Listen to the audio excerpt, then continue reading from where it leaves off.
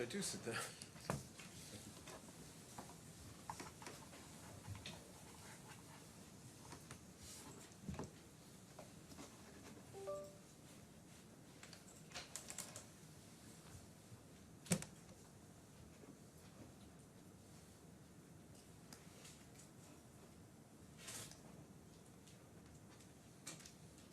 Call the case up. Good morning, all.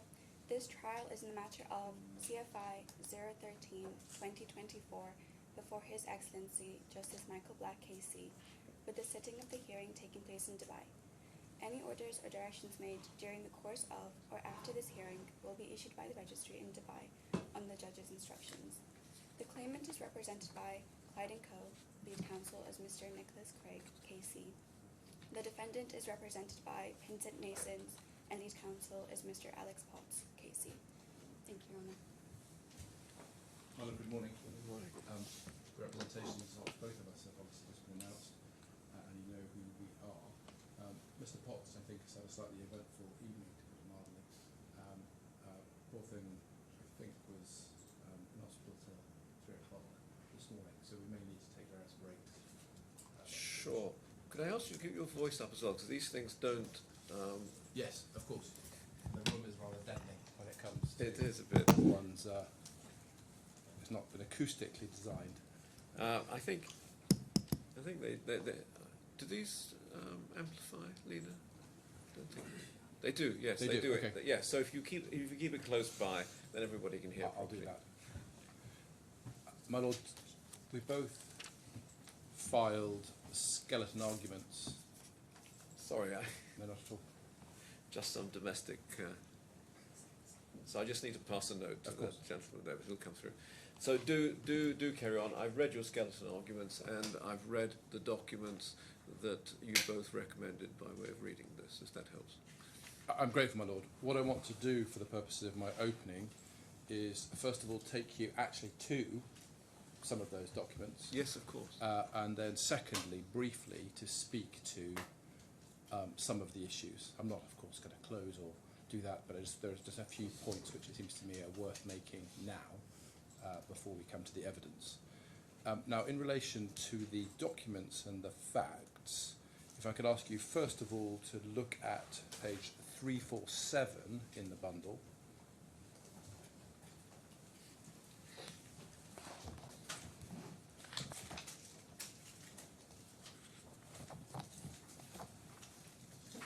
And what I hope my Lord has is a corporate profile of Abnick, the claimant.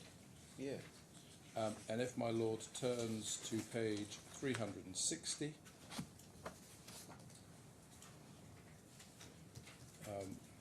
you will see that it covers what it describes as personal lines, and then at page 361 there are commercial lines. Does my Lord have that? Yeah. And you will see that that includes group medical, group life, motor fleet, aviation insurance, then also marine cargo insurance and marine hull insurance. That's part of its commercial lines. And then at 302, you will see that there are commercial lines property. Sorry, 362, commercial lines property. And then there are, at page 363, it underwrites liability lines of various types. 364, there are engineering commercial lines, contractors or risk, etc.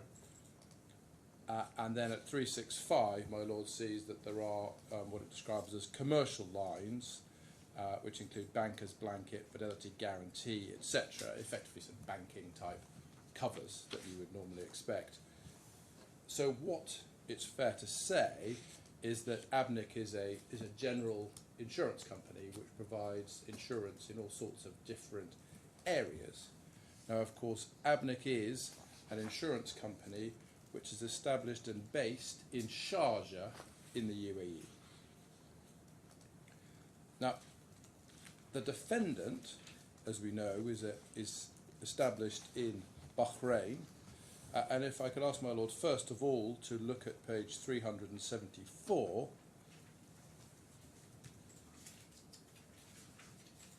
you will see how the defendant describes itself as the leading war risks syndicate. Obviously not the only, but the leading war risks insurance syndicate in the Arab region, with the primary goal, it says, of preserving the interests of national and regional insurance markets, i.e.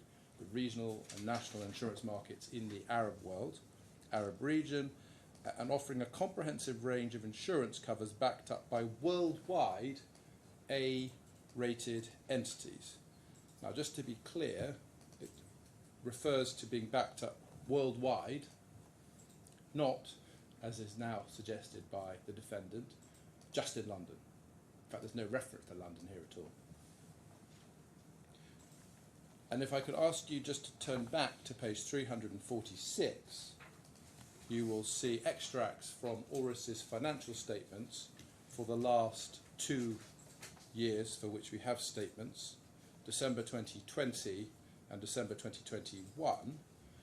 And my Lord should see where it describes itself as an independent entity, limited liability, registered in Bahrain. And it says the syndicate was constituted by a number of Arab insurance and reinsurance companies on the 1st of July 1980. And then the syndicate's objective is to protect the interests of the Arab insurance markets in the Arabian Gulf and other Arab regions in respect of marine cargo and marine hull war risks insurance, in addition to the other classes of businesses it writes. Now, just pausing there, according to its own financial statements, there are insurance markets in the Arab Gulf area and other Arab regions. Now, of course, that seems to be contrary to the case which is advancing before you, but it is very clear, according to these statements, that there is indeed, as would be expected, a market for insurance and indeed reinsurance in the Middle East. Now, ABNIC, the claimant, has been a member of Auris for some time.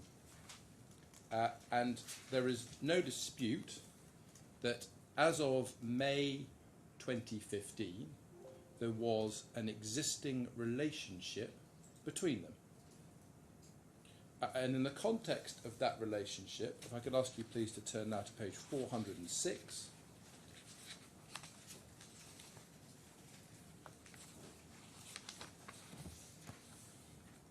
My Lord sees that on the 26th of May 2015, Mr. Al-Sheikh writes to Mr. Hamama, reference the above account, which is subject Horizon Energy War P&I. Kindly note we have received firm order from our client to ensure his marine hull war and P&I policy with our company, details of which, as per the attached underwriting information, need you kindly to confirm your 100% FAC support at a highest commission possible.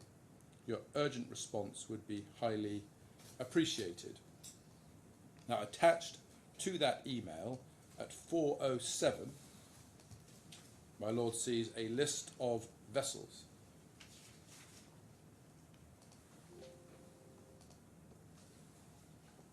And this is the fleet of vessels that was to be insured at this time. There are a total of 29 vessels in the fleet. And my Lord will see that from items 11 through to 29, they are all flagged in the UAE. Different sums are insured for each vessel. You see at the top, most valuable is 70 million, down to the last, which is, I think the lowest value is 55,000. And these sums are all expressed in US dollars, the sums insured. And then a rate, my Lord will see, of 0.0185% is used to calculate the premium. So, for example, in relation to the top one, we have the 70 million figure, US dollars. Multiply that by the 0.185 figure and you get your premium of $12,950. And then that is all worked out and then added together, so you get an overall premium equivalent US dollars of 70 odd thousand, which is what one sees in the bottom right hand corner. My Lord will see at item 2 that the beta is identified there.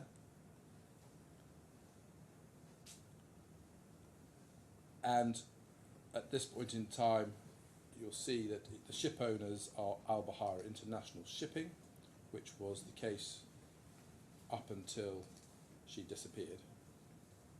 Now, in relation to this email from Mr. Al-Sheikh, my Lord sees at page 408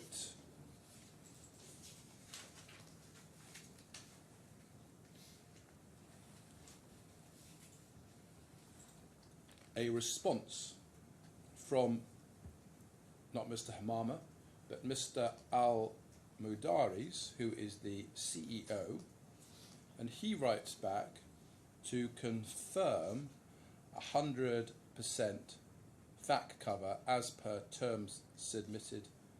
Commission 20%. Please advise attachment date and confirm to bind cover.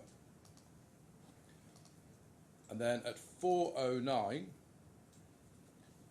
a few days later, at the bottom of the page, 31st of May, Mr. Al-Sheikh writes back to, in accordance with what he's been asked to do by Mr. Al-Mudaris, we are pleased to confirm your 100% share.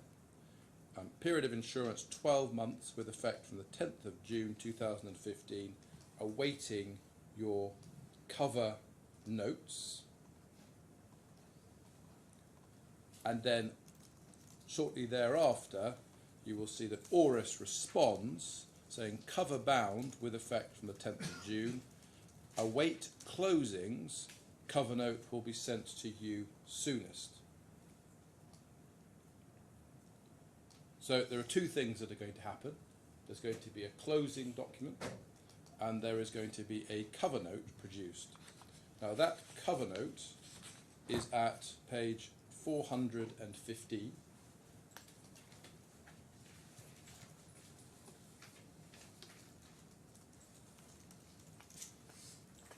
And you will see what is described. It is Marine Hull War P&I Crew P&I Insurance. That is obviously the underlying cover. The name of the insured is Horizon.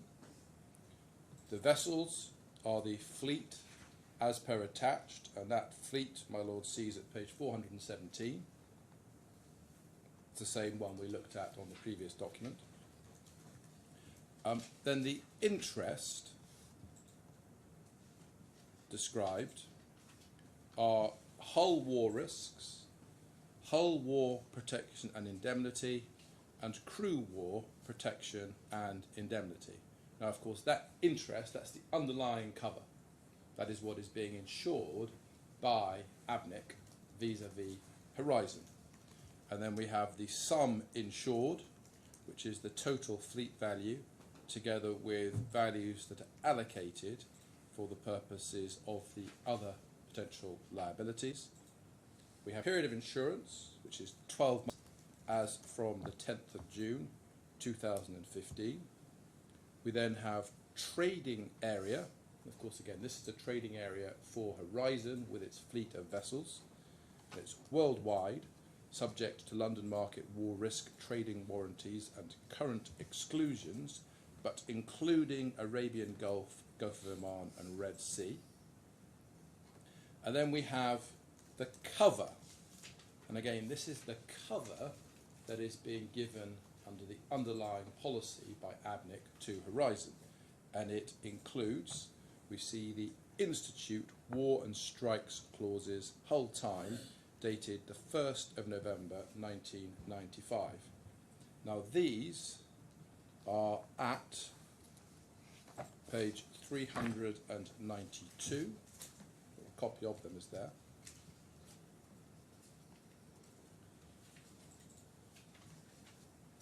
And my Lord sees at the top, it provides expressly for use only with the current MAR policy form. That is what these clauses are designed for. They are designed to go with a standard policy form which provides for English jurisdiction.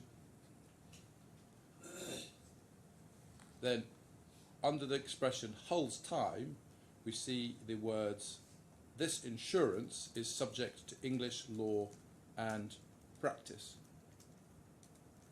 Now, you know what we say about that, as we've said, made clear in our skeleton argument, and I'm not going to go back on that at the moment. We then have the perils described. So in other words, effectively, this describes the insurance coverage that is being provided. And we have, so this, subject to the... 1.2 is the relevant one. Sorry, 1.2. Yes. Why is it irrelevant? Is the relevant one. Capture C. Yeah, potentially, yes, sorry. I thought you said irrelevant. No, Apologies. is the relevant one, yes.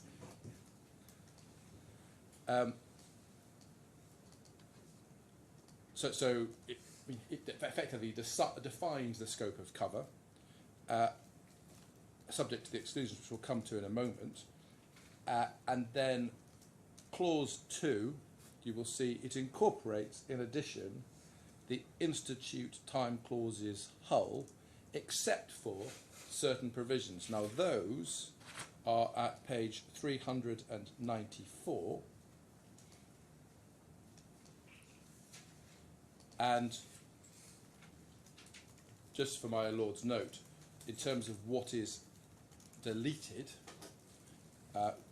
clause 1.4 is deleted, which is at page 394, and then clauses 2, 3 and 4 are all deleted, and so there is no warranty in relation to classification of the vessel under the war risks policy. That is struck through.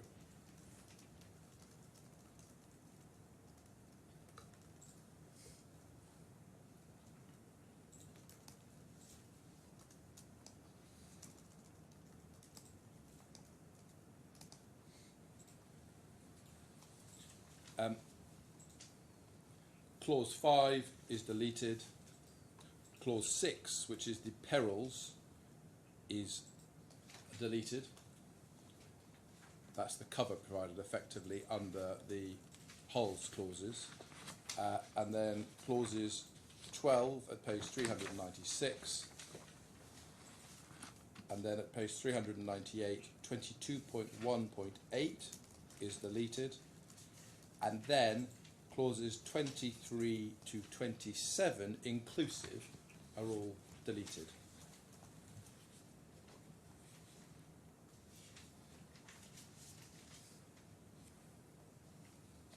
Back to the War and Strikes clause at page 392, we have clause 4, the notice of claim and tenders. My Lord will see that it says, in the event of accident whereby loss or damage may result in a claim, notice must be given to the underwriters promptly after the date on which the assured owners or managers become or should have become aware, keyword aware, of the loss and damage prior to survey, so that a surveyor may be appointed if the underwriters so desire. And then if notice is not given within 12 months of that date, i.e. date of awareness, the underwriters agree to the contrary in writing, underwriters automatically discharged from liability.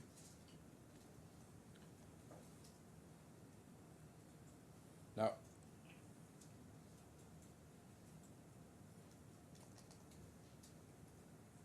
I'll come back to this in a moment, but obviously the terms of the clause are very clear about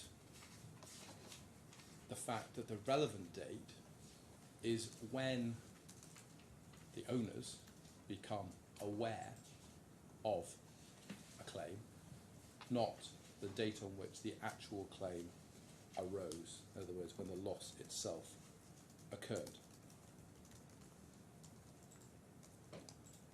Clause 5, headed exclusions, and this effectively takes away cover that is otherwise or would otherwise be provided under section 1. So you have a wide extent, the usual way these policies work or these clauses work, you have cover provided in a very wide form, and then bits of it are chipped away by virtue of the exclusions. And at 5.1, you see that it's loss, damage, liability or expense arising from the outbreak of war between those 6 countries, or 5 countries. 5 countries. You have requisition, either for title or use or preemption. Requisition, we don't need to get into the detail, but that has a very specific meaning within this world. 5.1.3, we have capture, seizure, arrest, etc. by or under the order of the government or any public or local authority of the country in which the vessel is owned or registered. We have arrest, etc. by reason of infringement of any customs or trading regulations. And then at 5.1.5 we have the operation of ordinary judicial process, failure to provide security or to pay any fine or penalty or any financial cause. Now what that is talking about is, for example, the circumstances in which a vessel is arrested by virtue of in rem proceedings being brought against the vessel for example, non-payment of port fees or something else. Could be any number of things, but that's what that is getting at. Now, I've read Justice French's judgment as well about the circumstances in which the vessel was seized. Yes, I'm grateful.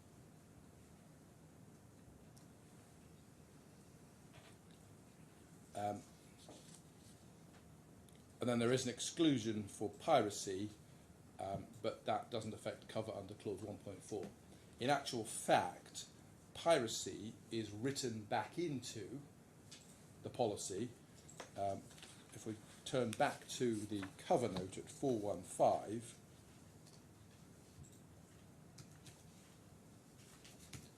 my Lord sees at the bottom of the page the reference to piracy, violent theft and barratry as per JW 2005 of 003.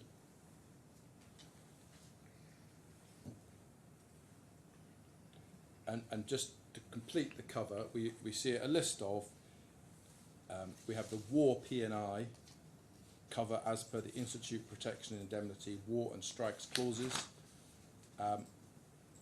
We have overleaf at page 416,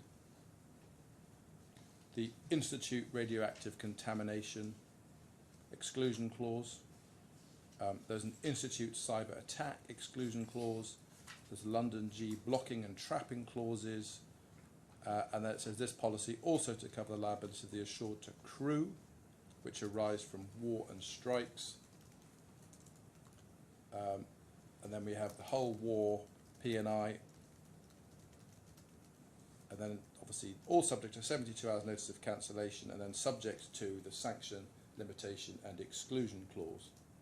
Now, that defines the terms of the underlying policy provided by ABNIC to Horizon.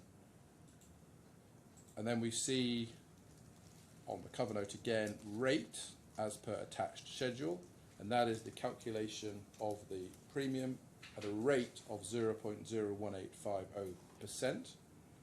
We then have the reference to commission, and that is expressly 20%, and that is the commission due to ABNIC from ORIS. We then have express reference to the jurisdiction being that of the UAE. And then we have coverage, 100%. And that, we say, is what defines effectively the reinsurance contract. There is 100% facultative cover provided by ORIS and the defendant of the risk assumed by ABNIC to Horizon as described in this cover note. Now, at about the same time as this cover note was produced, my Lord sees the underlying Hull war policy at page 418.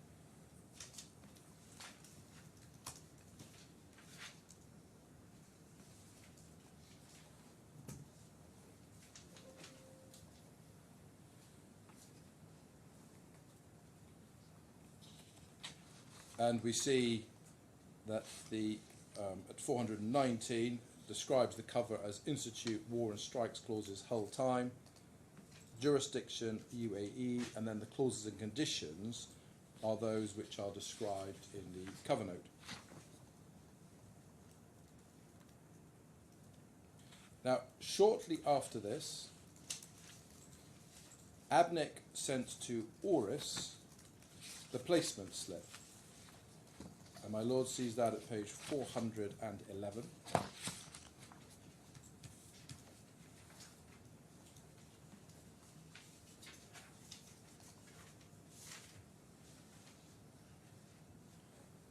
Now, ORIS, the defendant, likes to call this just a closing. But let's be clear what it actually is. My Lord sees that it refers, first of all, at the top to the class, or Arab risks, FAC, so facultative reinsurance, class, marine hull, hull. We have the policy number of the underlying insurance, and then we have the placement number, facultative reinsurance placement number, ascribed to it by ABNIC, and then writes, with reference to our prior agreement, confirm the following FAC reinsurance placement with you. Again, identifies the insured, the period of the insurance, the relevant interest, the location of the risk, which is in Sharjah, which is the place where Horizon is based. The details of the cover are Hull and or as original. So in other words, that's the underlying cover. We have the rate, so the annual premium, and my Lord sees that this is now expressed in dirham. So we have the calculation of the premium in US dollars per that schedule that we looked at, which is $70,000, but premium is not payable in US dollars. Premium is payable in Arab dirhams, and so there's a conversion of that $70,000 figure into dirhams, which gives you the 257 odd, 258,000 dirhams that are due. Of course, it's not payable in Bahraini dinar. That is not the currency in which this premium is being paid. And then we have the reinsurance share, so the risk that is being taken by ABNIC, which is 100% of 100%. So they get the full premium, and then there is a reinsurance commission due from ORIS to ABNIC, and then we have the net due to you. And then, my Lord sees the terms at the bottom here, warranted all terms and conditions as per original policy, and facultative reinsurers to follow all decisions agreed between the ceding company and the insured in regard to all terms, conditions, exceptions, limitations, warranties, return, and additional premium. the facultative reinsurers shall also follow, in every respect, all settlements agreed between the ceding company and the insured. And then it says, kindly return a copy hereof duly stamped and signed in token of your acceptance for our records. Now, there's no dispute that Auris did not return or sign this document, but we say, and as you know, we'll say, that that is irrelevant. And these were, in fact, terms of the reinsurance contract. Now, in addition to this document, we have at page 410 the credit note produced by Abnick, the claimant, and sent to Auris with this placement note, and you will see that it refers to the 100% facultative reinsurance share of premium, less the 20% commission, and it refers to the placement note, which we've just looked at, and then the total due from Abnick to Auris. Now, at 424,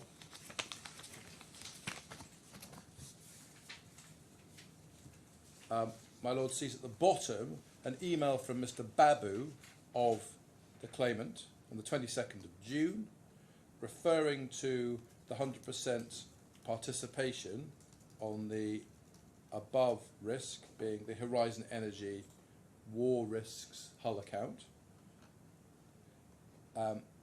We hereby confirm coverage is to continue for the second year without interruption for your 100% of 100% share.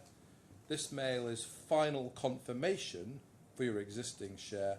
Our formal closing will follow shortly. Meanwhile, please confirm your share to enable us to proceed further. And then Mr. Al-Wazan writes back, contents noted and confirmed, renewing as expiry. Await your premium closings in due course. And we then have at 423 the placement slip for the 2016 year, and it is in identical terms to that for the 2015 placement. Again, we have the location of the risk being Sharjah, details of cover Hull as original, got the premium the same, the commission the same, and the same terms that were contained in relation to following the settlements, etc., at the bottom of the note. And then at page 422, we have the credit note, which is the amount of money that's going to pass from Abnick to Auris, and the only change is the reference to the placement note number, which is now a 2016 reference rather than a 2015 reference.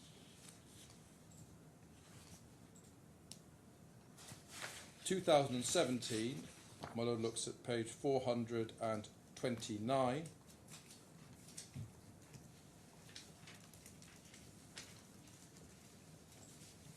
The 11th of June, Mr. Babu writes to Ms. Atea of Auris, reference your 100% participation.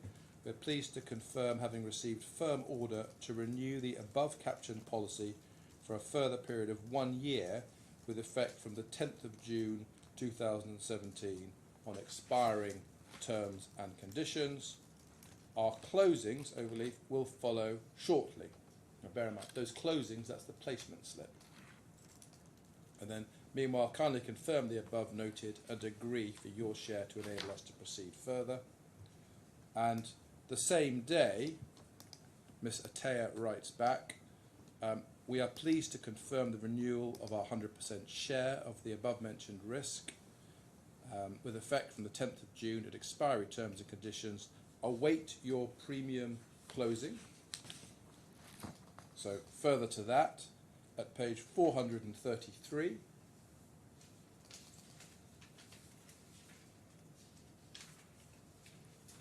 you see another placement slip, exactly the same terms as the two previous ones that we have already looked at, and it, except obviously for the fact that the placement number is different, because now it's a 2017 reference.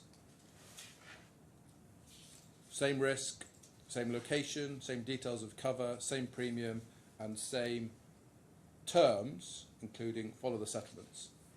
And we have also at page 432 the credit note, which again is equal terms to the previous two we've looked at, save for the reference to the actual placement for 2017.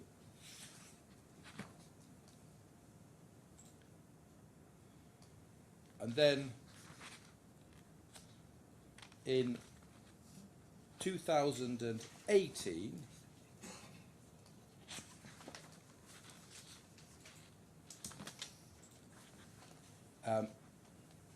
my Lord sees again, after there's a request for start at page 439. This is Mr. Babu writes on the 2nd of May 2018, reference your 100% participation, pending renewal terms to be provisionally confirm your agreement, retain your existing share with effect from the 10th of June. And then the 6th of May, Ms. Atea writes back, pleased to confirm our provisional agreement to renew the policy for a further year at expiring terms. And then on the 7th of June at page 437,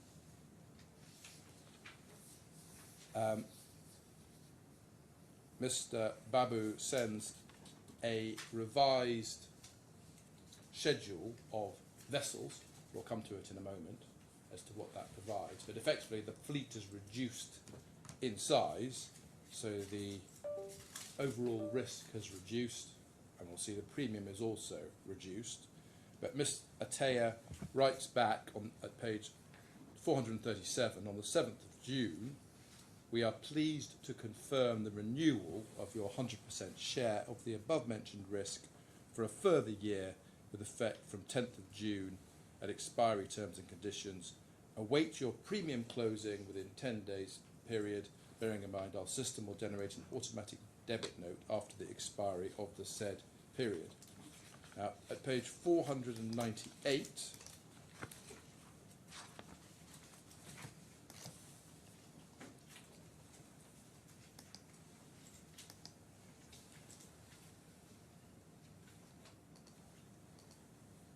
we have the 2018 placement slip, and my Lord will see that now the total sum insured has decreased by some roughly 100 million US dollars. And if my Lord looks at page 499, the fleet has reduced from 29 vessels to 17.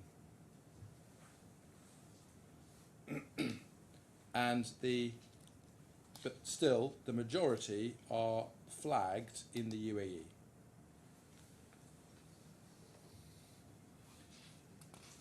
And apart from that change in the sum insured, and therefore the premium, the terms of this slip are identical to those that we have looked at.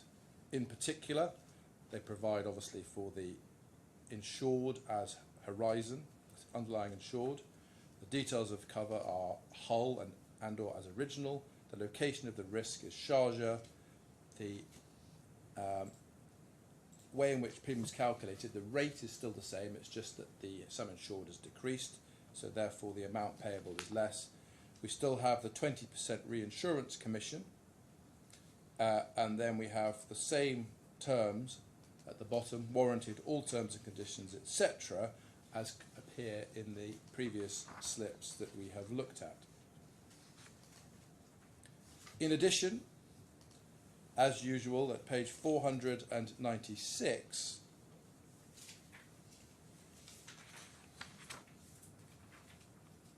my Lord sees a credit note, and this credit note, as distinct from the ones previously, provides purely for the payment of the premium without any credit for commission. And that's because separately at page 497 you will see that ABNIC issues a tax invoice to Auris for its commission, and that, my understanding, is by reason of the change in the tax regime in the UAE at about this time.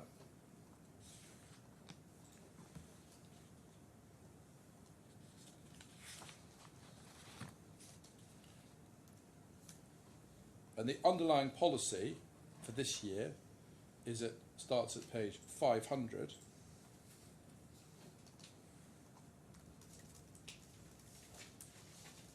And it is in identical terms to the previous policy. Extent of cover, etc., is the same. Jurisdiction is still United Arab Emirates, but my Lord will see at page 502 there is the introduction of a new law and jurisdiction clause which provides this contract shall be governed by and construed in accordance with the English law, and each party agrees to submit to the exclusive jurisdiction of the courts of the UAE.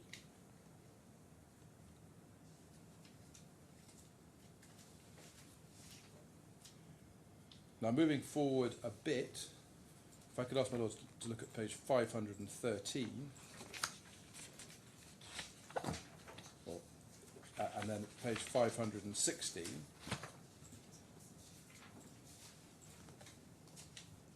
On the 18th of November 2020, Horizon purported to make a claim under the Hull policy. So that's SH Hull 000113 of 18. That is not the war risks policy, which has the reference 000114, as we can see if you just look at page 498, the placement slip, which refers to the particular policy. So at this point in time, Horizon was making a claim not under the war risks policy, but under the Hull policy. But nevertheless, in the light of this notification, ABNIC gave notice to Auris of a potential claim roughly 6 weeks later, on the 6th of January. And we see that at page 510.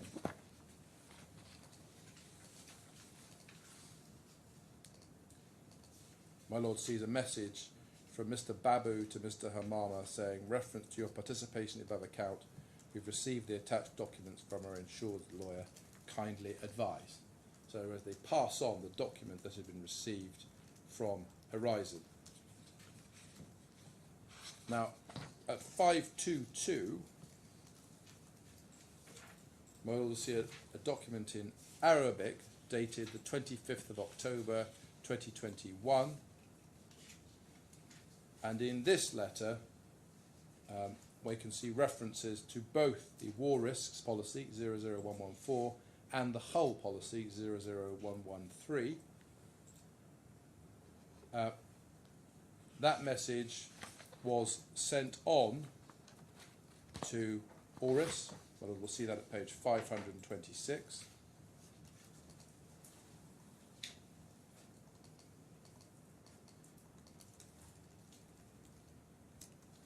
And at page 527, you will see a letter from Clyde & Co. to Horizon in which they say ABNIC is entitled to avoid the underlying policy by reason of failure to disclose matters at the inception of the policies, and also it explained why, in any event, the claim was not covered. Now, as at this date, the Horizon had started or filed a complaint with the onshore Insurance Dispute Resolution Committee.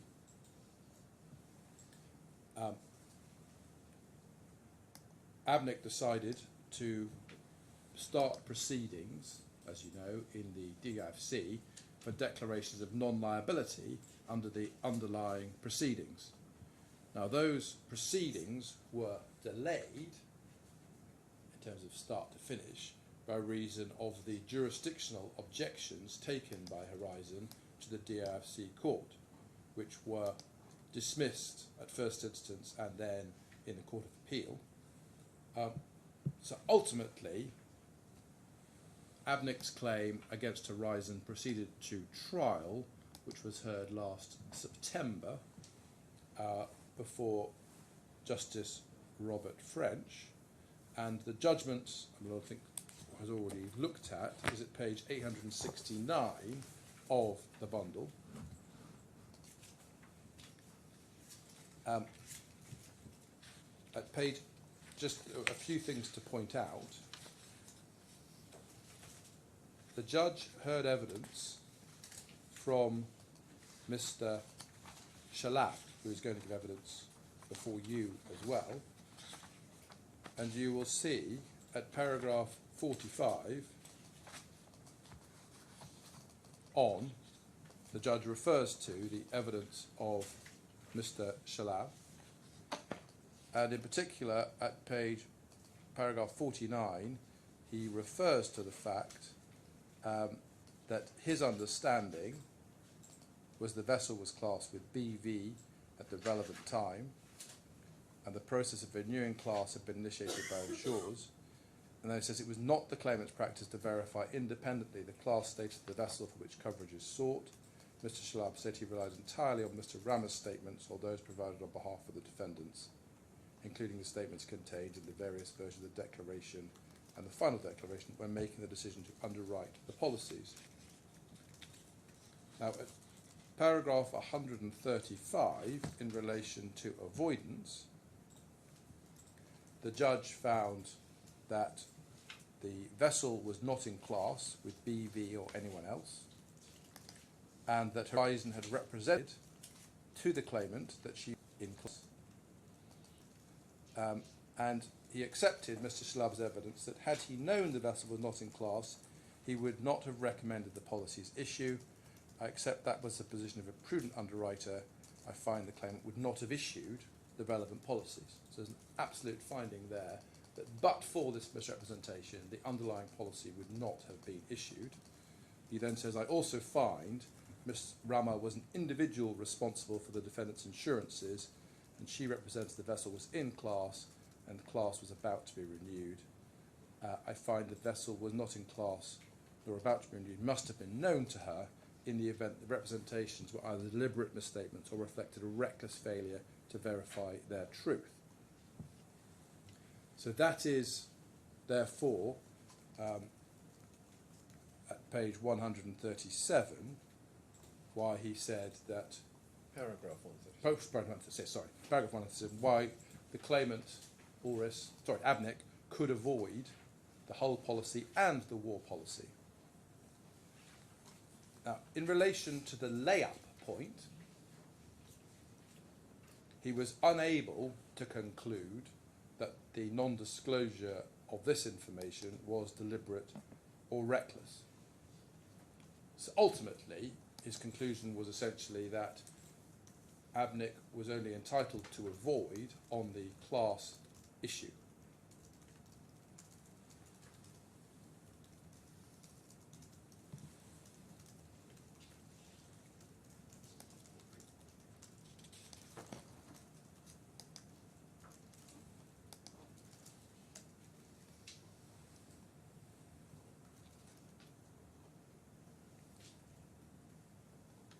He also found that in relation to the warranties, that there was a breach of warranty of the hull, not the war risks, but the hull policy by virtue of the lack of classification. That's at paragraphs 145.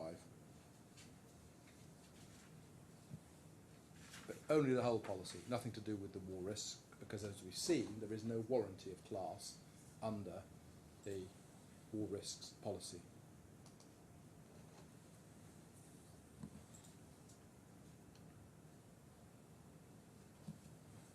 And just to be absolutely clear, the finding is, he said it's not necessary to consider the claimant's case as to non-coverage. The claimant was entitled to avoid both policies for reckless or deliberate breach of the duty of fair representation in relation to the classification of the vessel. So that was the finding made.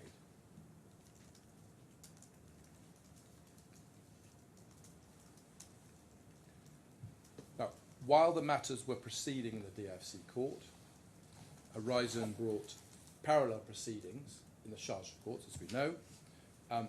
They were stayed, but they may well be about to come live again. Yes, I was just wondering what the evidence for that is. That they may come live, well, Yes. they're only currently stayed, and so at some point that stay will be lifted, and when it is, given Horizon's conduct to date, there is at least a risk that it will seek judgment from the Sharjah court.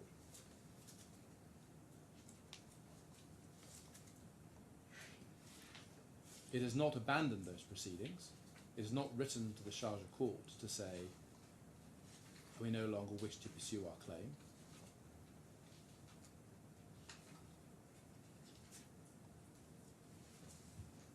And until such time as those proceedings are complete, there is a risk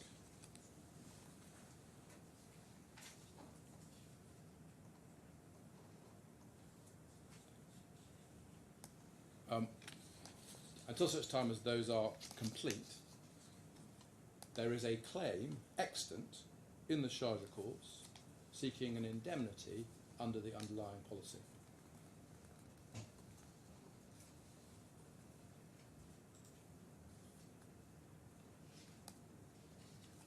And if, I'm not saying it will definitely happen, but there is a risk that will happen, and that's the point. And if that were the case, the Sharjah courts were to proceed to give a judgment in favour of the underlying insured Horizon, there would of course then be a risk of inconsistent judgments, and those inconsistent judgments would have to be resolved by the USC, which would have to determine which court properly had jurisdiction over the dispute.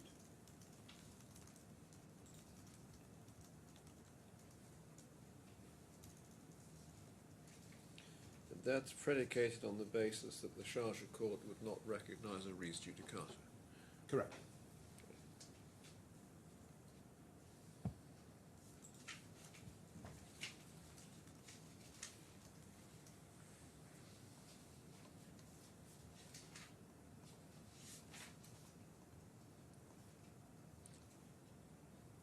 And res judicata is a doctrine of UAE law.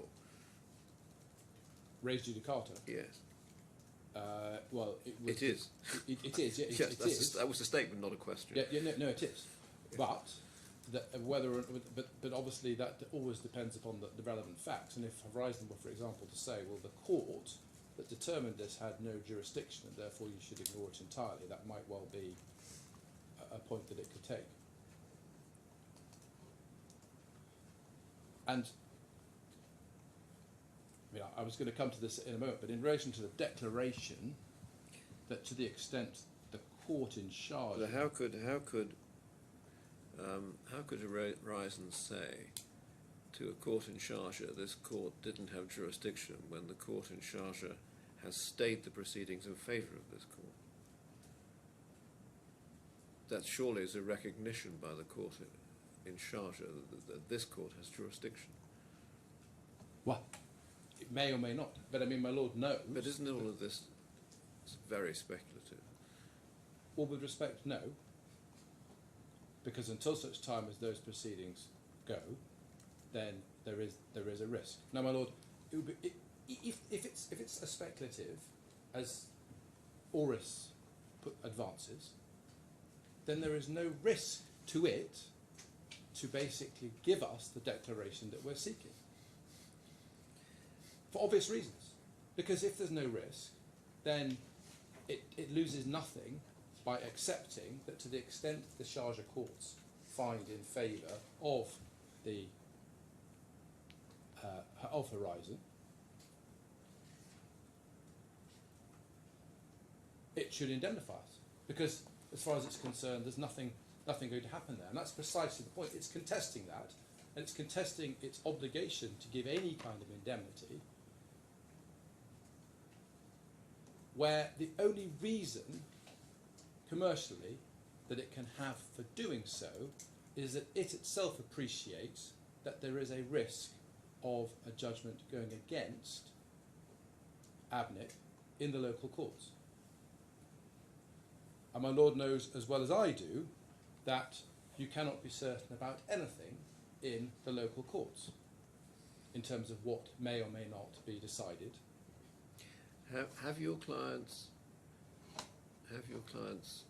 applied to the Sharjah court to lift the stay and dismiss the action on the basis of His Excellency Justice Robert French's judgment? Not yet. So that was 6 months ago. My lord, now that the cost certificate has been obtained from the court, that application has been made today. Today.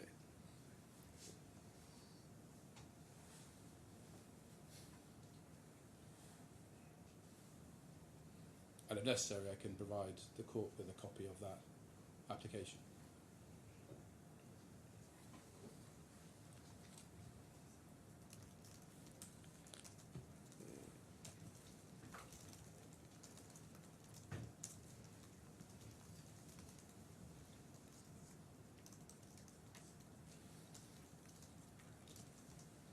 So, I mean, I've slightly jumped ahead, but in relation to why we say a declaration is required, and in that context, the point is that it's very common in reinsurance and insurance cases to get these sorts of declarations of liability or non-liability, so that insurer and reinsurer knows precisely where they stand.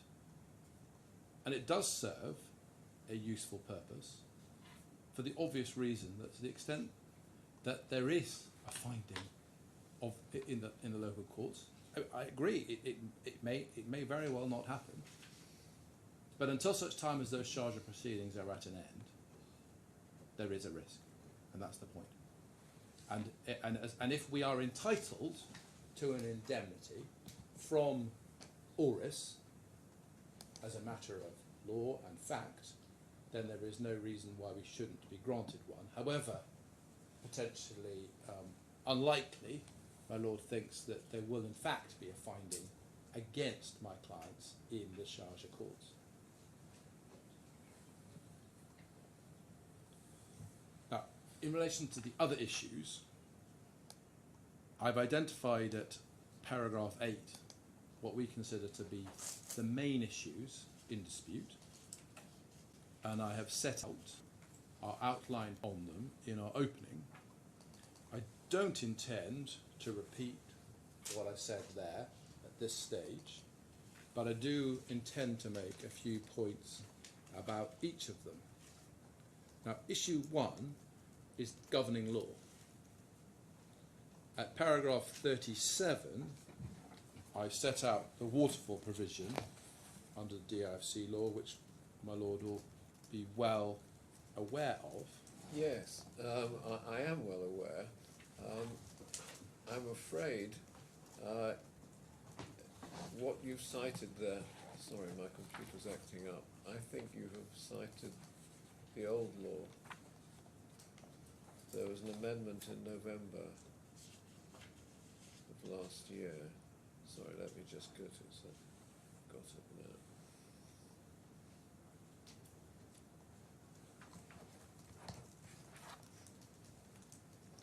now. Sorry, give me the 37. 37.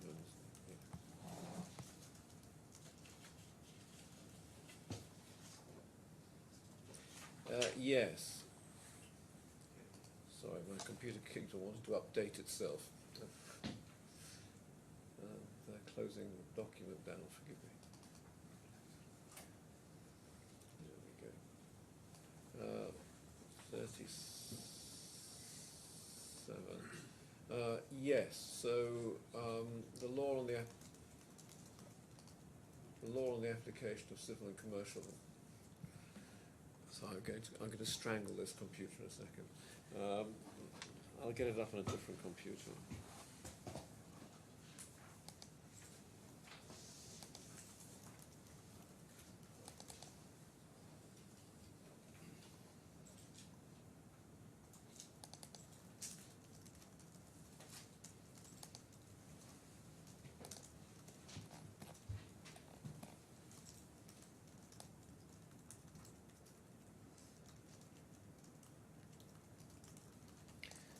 Yes, okay, paragraph 37.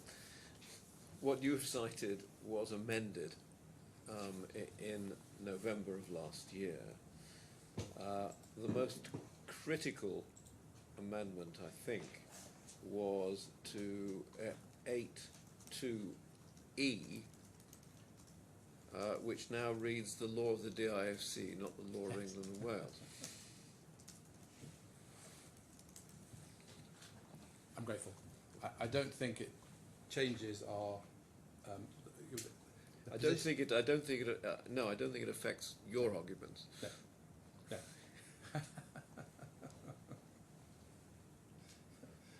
It does obviously affect the idea that by default English law governs, which seems to be what the defendant says. But the main provisions with which we're concerned are items 2C and 2D. Now, in order for 2C to be relevant, obviously it's necessary that all of the persons involved in concluding the contract agreed on the law of one particular jurisdiction. Now, the attempt by the defendant to say that, oh look, institute clauses which are incorporated into the underlying policy, because they refer to English law and practice, English law must govern. Well, that obviously doesn't follow.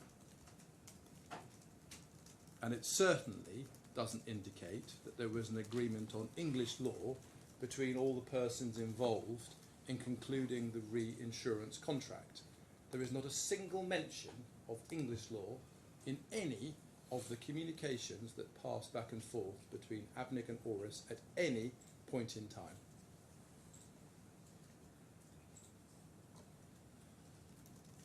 And the second point, in relation to subparagraph 2D, the laws of the jurisdiction most closely related to the facts and persons concerned in the matter, none of the facts and the persons concerned in the matter have any relation to England.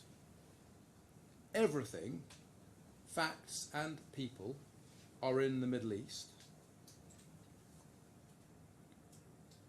And we say, obviously, the most close connection that any place in particular has, or the jurisdiction has, to this particular insurance and reinsurance contract is the UAE.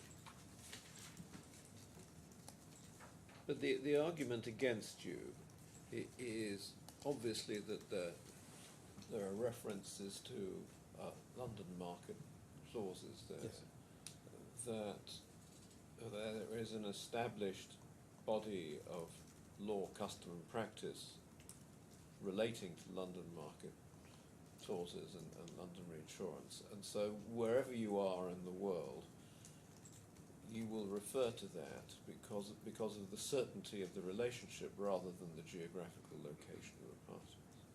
Well, that's just with respect nonsense. Okay. We say that there are standard clauses, yes, that are interpreted, that are incorporated, because they're seen as standard clauses, but that doesn't mean that you then basically adopt wholesale English law principles. And I set out in my skeleton argument, first of all, why just the incorporation of the institute clauses into the let's assume for a second we're talking about the underlying policy, which we're not. As that decision that I referred to in my opening of Andrew Smith makes clear, that does not mean just the fact you refer to the institute clauses means English law applies. No, it doesn't. The governing law, and it's well established, is an entirely separate point of agreement which falls outside, as it were, standard cover, etc. And we say, to the contrary to the suggestion that, oh, you just look at London, that's a very colonial view of matters, and it ignores entirely the fact that there is a well-established insurance and reinsurance practice and market in the Middle East. And that's something that ORIS itself makes quite clear in its own documentation. There's a Middle Eastern Arabic market for insurance and reinsurance. And it applies its own interpretation of those terms.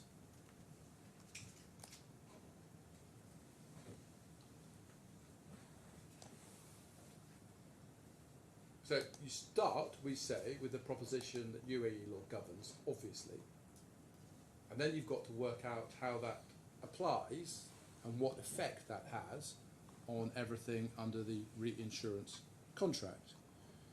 Now, there is a complete absence in the defendant's skeleton of any attempt to engage with UAE law at all.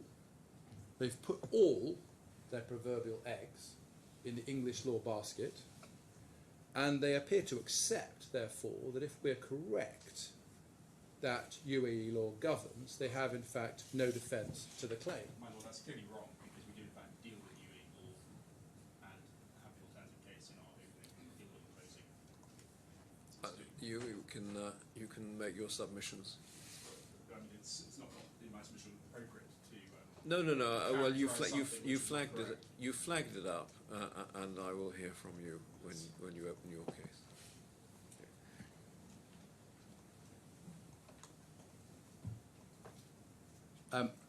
Issue 2, the terms of the reinsurance contract.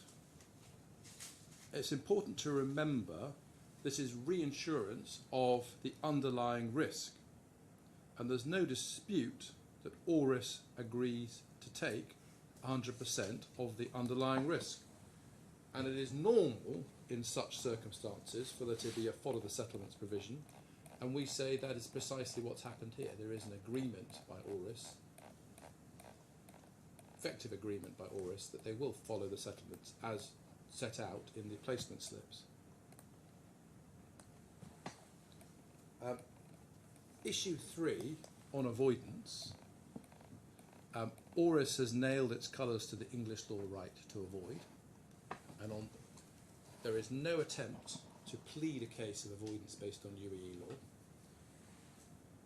and that would require, amongst other things, certain factual allegations to be made which have not been made. In any event, it's been found as a matter of fact that Mr. Shalab did not know the vessel was not in class at the inception of the risk, and we say ORIS has to abide by that finding. It has to follow the fortunes. There is no, in any event, allegation of deliberate or reckless non-disclosure, which is a necessity, and again that's a different factual case from what has been pleaded, and in those circumstances it is hopeless, even as a matter of English law, to say that there is a right to avoid. Issue 4 is the breach of warranty. There are no warranties in the underlying policy, so that's the end of the matter. There's no breach of warranty.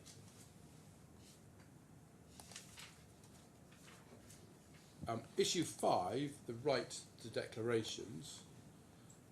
First of all, as I said in my opening, there is no pleaded case that we are not entitled to declarations on discretionary grounds.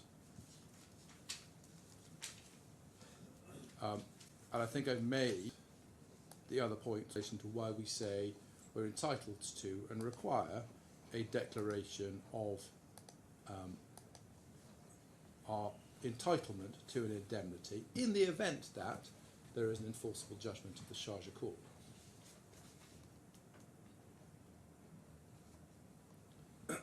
Issue 6 is the time bar point, and we say first of all that clause is not apt in the context of a reinsurance contract.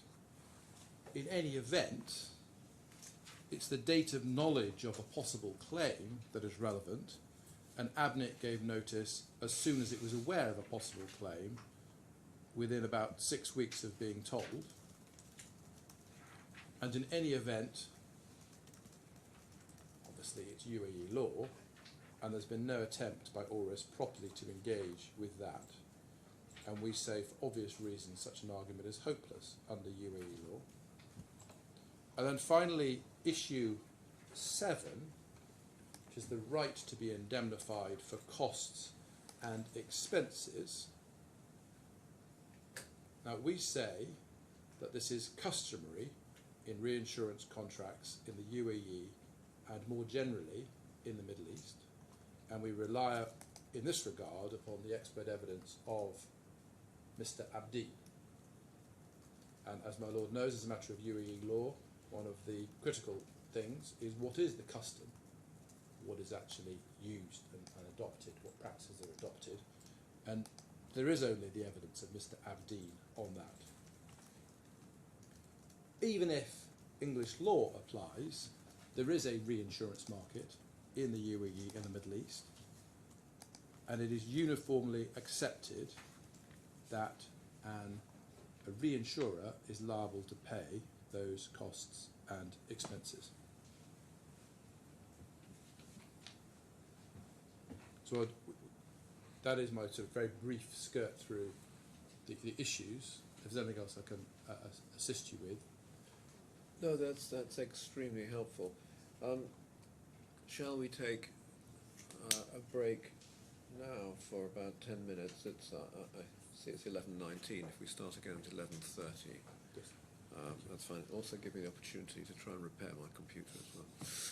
Thank you very much. I will be backwards and forth during the break, so don't let that impede anybody from coming in and out of the room. All rise. Whenever you're ready, Mr. Potts. Yes. I've sorted out one IT problem, only to get another, but it won't stop us. So. Okay. Well, am I on? Yes, when Okay. it shows green, you're on, and you're amplified. Thank you. First of all, it's the first time that I'm appearing in person physically in this courtroom. So Congratulations. I'm actually very excited and very grateful for the opportunity. Not at all. Because I know we were talking about doing it by Zoom, but it's nice to be here in person, so thank you for that. However, in my excitement, I did somehow manage to pass out yesterday, which meant I fainted in the street, and I fell forwards onto my face, which is why I now have quite a entertaining selection of scars. Well, you're fortunate that my eyesight is so bad I can't see them. The reason I mention it is A, to apologise to my clients and my team and to the other team, that there is a risk I might pass out again. Oh dear. But it's the heat, or?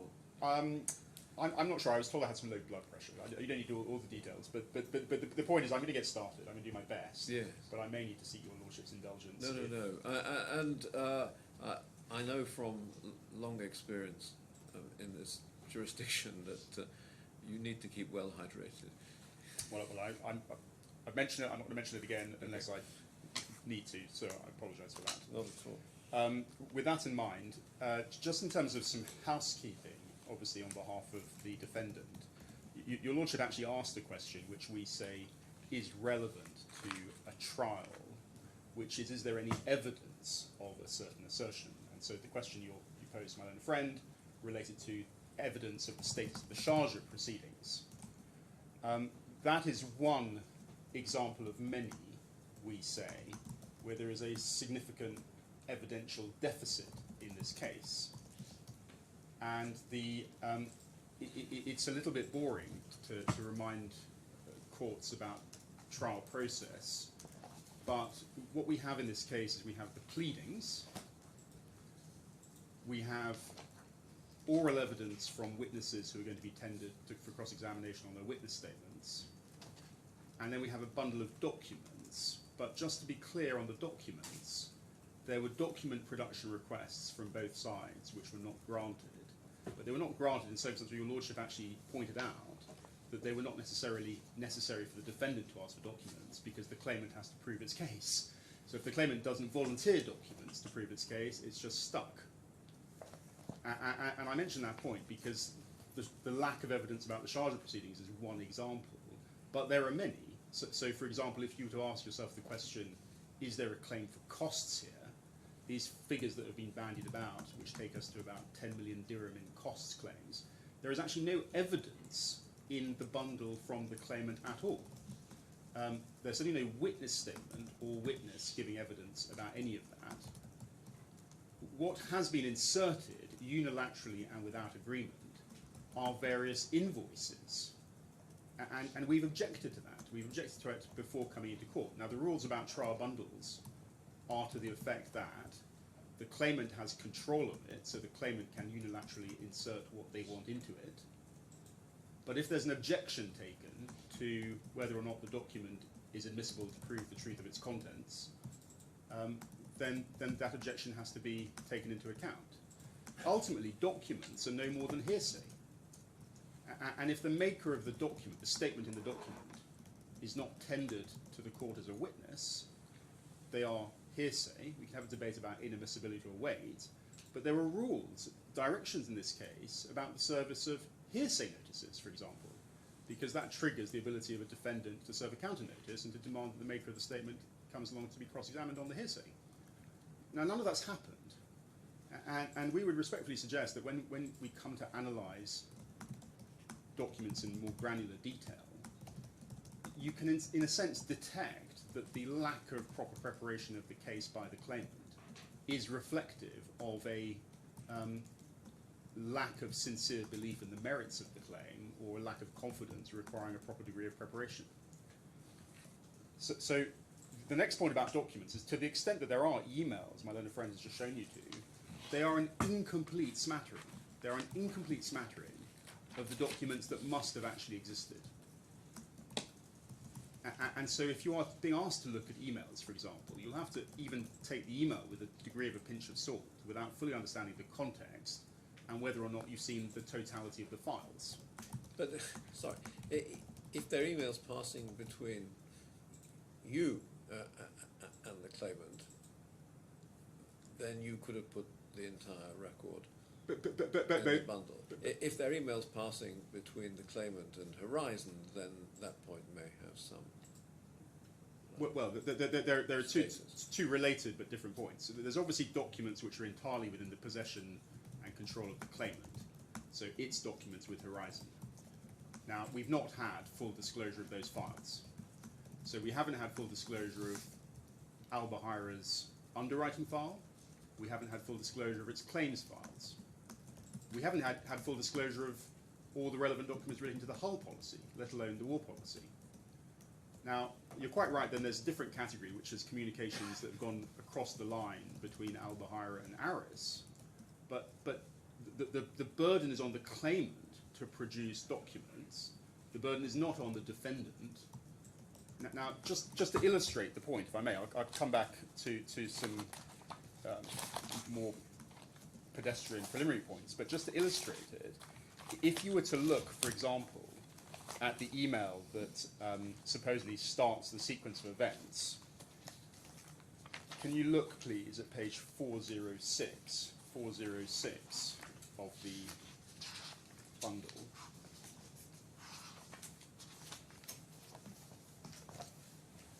If your lordship can see the email at 406, that's an email dated the 26th of May 2015. It's supposedly given a time entry of 11:41, but I'm not sure that will make sense given the next email we'll look at. But that email, which was sent to Mr. Ghassan Hamama, it was sent from Mohammed Abu al-Sheikh at the bottom of page 405. If you read the email, you'll immediately see the points I'm trying to make about the absence of the totality of documents, because the subject is Horizon Energy / War P&I, importance high. Dear Ghassan, reference the above account.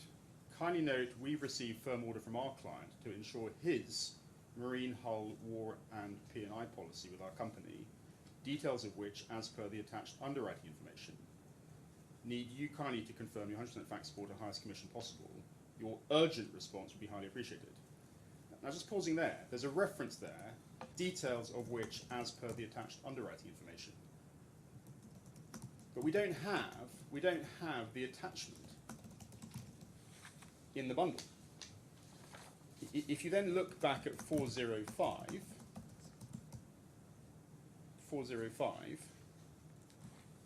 the email of May 26, 2015, Tuesday, May 26, 2015, you'll see the time there for that is 11:04. So that then begs the question: how does that work if the other email was at 11:41? Well, but it might be that there's a clock mistake. That's not the critical point. The point is that the follow-up email from Mr. Al-Sheikh to Mr. Hamama says, Dear Ghassan, reference our below email, please ignore the previous schedule and consider the attached one. Only some amendments on paragraph. This policy also to cover the liability of the shore to crew of the above vessels which arise from war and strikes and civil commotions risks, etc., as per Institute Clause 11195 CL 281 for a limit of liability per capita annual aggregate as per schedule attached. Now again, we don't have the attachment to the draft, but what we do have is if you apply a degree of detective work, if you look at pages 418 to 420. So did you ask for the attachment? You may recall we asked for disclosure of the entire files.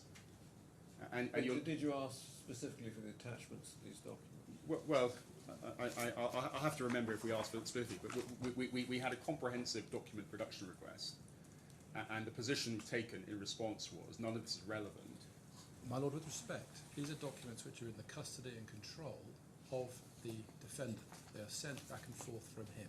Therefore, there would be no obligation on us to produce these documents because the expectation under the DIFC rules is that the defendant himself would have them and can produce them to the extent they wish to rely upon. Well, that's true because they're based on the IBA rules. Correct. And one of the principles of the IBA rules is you cannot apply for documents that you yourself possess. It's not really that important for present purposes as to who had the documents, because these are documents that cross the line between both sides. No, but what is important is, I mean, whether you're making a real or forensic point. If you're saying we're prejudiced because these documents aren't before the court, the question is whether or not you could have put them before the court. So, is there a real point here, or is this just a forensic bleat? It's not a forensic bleat, and it's not a complaint. It's essentially my opening remark to the court, to invite the court to treat the documents themselves, the documents that you find in this section of the trial bundle. You just have to look at them knowing that they are an incomplete selection of documents. And so where does that go? Well, it goes to eventually, when you understand the true and complete chronology, it is not as simple as straightforward as my learned friend suggests in opening. And some of these points will have to be explored with witnesses, but we'll reach the point where you will end up saying you're not 100% sure about the true position factually. Well, when you say true position factually, I mean, the question really is was there a contract of reinsurance and what were its terms? Well, and if you know, if during negotiations we don't have all the documents, particularly if you're right and it's English law that applies, then the question is, so what? Well, that's in a sense precisely the point. The point is that as a matter of English law analysis, and we would submit common law analysis subject to DIFC rules on the point, the evidence of pre-contractual negotiations are of limited assistance where you actually have a written contract. Because the written contract... And they are under UAE law too, actually. If the contract can be read without the necessity to look at negotiations, then UAE law says you look at the words of the contract. Precisely. Now, my learned friend's case, though, the reason he shows you these documents is to say, well, look at these email traffic, look at these communications. That will then inform the witnesses' evidence as to their understanding of what was or wasn't agreed. But what you actually need to look at are the documents. And I'll come back to the pleadings in a moment, but just to try and draw some threads together so you have this point clearly in mind based on some inaccuracies in my own friend's presentation. If I can ask you to look at page 418 to 420, what you will see at 418 to 420 is a copy of Al Buhaira's Marine Hull War Policy Schedule. And if you look at the policy number, you'll see it's SH Hull 000114/15/SF. There's then references to the vessel as per schedule attached, the interests. Then you'll see some entries built, GRT type class flag as per schedules attached. The sum insured. Now, just for the sake of argument, sum insured, which says total fleet value 379 million, 5 lines down below that it says as per Scoodle attached. There's a spelling mistake. Does your lordship see that? As per Scoodle attached. Yep. Okay. So just if you look at that, can I ask you to look at page 415? Page 415, which is the reinsurance cover note. Yep. You'll see that there is precisely the same spelling mistake in the 5th line of the sum insured, as per Scoodle attached. Yes. And the reason for that is because it was a copy of this policy schedule that was attached to those emails of the 26th of May 2015. So as I say, we don't have the attachments in the bundle, but you can deduce by looking at this policy schedule that a draft of this must have been attached. And you can see that even if you go back to the page 405, when you saw the reference at 405, Mohammed Abu al-Sheikh said, only some amendments on paragraph 9, having just said, please ignore the previous schedule and consider the attached one. Only some amendments to paragraph 9, and he inserts some text for paragraph 9. Well, if you go to page 419,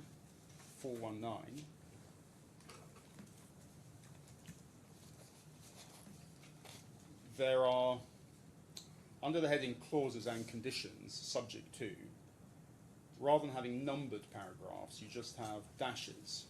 So dash, institute, war and strikes clauses, Holstein. If you count down the dashes, the 9th dash is the words which were being inserted. This policy also to cover the liabilities of the assured to crew of the above vessels, which arise from war and strikes and civil commotions risks, etc., as per Institute Clause 1.1195 CL 281, for a limit of liability per capita annual aggregate as per schedule attached. So you can see that this war policy, the underlying policy, was being sent as the attachments. Now, a couple of points to note. It's a war policy. Can I ask you to look at the trading area at the bottom of page 418? Page 418, trading area. worldwide, subject to London market war risk trading warranties, CL26 of 1776, and current exclusions dated 12 June 2013, but including Arabian Gulf, Gulf of Oman, and Red Sea excluding north of 2945.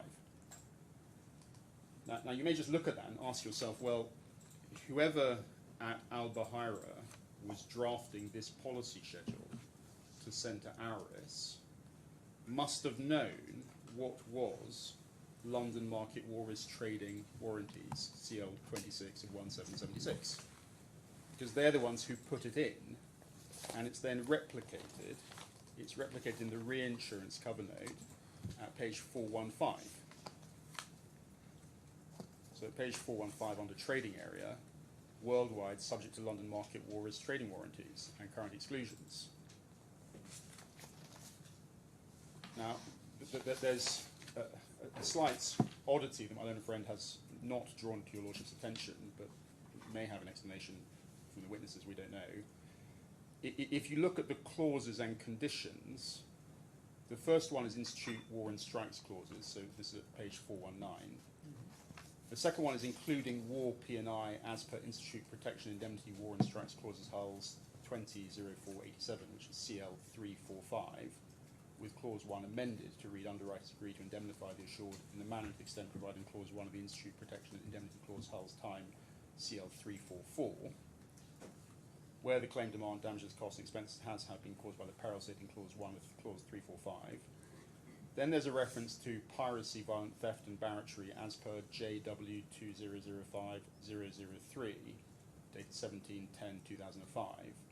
I'm just pausing there. That is a joint war committee issued clause out of London, subject to compliance of BMP 2010 and piracy warranty hull. Now, best management practices is the reference there, also published from London. Then at 4, it's actually subject to current war exclusion.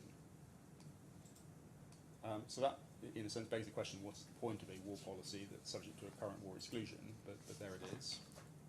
Automatic termination clause. Institute radioactive contamination, chemical, biological, biochemical, and electromagnetic weapons exclusion clause of 10.11.203. That's CL370. Institute cyber attack exclusion clause of 10.11.203, CL380. London blocking and trapping clauses, LPO 444. Phrase 12 months in clause 3 of the Institute War and Strikes clause, and London blocking and trapping clause, LPO 444, amended to 6 months. Then there's the 9, which we mentioned.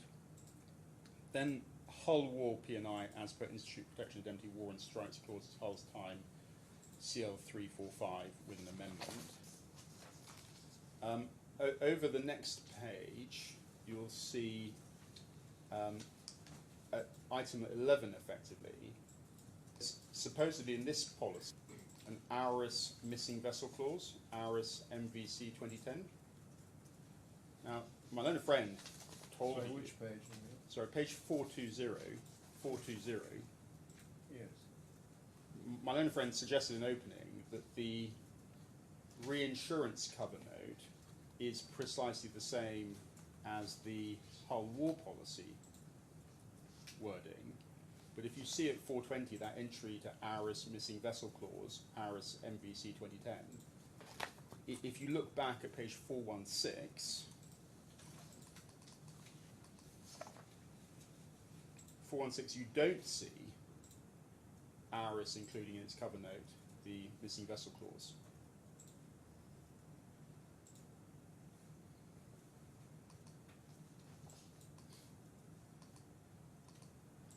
Because it gets picked up then with the warranted application of JWLA 21, and there's a different date. The Al Buhaira document at page 420 refers to JWLA 021 dated 12th of June 2013, whereas the cover note refers to JW 019 dated 8th 12th 2011. All subject to 72 hours notice of cancellation, subject to sanction limitation exclusion clause, and then the reference that the ARIS document gives is JH 2010-009, whereas the Al Buhaira document has a different reference, JC 2010-014. So the point is that, again, without the totality of the file, it's not possible necessarily to understand precisely how it's happened, but the underlying war policy was prepared by Buhaira.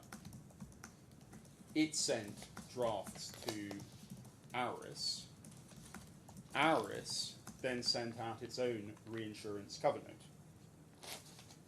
Now, in a sense, that there's an element of triviality about these specific differences, but one thing is for sure: there are express references and subjectivities to not just one institute clauses, but many.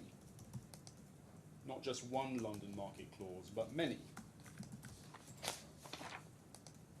And indeed, if you look at page 419,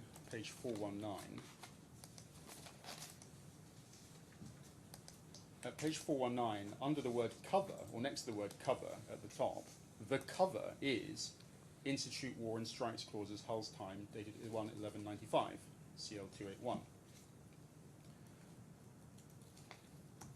Now,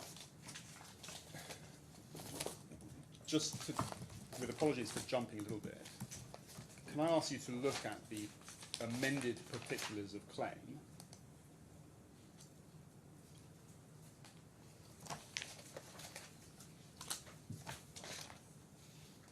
Yeah. The amended particulars of claim you will find start at page, I've got. page 6. There's reference at paragraph 4. If you can note that at paragraph 3, when the amended particulars were first served, they came with a bundle of documents. There was an exhibit. And this document was signed with a statement of truth by Mr. Kaduni, the general manager. There's then a discussion of the underlying policy, the schedules of the underlying policy, the reinsurance cover note, references in the pleading itself to passages in the cover note referring to London market clauses. And then at paragraph 8 on page 8, references to the CL 280 Hull clauses. And it says that those are incorporated in relevant part into the Institute War and Strike Clauses Hull Time dated 1/11/95 CL 281 by clause 2 of CL 281. And then there's reference to a duty of assured sewer labour clause and a disbursements warranty. Now, of the attachments, the exhibits to the particulars of claim themselves were, of course, the institute clauses. Now, my learned friend has shown you a version that has worked its way into the bundle, which is not the same version as the version which was exhibited to the particulars of claim. There's a subtle difference, but my learned friend has shown you the document you find at page 392. And if you look at 392, there's the Institute War and Strikes clauses. But actually, the versions which were exhibited to the particulars of claim for the War and Strikes clauses are the ones you see at page 400 and 401.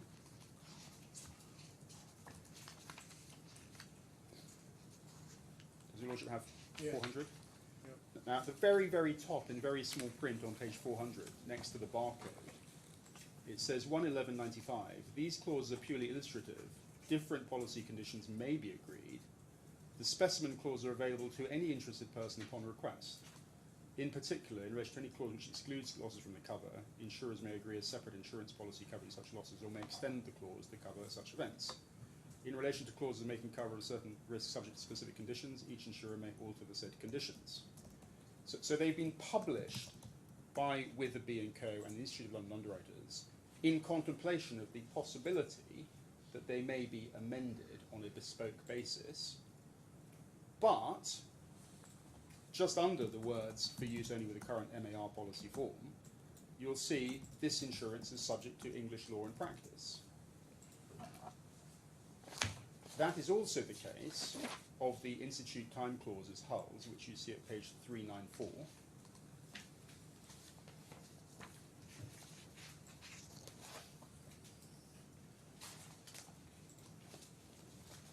And if you remember that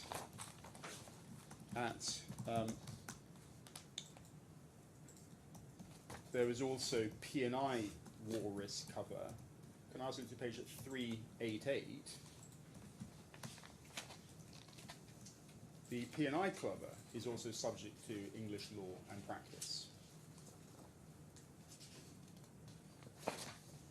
Now, your Lordship may recall that we actually issued a strikeout application in these proceedings, and your Lordship granted it subject to permission to amend or re-amend the pleading. We suggest, respectfully, that even on the plaintiff's own case, the own pleaded case, reliance and exhibiting these clauses, which are clearly specifically defining the cover and have well-known English law and practice clauses in them, necessarily means that the parties were agreeing to English law and practice. And again, we can make the point in cross-examination or in closing, but frankly will, in a sense, be wasting our time, because it is self-evident that it doesn't matter what a witness today might say they thought their understanding was of a jurisdiction clause. They have no explanation, they can have no explanation for the fact that they were specifically underwriting on institute clauses which are subject to English law and practice. Now, there's, in my opening I've made many of these points, and maybe they're getting repetitive, but can I just ask you to look, please?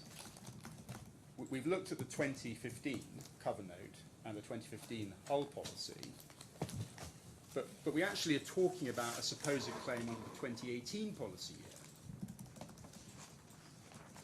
Now, the 2018 policy documents, can I ask you to look, please, at the war policy at 488 to 491. It actually appears twice. It's also at pages 500 to 503. But if we go to the one at 488, which is not a copy, so if you look at 488, there's no word copy at the top, but if you look at page 500, somebody stamped the word copy on it. But at 488, we're talking about the 2018 war policy of al-Buhaira. There have been changes made to the clauses that you see at pages 489 downwards. And supposedly, although we're not in a position to verify this, supposedly at page 490 there has been an additional clause inserted, which is the clause at 490 under the words law and jurisdiction. This contract should be governed by and construed in accordance with the English law, and each party agrees to submit the exclusive jurisdiction of the courts to the UAE. And there's a reference to an arbitration contract being subject to law and jurisdiction of the UAE. Now, just pausing there, that there is no disclosure, there are no documents in the bundle, or ever been disclosed to us, that seeks to explain how it is that this clause found its way into the 490 policy in this form. Sorry, the 2018 policy at page 490. In circumstances where they say it didn't feature as part of the 2015 policy. No explanation as to any negotiations with Horizon. But does that matter? It doesn't matter. It doesn't matter. But the reason it matters to my learned friend's case, my learned friend is trying to argue in this proceeding that there was some deliberate change. There was a deliberate change between 2015 and 2018. I.e., the court should infer that in 2015 there wasn't a decision to have English law. But the documents speak for themselves, don't they? Well, the document, in my submission, will show that as a matter of belt and braces, one can infer that they put in English law on page 3 of the policy, but it was unnecessary to do so because A, it wasn't controversial, and B, it's all clear, crystal clear from all the institute clauses. Yes, but I'm still perhaps I'm being slow, but as I understand, the judge in the case with Horizon found that English law was applicable, so that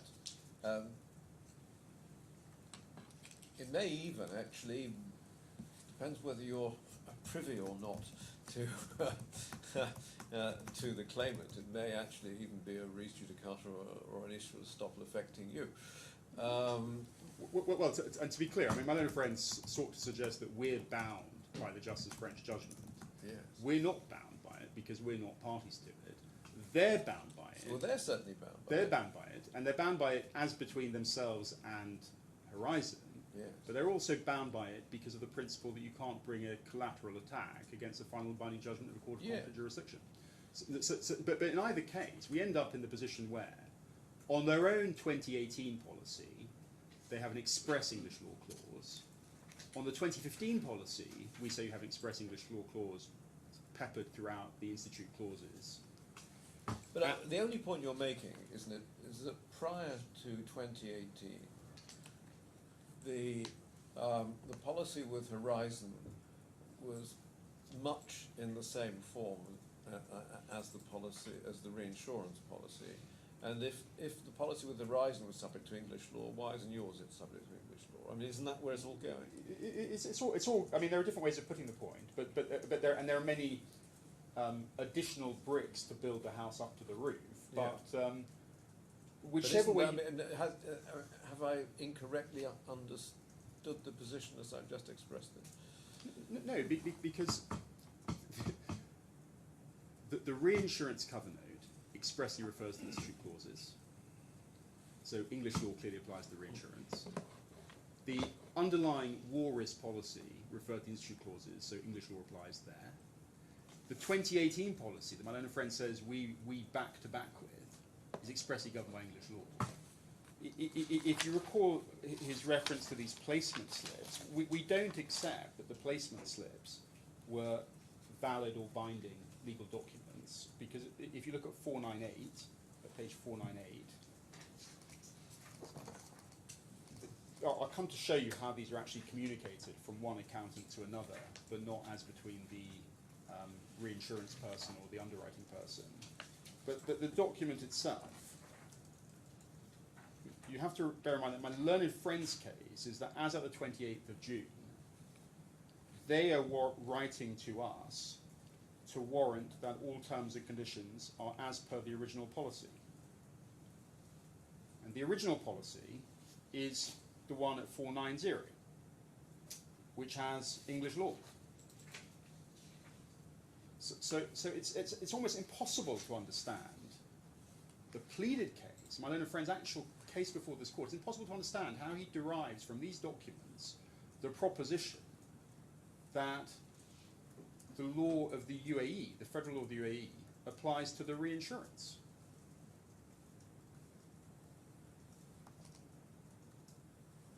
And it is telling, if I may say so, when you think about what evidence is there in the bundle, that, for example, there is no evidence in any of the witness statements that seeks to explain to the court how it is that representations were made to the DIFC court, not only that the underlying insurance policies are governed by English law, but that the reinsurances were governed by English law. And again, if you think a little bit in terms of what case is pleaded and what case is evidenced, can I just ask you to look, for example, at page 33 of the bundle.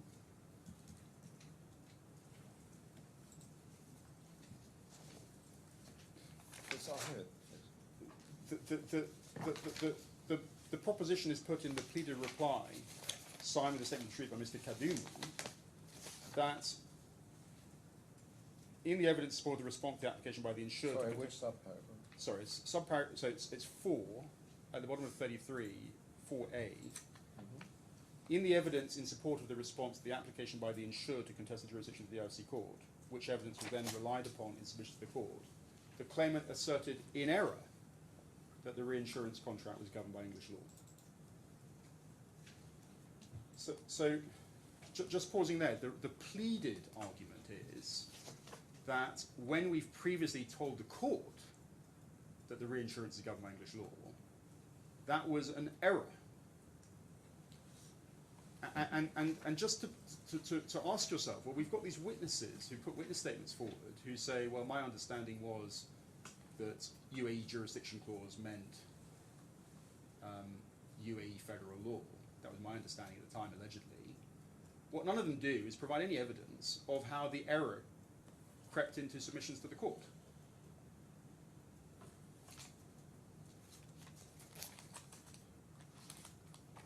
Now, I make those points essentially in opening because, as I've also tried to explain in the written skeleton, one could legitimately ask, what is the claimant's claim in these proceedings? What will they seek? What relief do they seek?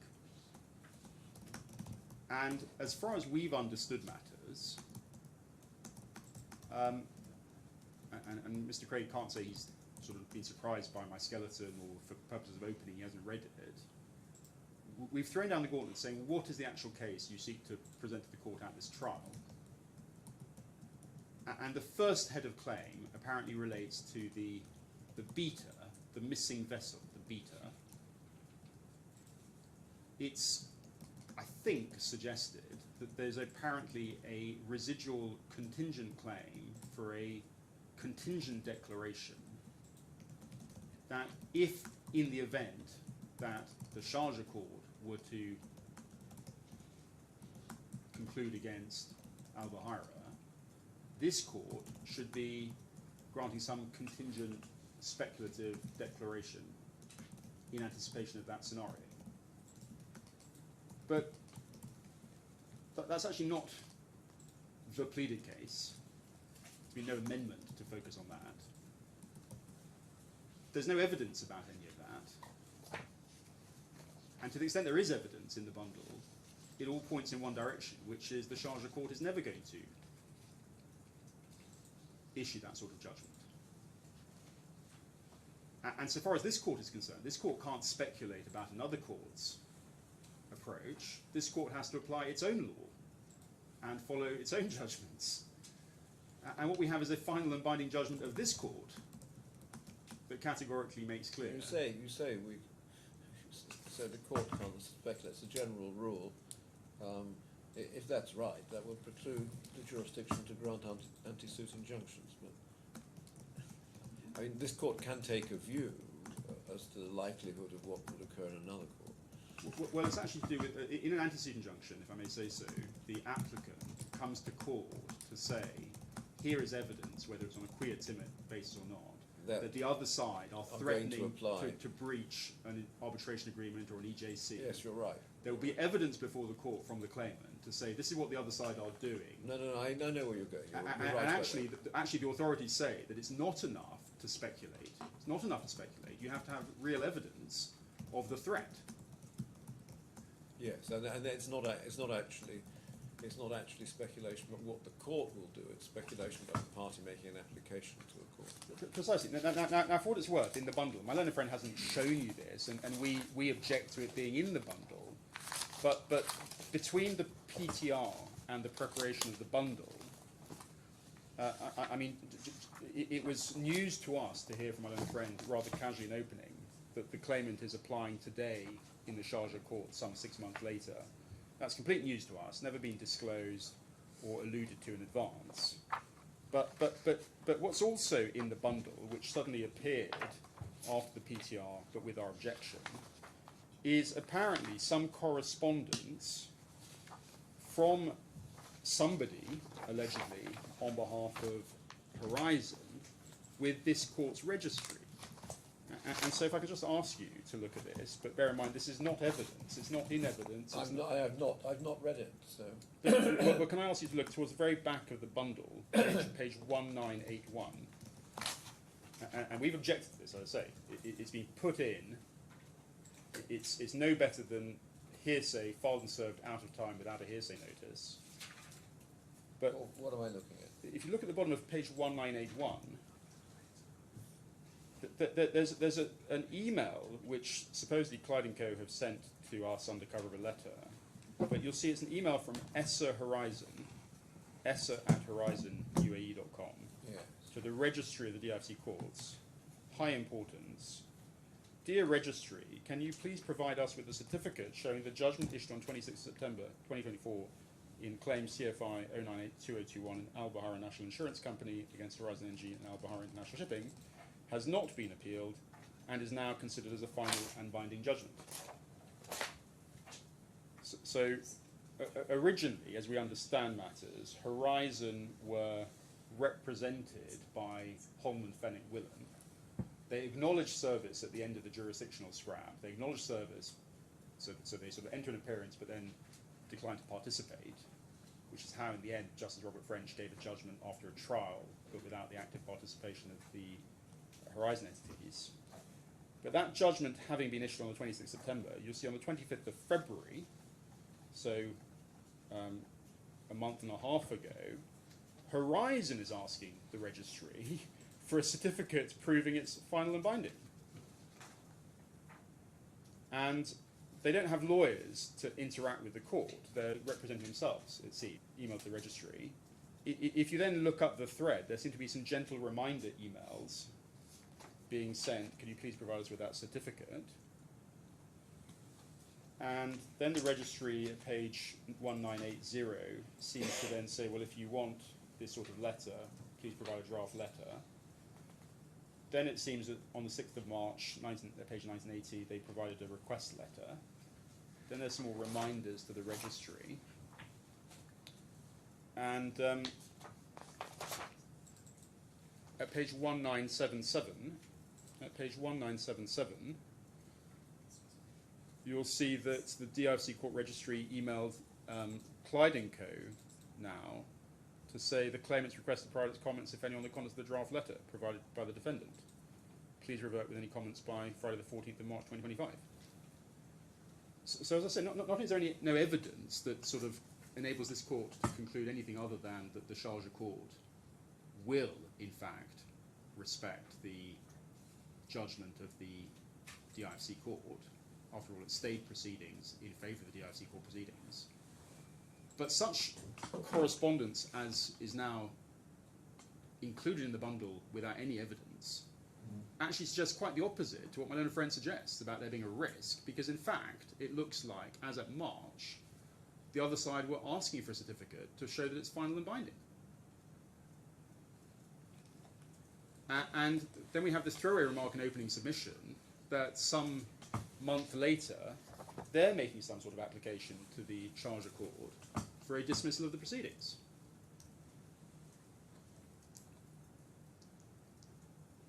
So with the greatest respect, I mean, we could spend quite a bit of time going through all the documents and testing all the witnesses about the issue of English law, but frankly, the court is entitled to demand of my learned friend right now what is the case he pursues at this trial with respect to that bit of the claim, the declaration with respect to the loss of the beta. Now to complete the picture for your lordship, what you also need to understand, if I may say so, is that there are two policies, a hull policy and a war policy. If you were to read the amended particulars of claim alone, you would have been forgiven for thinking there was just one policy, one war policy. No, I recollect that there are two from the striker. And so just, can I ask you to focus on this now? It's quite an important series of points, but I've shown you the war policy at page 488. Can I ask you to look at the hull policy at page 504?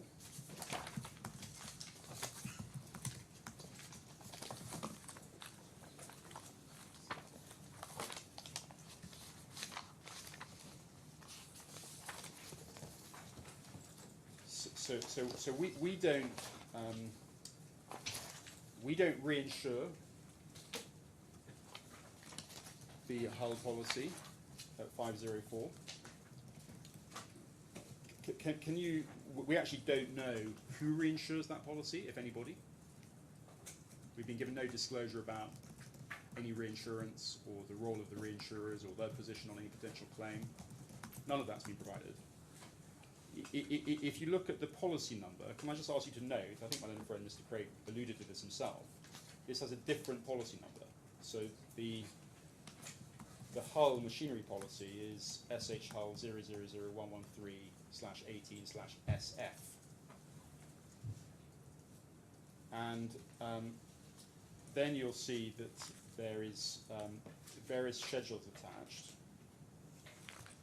The trading area for vessels 1 to 6, as per the attached list, are worldwide, excluding Iran and Qatar waters, USA and Canada, subject to institute trading warranties. All other vessels which are the domestic fleet can trade in the UAE waters, the Arabian Gulf, excluding Iran and Qatar. The cover for these are under the Institute time clauses hull CL280, premium as agreed, and then you'll see under the clause and conditions at the bottom of 504, references all over again to a whole lot of other Institute clauses. You'll see at the bottom of 505,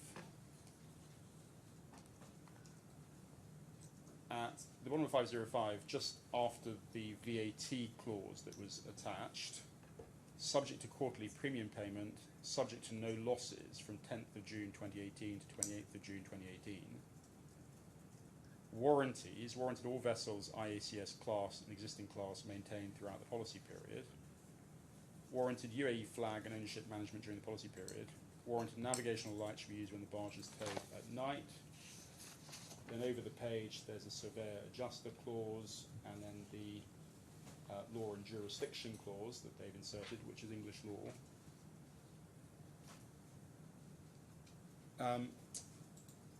If you look then at the schedule, which is at page 507, there's a few unexplained mysteries about these schedules, but this schedule, which is attaching to the hull and machinery policy, only has 9 ships on the schedule. One of them is the Beta, but it doesn't have the suite of 17 or 20. And the DIFC court has avoided both policies. And the DIFC court has never sought to determine the hypothetical scenario that if there had not been a deliberate misrepresentation about class, if there had not been a breach of the limitation deadline, the notice of loss point, if there had not been other breaches, it's never determined or sought to determine which policy would have responded to the alleged loss of the Beta. And the reason, no doubt, it's not done that is because initially the Horizon claimant apparently presented a claim to Al Buhaira under the hull policy. So my learned friend showed you that. It didn't explain why it took them 6 weeks to pass it on to us, or why they were giving us a precautionary notification under the war policy, if that's what they think it was, because the claim was a hull policy claim. It then seems that in Sharjah, they're rather indiscriminate in asserting claims under one or either. We don't know which. But there's no evidence. There's no evidence before this court of the circumstances of the vessel's alleged disappearance. It is impossible for this court to come to any conclusion to the effect that the Beta was covered or would be covered under the war risk policy and not the hull policy. So, what do you say about the findings of fact by Justice French, based upon the expert report that he had? Well, we've asked for that expert report. We've not been given it. We've not had the opportunity to cross-examine it or test it. It's not before this court, and it's not binding on us, his judgment. But even the judgment, the narrative discussion of that expert report, you have to be very careful in understanding that what he seems to have inferred is that on or about the 12th or the 13th of May, the vessel disappeared and ended up in Iranian waters as part of an Iranian Navy ship. But for war risks, it's not enough to show that it ended up in the Iranian fleet or an Iranian Navy vessel. You have to show that the peril was a war risk peril. But you have to bear in mind in this case, his further inference or evidence was that the vessel had been abandoned. There was no one even on it. But that was because of a breach by the security company, wasn't it? There were meant to be, I think, 2 security officers. Allegedly, in some forum other than this one, allegedly there's a breach. But I mean, just to illustrate the point, and I've made it in my written opening. In the material that has been disclosed to us, there is some of the advice given by the Sharjah lawyers retained by Al-Buhaira. I've not read that either. Okay, well, let me show you that, if I may. Can I also look at page 779?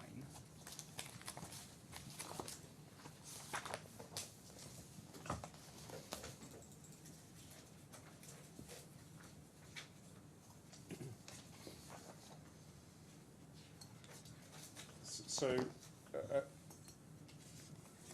to explain this email thread, it's probably helpful to pick it up at the first page of the email thread. So if you look at page 762,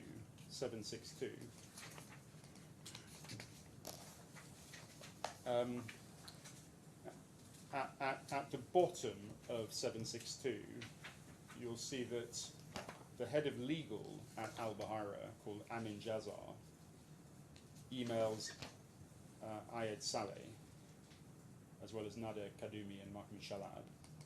And he says, "Dear Mr. Ayed, as requested by our general manager, kindly request to inform Eris of the judgment issued. For more information, you can contact our GM directly." Now, what he's referring to, you'll see at page 763.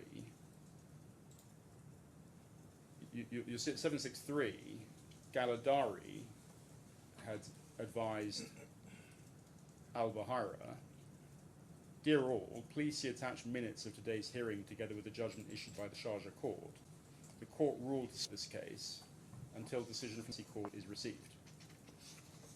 And that's consistent with what the claimant says in the particular claim, that there was a stay in favour of the DIFC court proceedings. But if you go back to 762, you'll see that what might have been internally privileged to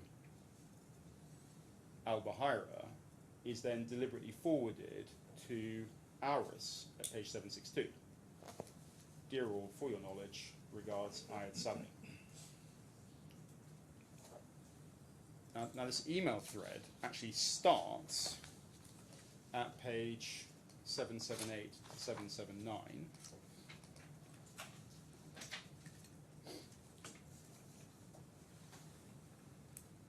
And you'll see it's page 778, an email from Ibrahim Sheikh of Galadari to Amin Jazar of Al-Buhaira, Asraf Isnin of Clyde & Co., Abdel Haq Atala of Galadari, copied in Nader Kadumi, and so forth. And you'll see that the author says, "Dear all, please see attached our draft memo for your review and comments. I've also attached an additional PDF document in Arabic as well for your review. This consists of a few additional important points for our defence and arguments which our team has contributed and laid emphasis on as set out below. We maintain, insisting the argument the court doesn't have jurisdiction to hear the case in accordance with provisions of Article 49 of the Law of Evidence. On the requirement the Sharjah court must decide the lack of its jurisdiction as the final jurisdiction should be held to be the courts of the DIFC." And there are various points made at 2 about jurisdiction. 3, we also submit another geographical technical proof which indicates the court lacks the local jurisdiction to hear the case. The proof was submitted along with our memo as it confirms the territorial waters of the state extends to a distance of 12 nautical miles from the coast thereof, whereas the last location where the ship was located 25 nautical miles away. Then there's an argument about lack of capacity. But if you see 4, we maintain this is a new and important argument, which is the dismissal of the case against Al-Buhaira for lack of capacity, given the cause and subject matter of the case is not related to the insurance coverage agreement, consequently not related to the insurance policy, but rather to the security service agreement, concluding the second plaintiff in the Al-Noor Al-Sati Marine Services, and the allegation of the 2 plaintiffs in the statement of claim on the breach of the form of this agreement.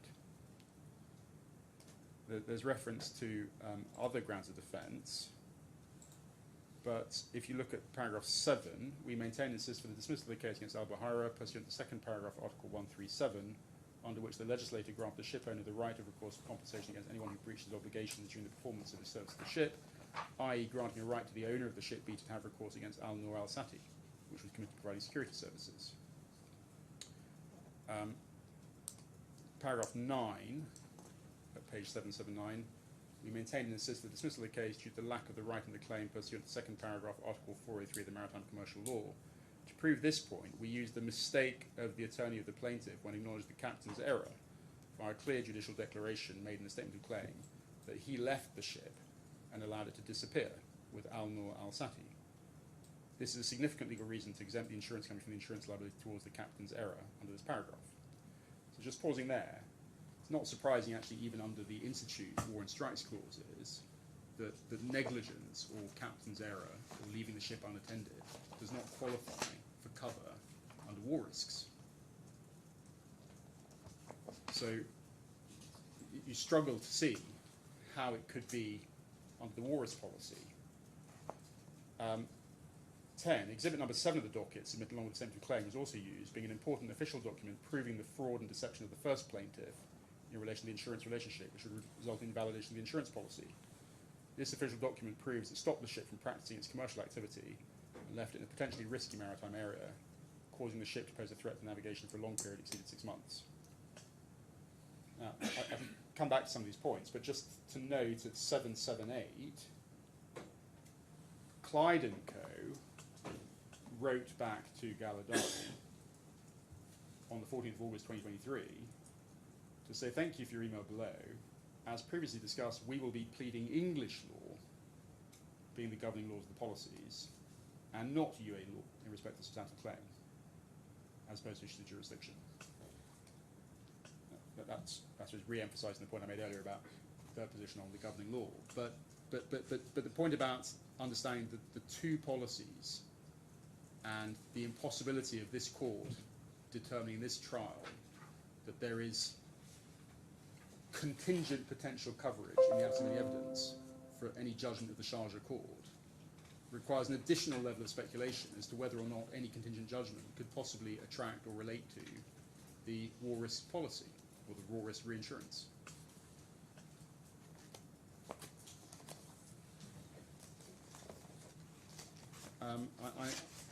I expect that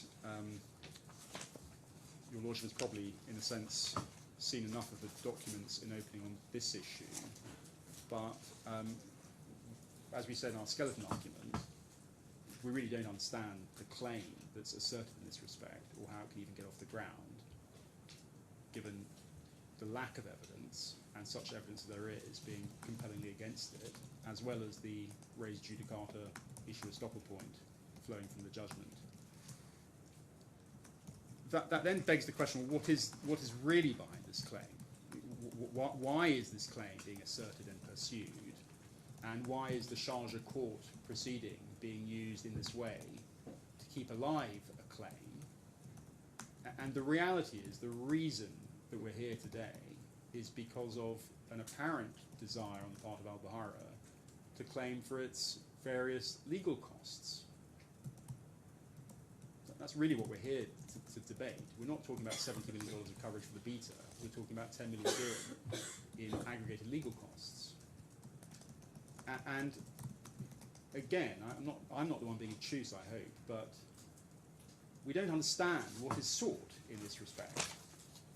So if I can ask you to look once again at the claim form. If you look at the claim form at page 2 of the bundle, well, at the very bottom of 1, you'll see it's a Part 7 claim, and the claim value that is meant to be inserted at page 2, somebody inserted AED, dirham, but without inserting any payment, any monetary amount.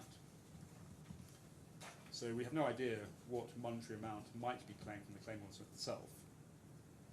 The court fee paid to issue this claim was $5,000. It would have had to be $130,000 if it was for a substantial sum of money of the sort that's floating around in the evidence. We then get into the particulars of claim, recognising this is both in the claim form and the prayer for relief. But so far as the costs are concerned, the claim being sought. We look at the remedy sought, don't we? Yes, so remedy sought in the claim form. It's at page 2. There is the remedy sought is a declaration that to the extent the claimant is found liable to be insured under the underlying policy, it's entitled to be indemnified by the defendant in like amount.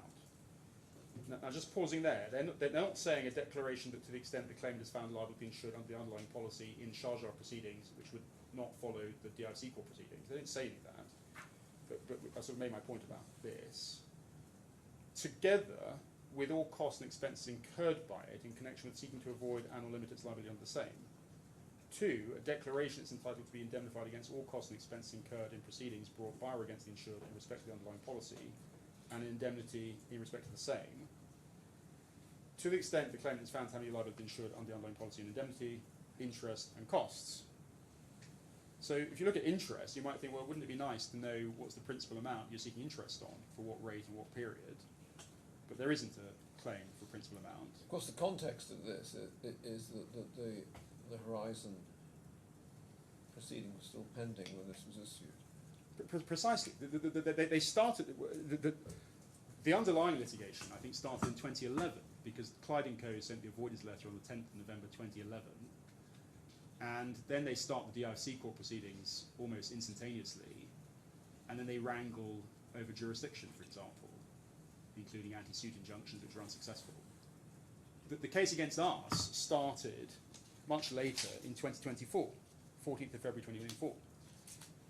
And that's why we had applied to court not just to strike it out, but to stay it, because we said, look, we're only going to know the true legal position once we get the judgment of Justice French, which is going to be issued in September. And actually, we do say it's completely heretical for my own friend to suggest that this is normal in reinsurance disputes for an insured, a reinsured, to apply to court for contingent declaratory relief. That is completely abnormal. You have situations where reinsurers apply for negative declaratory relief. You virtually never have a situation where the reinsured applies for contingent declaratory relief, because it's critical to its cause of action that the cause of action has accrued by reference to the underlying insurance claim, let alone the reinsurance claim. But they didn't know the figures then.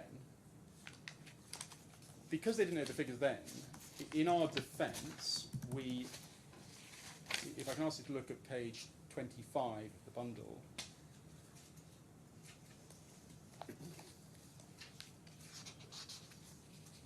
sorry, I should mention the whole charge concept. You also have to grapple with the fact that the IDRC, the Insurance Dispute Resolution Committee, which is now under the Central Bank of the UAE, that had also kicked out the Sharjah insurance claim. May not be itself a final and binding judgment of the Sharjah court, but it's a pretty good clue, in addition to all the others, that the Sharjah claim is going nowhere. But at page 25 of the bundle, you'll see that we denied paragraphs 25 to 27, which were the paragraphs in the pleading claiming the cost indemnity, and without prejudice to the generality of denial, without prejudice to the burden of proof, we then explained why their liability for any of this. And then at page 26, under 16.5, we said the claims put to strict proof is the reasonableness and the quantum of all claims for costs or expenses associated with commencing or pursuing the DIC proceedings. Responding to the complaint, defending the Sharjah proceedings, the defendant notes the claimant made no attempt to claim or particularize any amounts in the minutes of claim. And then the same point is made at paragraph 29 of the defence, paragraph 21 at page 29, where we said, for the avoidance of doubt, the defendant reserves the right to apply to amend the amended defence in due course after disclosure of all relevant documents held by the claimant, any further investigations, in the event the claimant makes any further amendments to a particular claim, or secures the court's permission to introduce details of the alleged quantum of any alleged monetary claims, despite the absence of any monetary claims or the absence of any particularisation of any monetary claims to date. Now that then was accompanied on our part with a request for further information, and there was a response to our request, which you'll find at page I've got it. 193. Sorry, at Yeah, it's 196, I've got it. is it 196? Sorry, that's defendant's response, claimant's response. I think the claimant's response at Is it 193. 189. So at 193, you'll see the responses. Sorry, it starts at 189. You're quite right. Various questions were posed, but at 193, we'd asked the question: please state with full particularity the monetary value of all such costs and expenses incurred to date, and that are also estimated to be incurred between today's date and the date of trial. Please provide full and proper particulars and detailed calculations with respect to all such sums. And then a response was given. The total claim to date is 8 million odd dirham, particulars of which are set out below. Supporting invoices have been provided in the claimant's standard disclosure. Then we have a table that is set out there. And the document is signed with the statement of truth by Mr. Nader Kadumi. Now, actually, I have quite a lot of material to cross-examine on about this schedule on quantum. But I do need to know in opening whether I am doing that or not. Because I don't know if the claimant is actually claiming any of these sums. And it's not a very attractive thought, recognising principles of abuse of process and duplicate litigation, for the claimant to say, well, we're not claiming the sums now, but if we get a declaration, we'll come back in some second litigation to quantify the amounts due. And actually, it's also critical to the claim in this respect that there's a debate about the reasonableness of certain steps that were taken, because their position is it was reasonable for them to start the DIFC court case seeking a negative declaration, but it was also reasonable for them to apply for an anti-suit injunction, and also reasonable for them to apply to appeal their unsuccessful anti-suit injunction, and various other bits and pieces that they say were reasonable. Well, we say that's not true. It's not true. None of that was reasonable. But you can see how there's an overlap between the principle and the quantum.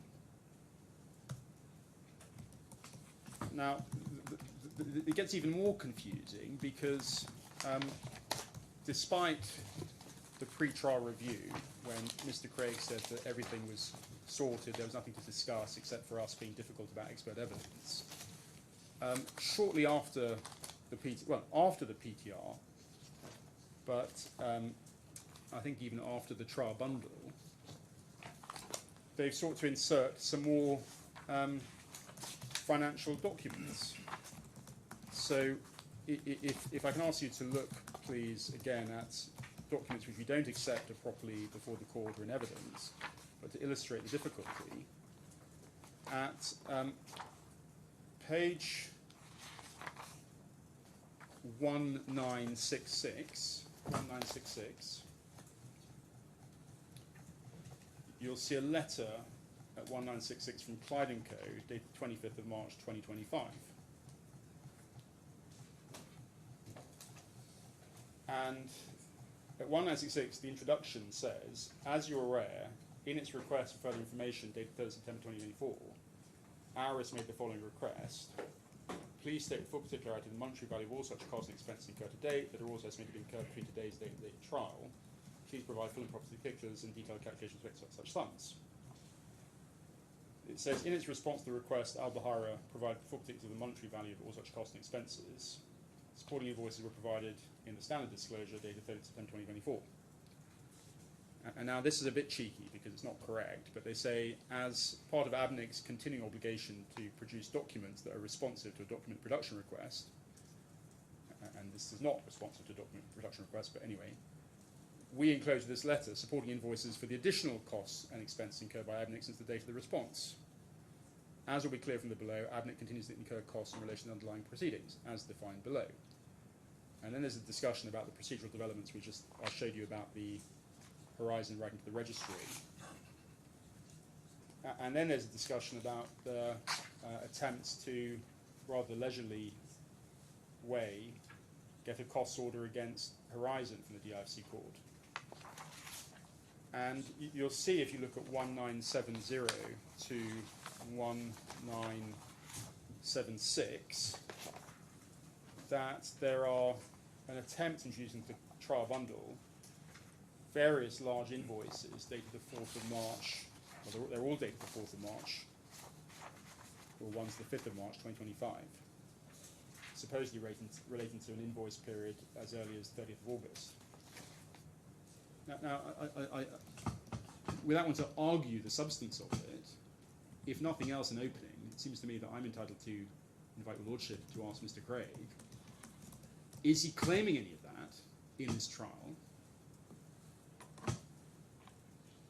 How is he proposing to claim any of that? Because none of the witnesses talk about it. And when I start to cross-examine their witnesses, am I expected to go into this material?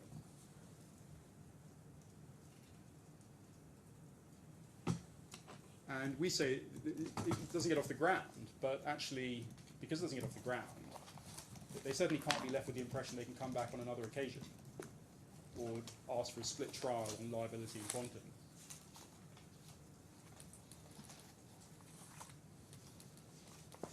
Now, to be absolutely crystal clear, our position is that there is no entitlement to these costs. That is certainly the position under English law. It is also the position by reference to the terms and conditions of the contracts, the reinsurance contract for the war risks. And we will, obviously, if we get to that point, adduce expert evidence of London market practice, which is entirely consistent with the legal position. Now, obviously, the case involves a ship, and we are a little bit like ships passing in the night when it comes to whether or not there is a practice in the Middle East or in the UAE, but we do not accept Mr. Abdeen's evidence on that, and we'll be cross-examining. No, that I understand. It would help me if you could just point me to where in the reinsurance contract you say there is no liability. Sure. The starting point, if I may say so, is if you can look at the way in which the case is put to understand our response to it. In the particulars of claim at page 7. Yes. Sorry. So at page 7, there is the claimant's reference to the cover note and the placement document, and then they refer to the institute clauses, but then they refer to the supposed follow settlement provision at page 8. We also don't understand how this helps because there's never been a settlement, so we don't even know why we're talking about that. But at clause 8, the claimant's case is that the institute time clauses hulls are incorporated into the war and strike clauses, including clause 11, which is a sue and labour provision, and clause 22, a disbursements warranty. So that they rely on those clauses in order to then get you to the point at page 10, paragraph 10a, that they make this quite remarkable jump of both linguistics. Well, with respect, I know we no longer take that point. That was made clear in my skeleton argument. We don't rely upon those clauses to establish, and this, therefore, in my submission, is not worth spending any time on. Well, I hope that's helpful. Okay, so there's no express term. 10A is therefore abandoned, as are sue and labour and disbursements warranty claims. So the position is then 11, paragraph 11. Further alternatively, it's an implied term of the reinsurance contract. The defendant shall pay all reasonable cost of the claimant incurred in defending claims brought against it by the insured, and or taking such actions reasonably necessary to limit or avert potential liability of the insured. It being a custom or practice in the UAE. Well, I know that point. I mean, that's the one point. I was just really interested in your submission a moment ago, where you said under the reinsurance contract, the sums aren't recoverable. So I know that you dispute that there's an implied term by reason of custom and practice. That's one point. Is there a further point on the wording, not on the implied term? There is, and I apologise for taking too long to get the answer, but once we know there's no claim for an express term, it's a claim for an implied term. The difficulty with implied term is we've pleaded it at page 28 of the bundle, paragraph 17.8 of our pleading, but we refer to clause 5.1 of the Institute War and Strikes clauses, and we can look at those again. So your case is that clause 5.1 of the Institute War and Strikes clauses excludes the claim. Precisely. Our first point is it's not covered. It's not within the scope. No, because there's no implied term. There's no express term, so it's not covered. We say there's no implied term, it's not covered. And not only is it not covered, it's positively excluded. Yes. And it's excluded by 5.1. In particular, the financial causes clause. And for what that's worth, well, again, we can debate this if we have to in closing, there is well-established English case law that says that any financial causes are very broad in scope. It's not limited in the way my learned friend sought to hint at, that somehow it's only linked to payment of monies to release a ship from arrest. And that all makes perfect commercial sense, because what you're insuring as a matter of a war risk policy is a valued vessel against the risk of a war peril. You're not implicitly, expressly or otherwise insuring defence costs. This is not a liability policy. And that's, I think we're ad idem on the law on this, although despite the statement of that legal truism, my learned friend tries to get around it. But it's absolutely crystal clear that reinsurance of a property or a vessel is just that. It's not liability insurance. So we made this point in the opening, but can I just ask you to look at paragraph 15.3 of my skeleton?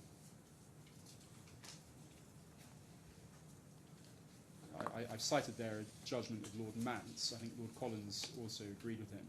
Yeah. But it's the case of Wasser International Insurance in Lexington. Reinsurance is not insurance against liability, still less against any liability which the reinsured may be held to incur under the reinsurance. And if you look down at the footnote 12, reinsurance such as the present independent contract under which the subject matter reinsured is the original subject matter. The insurable interest which entitles the insurer to reinsure in respect to that subject matter is the insurer's exposure under the original insurance. The principle of indemnity limits any recovery from reinsurers to the amount paid in respect of that insurable interest.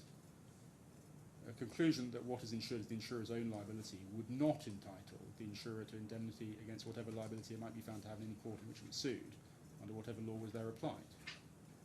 And all of that is entirely consistent with the analysis in the Baker and Black Sea case and the 2007 judgment of Mr. Justice Bright and Wasser and Lexington. So I hope that assists to Yes. clarify where we are.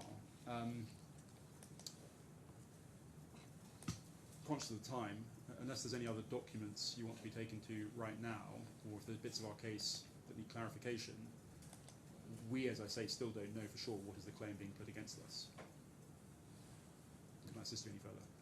Thank you. That's great. Mr. Craig, do you want to answer the question as to what your claim is? Yes, I think it's absolutely clear from the particulars of claim. We are only seeking declaratory relief in the usual way. Our claims are contingent and have not yet crystallised. claim for the indemnity in relation to the potential liability of the underlying policy depends upon a decision which may or may not be made by the Court of Sharjah against our clients, and to the extent that that liability were to crystallise, at that point in time there would be a claim for a money judgment. In relation to the indemnity for our costs, again, those have not fully crystallised because the proceedings in Sharjah have not yet completed.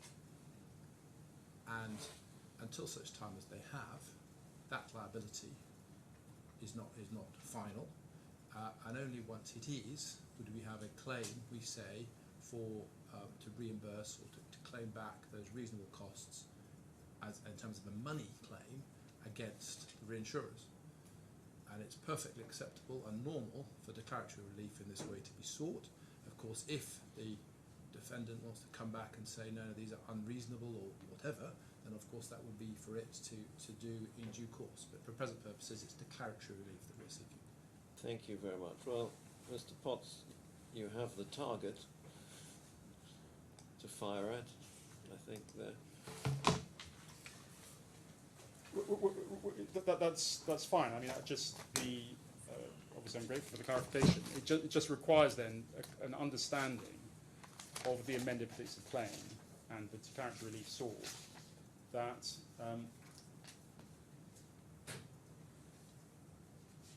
can I ask you to look at, for example, the prayer for relief at page 14? Yes. The suggestion is that there's what is sought as a declaration that it's entitled to be immediately indemnified against all costs and expenses. And in a sense, what that's trying to dress up is some sort of specific performance stroke coercive direction by way of a declaration. Well, Mr. Craig has made it perfectly clear that he's not seeking an immediate sum of money. And I certainly don't accept it's up to the defendant at that point to then say that sum's unreasonable. The burden must be on the claimant to identify what is a reasonable sum. Yes, I should have thought that would obviate the necessity for you to cross-examine on individual items of costs at this stage. Right. Since they're not sought. They may be sought in the future, and then of course the issue is, can they be sought in the future? I heard you utter the words abuse of process, and if it were not an abusive process, that would be the stage at which you would drill down into the granularity of the costs, presumably. I'm in your lordship's hands, but Mr. Craig has heard what I've said. If he disagrees with that analysis, no doubt he's free to say so. What I don't want, as you say, is ships passing in the night. And you have the opportunity to cross-examine on something. You don't take it, and then it's said, well, you should have cross-examined at that stage. So I just want to make sure that we have an effective hearing in that respect. Well, and also it is incumbent, I think, on me to sort of repeat the point about Henderson and Henderson abuse. You can't bring a Part 7 claim against a defendant and bring us to a 4-day trial in the DIFC, and then say, well, this is not all of our claim. We may have some other claims to bring later. It's now or never in terms of the claim. Well, that's something I will have to decide, and I have your position, and I have Mr. Craig's position. Thank you. Okay. Anything further in opening? No, of course. You take your time.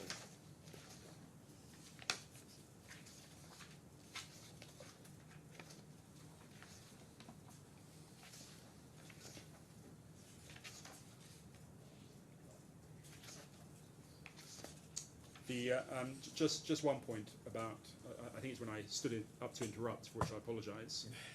I think Mr. Craig suggested we don't have a case on UAE law, but to be clear, we have, in our opening skeleton, made express reference to Article 399 by way of alternative case. So that's paragraph 23. Yes. And we've explained but that particular reference is without prejudice to all the other points of UA law that can be made as and when we get there. So my understanding in this court is it's perfectly acceptable to make submissions on UA law rather than requiring expert evidence. Oh yes, that's absolutely right. So our position will be, if and when we get to closing and I have to advance an alternative line of argument, we end up in much the same position under UA law. It's just that that's not the focus of my opening. We understand that. Okay, thank you. Good. So My Lord Hoy, with apologies, may I just make one point? yes, of And I course. know I don't really have a particular right of reply, but it's just arising out of something a load of friends said in relation to documents about the Sharjah proceedings and Yeah. their lack of knowledge. With respect, they have received every document that has been filed in the Sharjah proceedings, as well as in the DIFC proceedings, as matters have gone along. And I can just show you, by way of example, at page 755, there's an index of documents that were sent to Auris on the 12th of May 2023. And the reason I 755 and the reason I say this is because, as with the documents relating to the placement of the risk, Auris has all these documents itself because they've been provided to it, and therefore it can't make any complaints, as it were, about documents not being produced or evidenced or anything of that nature. Okay, I see the point. Ether. Right, well, let's rise now for an hour. But just before we do, in terms of housekeeping, who's going to be in person and who's going to be online? Are we in person this afternoon? Yes. Okay, good, because that means I don't have to fiddle around with some more IT problems. Good. My understanding is that every witness is going to be in person. So I was told this morning that there may be witnesses online, but if that's wrong, that's even more helpful. Good. Okay. In which case, I'll see you both at 2 o'clock. Thank you very much.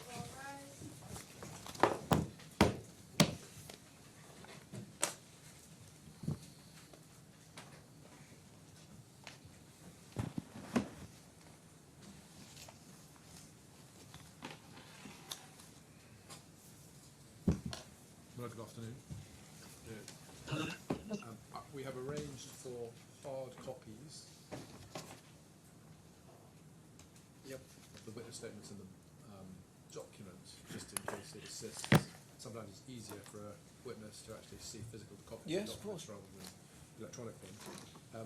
So, first of all, we wish to call Mr. Salah. Okay.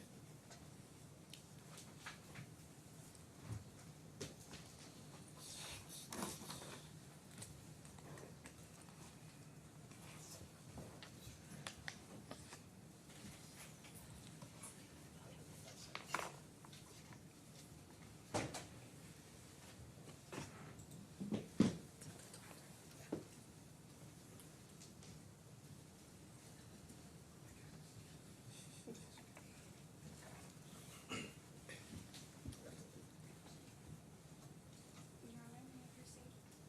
Yes, please. Can you please confirm if you will be swearing on oath or by affirming? On oath. Will you be swearing in the Quran? Yeah. Okay.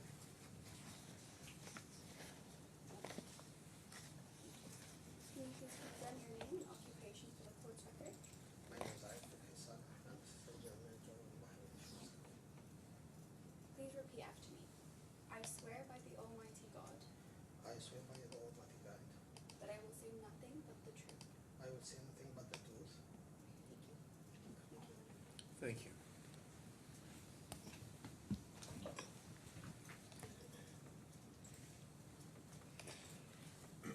Mr. Salah, good afternoon. Good afternoon.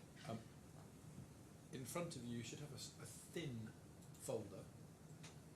Yeah, there are 3 files there. There's a thin folder, and hopefully you can turn in it to page 264, numbered pages. Page 264.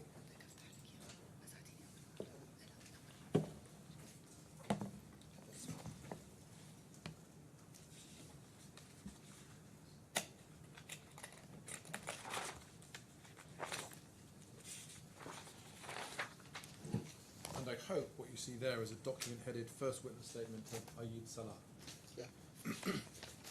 If you turn in it, that document to page 269, you will see a signature. Yes. Is that your signature? Yes. And is this your witness statement? Yes. It is my wish. And do you confirm that its contents are true? Yes. Thank you.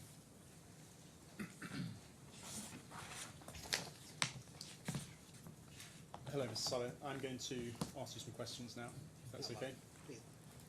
problem. Please. So you've got your witness statement there in front of you, I think. Just to be clear, in your studies, you studied mathematics in Cairo, at the American University. Yes, I did. You didn't study law, did you? No. And you're not a lawyer in Sharjah? Not at all. No? Not a lawyer in the United Arab Emirates anywhere?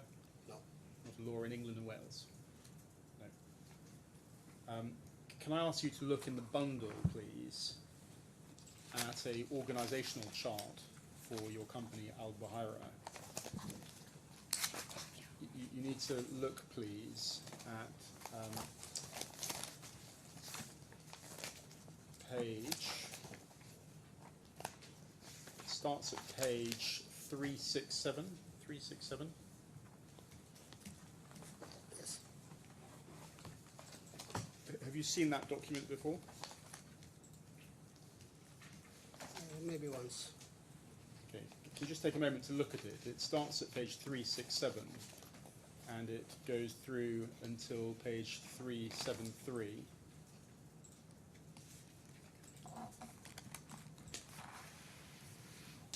This is a document that is available on Al Buhaira National Insurance Company's website. And can you see at the top it says organisation chart on page 367?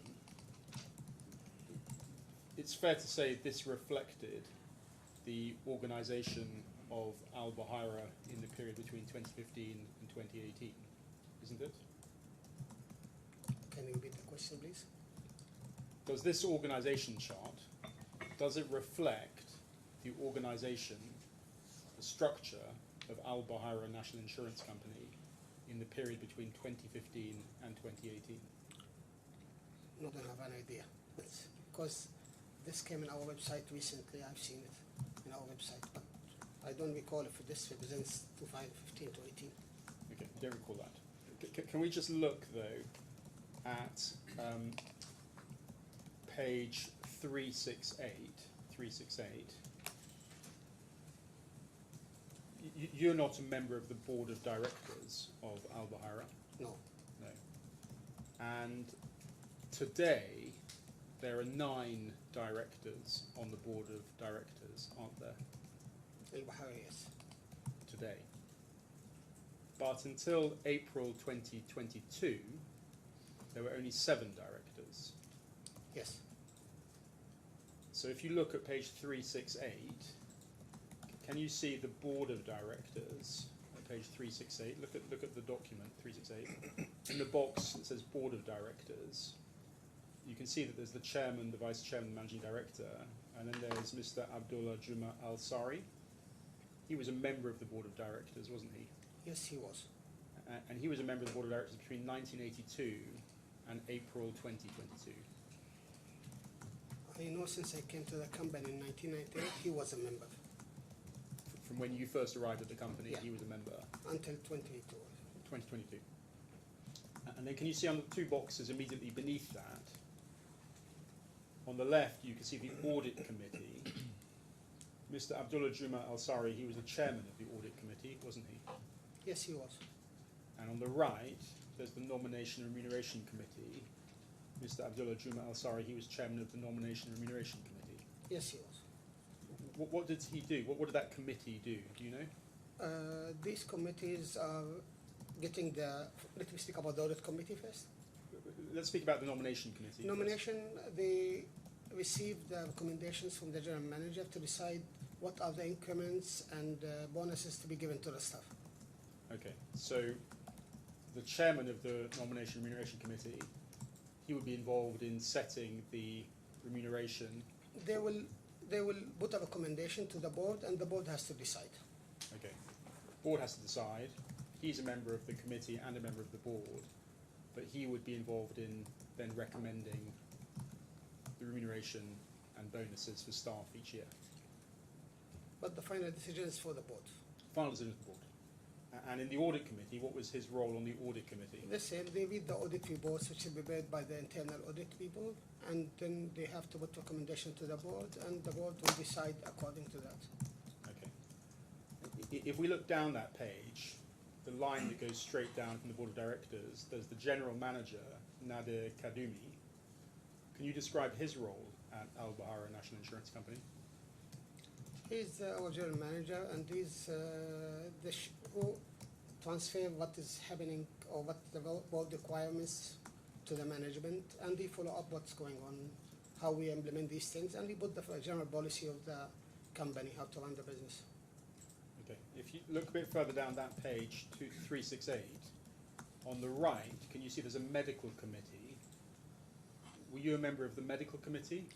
I was in charge of medical audit committee at that time. We were doing some audit reports on the loss ratios by clients, and then we discussed with the department what exactly they're supposed to do on renewals.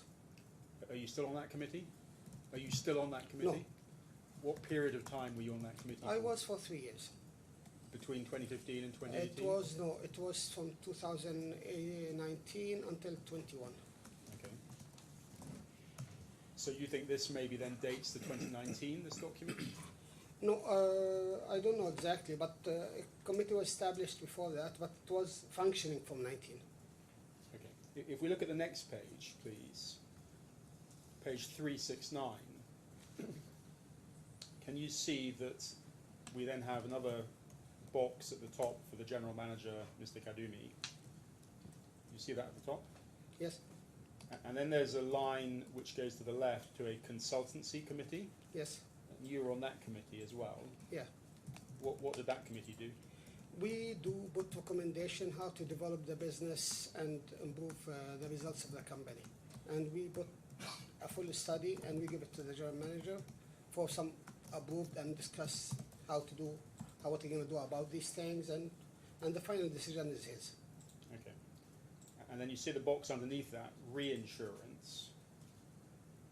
Your name is in that box under reinsurance as AGM, so that you were assistant general manager in the reinsurance team. Yes. And you're assisted by Ala Abi Aishay, deputy manager, and Mohammed Al Sheikh, senior reinsurance specialist. Yes. Can you describe what that reinsurance team did or does? At what time? Okay, Because what- they have different liabilities changing on some time. Because Mr. Abu Aisha joined us only 3 years ago, Okay. and Mr. Sheikh was my assistant at that time. Okay. So, But- so if you cast your mind back to 2015, 10 years ago. 2015, Mohammed Sheikh was the guy who was in charge of doing all the facultative placement in the company. And he was helping me on the treaty. So your focus was mainly the treaty business, is that right? I put the general policy of the facultative placement. I approve the security with whom they are dealing, and I do everything related to treaty renewals. Okay. There are then various technical departments on this page. If I understand it correctly, the company was organised into different lines of business. So there's a life department, a medical department, marine insurance department, fire and GA insurance department, and motor insurance department. Is that correct? Yes, And was your role to assist all of those departments to procure reinsurance? yes, So across a whole range of different classes of business, yes. treaty, some facultative. Okay. Now, if we then go over the page, please, can you look at page 370?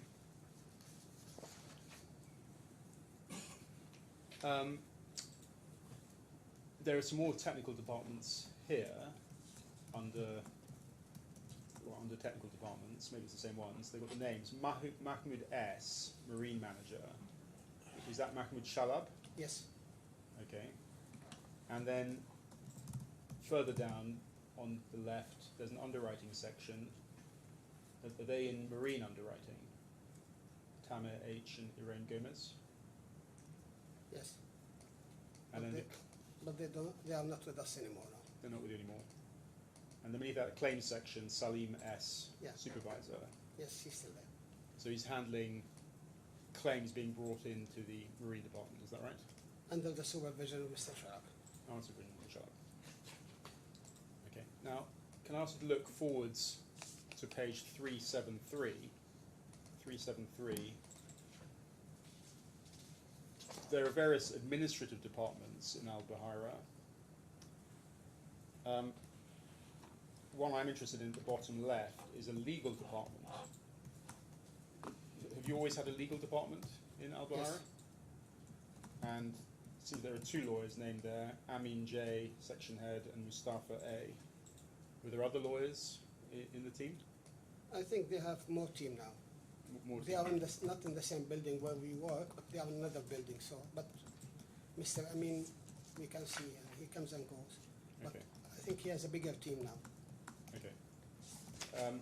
In terms of the company's finances, if I can ask you to look at an earlier document in this bundle, if you look at page 348, please. At 348, can you see that this promotional document described Al Buhaira as rated BB plus with Standard & Poor's? Yes, we are rated with Standard & Poor's, but I don't know for which year this PB plus. I think this is about 2 years old, this document, but since then you've been it's been downgraded twice, yeah. the company, hasn't it? Yeah, So it's gone down to BB minus Yes. and then B minus. I don't know what was the last one, but I know about the BB minus. Okay. And are you aware of the company's latest audited financial reports for the year 31 December 2024? Not yet. I didn't see it yet because still the General Assembly was not done. Okay, they've been published online. Yeah, but it's audited now. But I think it's until now the board and shareholders didn't meet. Okay. Do you agree that in the year 2023, Al Buhaira suffered a loss of 131 million dirham? In 23, yes. And in 2024, they suffered a loss of 40 million dirham. Yes. And the auditors have made a statement of an emphasis of matter in the audit for the year end 31 December 2024. They've drawn attention in the notes, note 28, to the fact that the group has a deficit in the solvency margin requirements and in the minimum guarantee fund requirements as stipulated by the Central Bank of the UAE by the amounts of 186 million dirham and 30 million dirham respectively. Unfortunately, I didn't read the report, but I know there is some solvency issue. They are working on it. The board and the general manager are working on it. Okay. Is this in the bundle? It's not in the bundle, my lord, but it can be made available if Yes, please. maybe not right now, but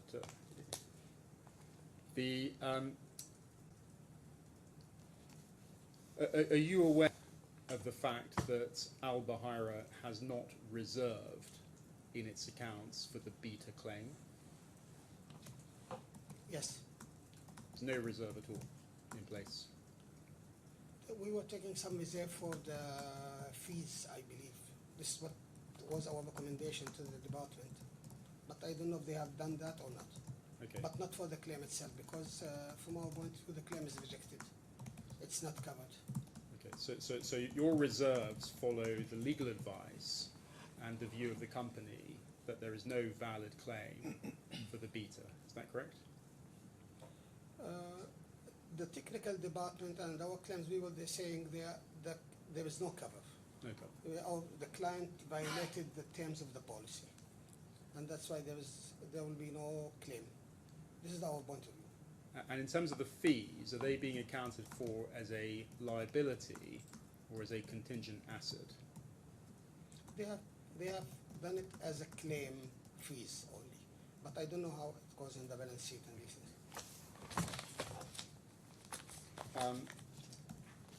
Now, can you remember where you were on the 10th of June 2015? No, No. It's 10 years ago, isn't it? that's a long time for me. My understanding is that you signed a reinsurance cover note. Can I ask you to look at that? It's at page 415 and 416 of the bundle. Yes, I did sign that. Do you want to look at it again to refresh your memory? Is that your signature at the bottom of page 415? Yes, it is my signature.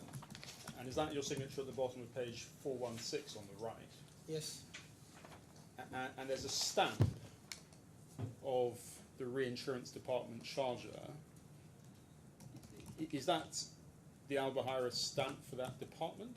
this is the stamp of the reinsurance department, which I keep in my drawer. Okay. I'm the only authorized person to use this stamp. You're the only authorised person to use this stamp. This stamp, this one. There's another stamp for the some facultative placement, similar to this one, but this is my stamp. Sorry, so just explain that. Is this a stamp for the treaty department?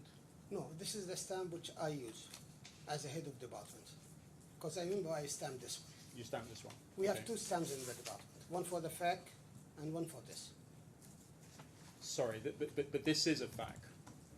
Yes, I'm telling you, this is my stamp which I use. The other stamp is used by my people for other facultative placement and these things, because I'm authorized to sign cover notes only. Only authorised sub cover notes. Now, isn't that because the cover note's actually issued by Arab Warists? It's their document. You're just acknowledging receipt, aren't you? Yes, You're not agreeing to the terms by signing. You're not binding Al Buhaira. You're just acknowledging receipt. no, we agree on the terms. Well, let's just, can I ask you this? Can we go to page 405, please? Sorry, well, 406. 406. Do you remember seeing this email recently, or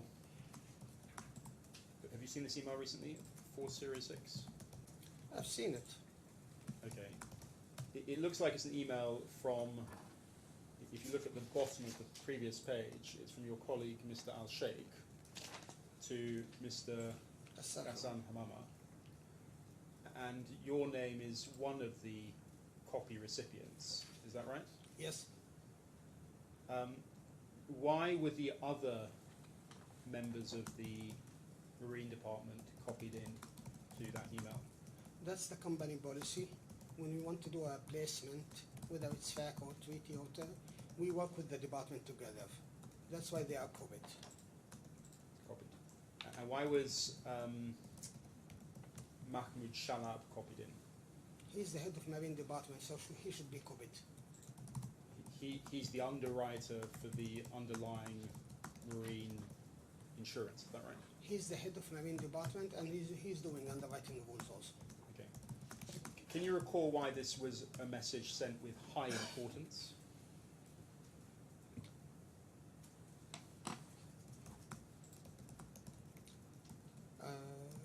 It's company policy to do the facultative, all facultative placement we do on high priority. Because we need to close that, because our department, we need to confirm to the client. Okay. Did you have any involvement in this client yourself, Horizon? Horizon? No. No. So when Mr. Al-Sheikh sends the message to Mr. Hamama to say reference the above account, kindly note we've received firm order from our client to ensure his marine hull, war and P&I policy of our company. He's, in a sense, referring to Mr. Al-Sari, isn't he? Please, can you read that? our client, who did you understand our client to be? It's Horizon Energy. Okay. Why would it say his marine hull warranty and P&I policy? It's only a mistake. That's only a mistake. Yeah. It's not because it's referring to Mr. Ansari as, No, as being the not at boss all. of Horizon Not Energy. at all. In terms of the relationships at Al Buhaira, who was it who thought of them as their client? Would it be Mr. Shalab as the head of marine underwriting? Regarding the shareholder accounts, Mr. Kadoum will be involved and the head of department will be involved. So Mr. Kadoumi, He knows, yeah. he knows. Okay. And so the same thing, it's asking for an urgent response. You don't know specifically why that was urgent? I told you, everything regarding facultative placement, especially account of this size, is very urgent for us. Okay. Would you have read whatever documents were attached to this email? It says details of which as per the attached underwriting information. Would you have read that? That's always will be attached to that is the quotation slip, which we quoted to the client, and the list of vessels. But would you have read it? It wasn't your job to read it, really, was it? I've seen it when it comes to placement for sizable accounts of that. It comes to me because I decide to which reinsurer they have to go. Okay. Which other marine war risks reinsurers do you work with? It's always been ours. It's always been ARIS. Yeah. And your company is a member of the ARIS Syndicate. Yes. Yeah. Do you know who you get marine hull reinsurance from? Which reinsurance companies?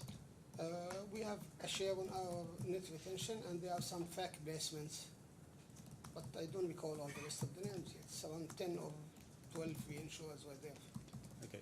In 2015, can you recall whether there was a marine hull policy issued to Horizon? Yes.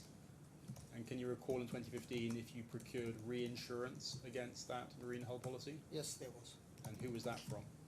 Oh, I don't recall the names, but I remember we worked on that one for some time. You don't recall the names of who the reinsurers were? No. What about the reinsurers in 2018? I think it was the same, similar reinsurers of hardly a small change here and here. Sorry, but you're the head of the reinsurance department. Surely you know who the marine hull reinsurers are or were? Not all of them. I know some names, but not all of them. Okay, what were some names? There is MAP3, they have a share. There is Helbeta at that time, but there were a big list. Yeah. Where are they based, those reinsurers? Different. In Europe and Middle East, and I don't recall. There is maybe small share on also on UAE. There are some. And there are some London reinsurers in that program, aren't there? None of them is London reinsurer. None of them are London reinsurers? No. Okay. Now, is there any particular reason why we've not had copies of those reinsurance policies sent to us or given to us? With respect, that's not a question for this witness. If my learned friend wants to object to not being provided these documents, then he can, but it's not for this witness to talk about that. Well, This is the head I of the very much suspect I know what the witness is going to say. Do answer, please. No, but sorry, but nobody asked us to provide such thing. We didn't receive. But what's relation? Because we have two different policies for the same risk. One is for marine war and one marine hull. It's completely two different covers. Okay. The other reinsurance is governed by English law, isn't it? Not in our understanding. Well, it is governed by English law, whatever your understanding might be, isn't it? No. Okay. Can I ask you to look, please, at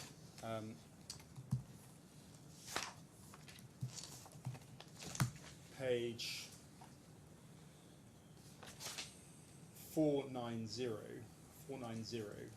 the bundle.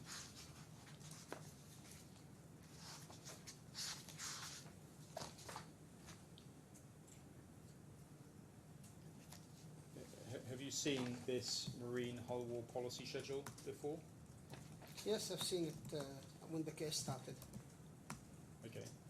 Can you see at page 490 in this 2018 hull war policy, the contract is governed by and construed in accordance with the English law? Yes, it's there. So did you buy reinsurance to cover this policy? Yes, we do. And that reinsurance must be back to back with this policy. It's governed by English law, isn't it? Not always the case like that.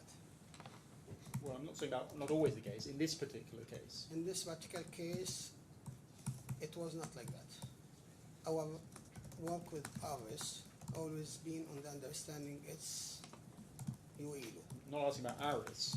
I'm asking about the reinsurers. Sorry, this is the hull war policy. Let's just to be clear what I'm trying to ask, and I apologise if I was not clear. No. The hull and machinery policy. Can I ask you then to look, please, at page 506. 506.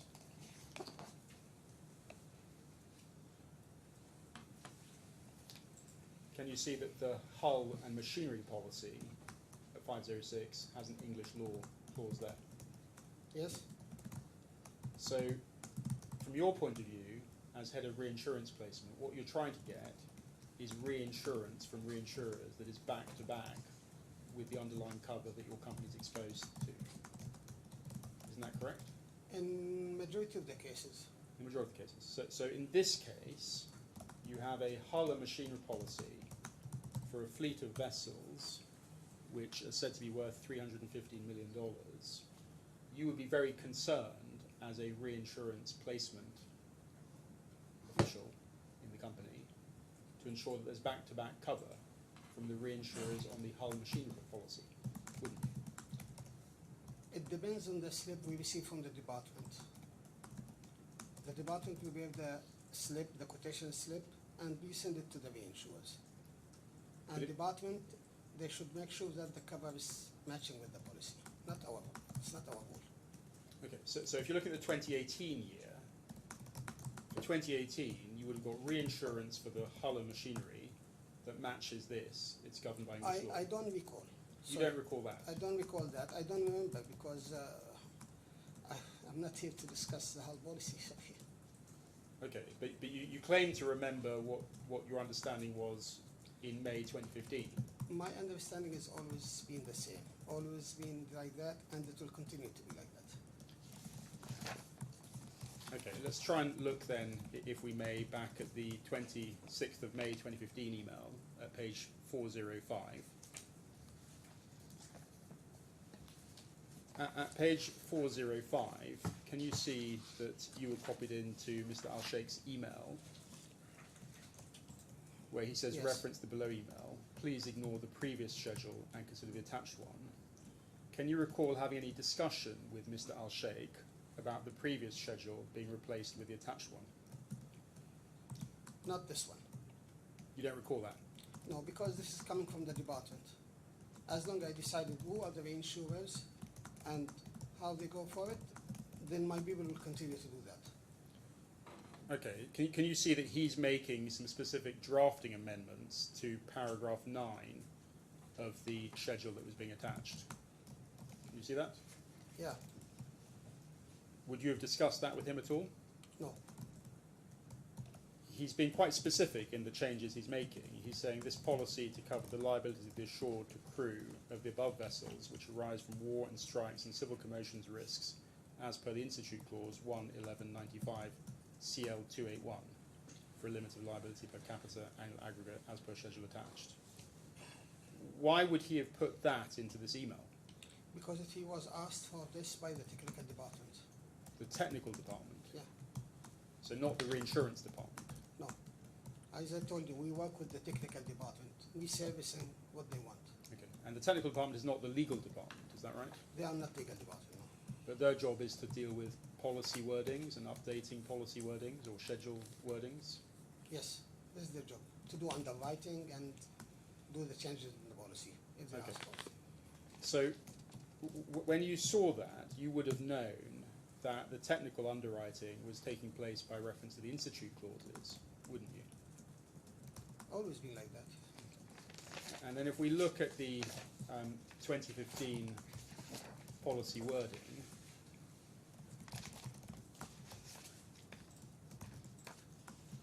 just bear with me. If you can look at page 418 and 419 and 420. Have you seen this document before? Yes, I've seen it. This is the document that was being referred to in that email by Mr. Al-Sheikh, wasn't it? Or a version of it, a draft version of it. It should be, this is the war policy, yeah. Okay. But this is the 15 policy. I think he was talking about the 18 policy in his email.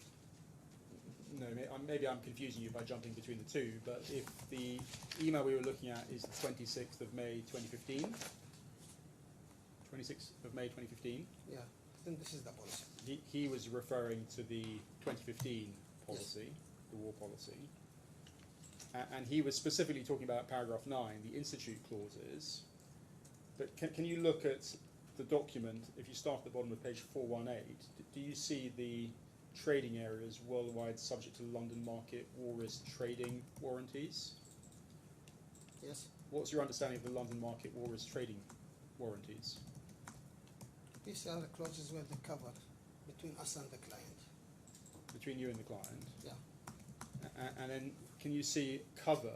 It says Institute War and Strikes Clauses Hull's Time, dated 1/11/95, CL 281. Towards the top of page 419, there's the word cover. Yes, it's there. Institute War and Strikes Clauses Hull's Time, dated 1/11/95, CL 281. You knew what that was referring to? I didn't read this clause from since. Sorry. Yeah, I know. This is a war cover, which is a London market cover. Yeah. That's London market cover. And would you agree that the clauses that are being referenced there are the ones you see at page 400 and 401? 400 and 401 of the bundle?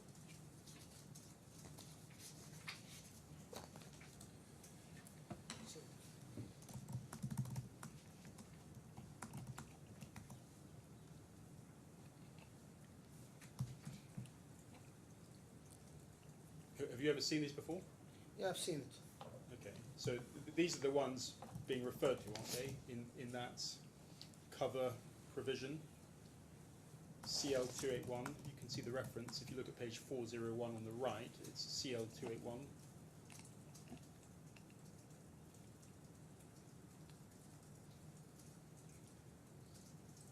Yeah, CL281, yes.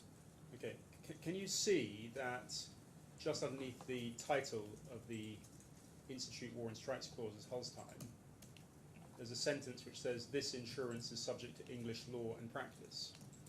Yes, You were aware of that, weren't you, at the time? yes, And so it follows, doesn't it, that the Hull war policy of 2015 was subject to English law and practice, doesn't it? yes, And that would make sense, because if you look, for example, at the bottom of page 400, you see there are various exclusions, but exclusion 5.5 says this insurance excludes any claim for expenses arising from delay, except such expenses will be recoverable in principle in English law and practice under the York Antwerp Rules 1994. I mean, these clauses only really work, don't they, if English law applies to them? yes. You agree these clauses only work if English law is applied to them? This is what's written here. I don't know the whole clause, but I know the cover of the clause, exactly what it covers. Yeah. Okay. And if we go back to the Hull War Policy Schedule at 419, can you see under the clauses and conditions, in addition to the reference to CL 281, there's also a reference to CL345. Yep. And can I ask you then to look, please, at page 388 to 390.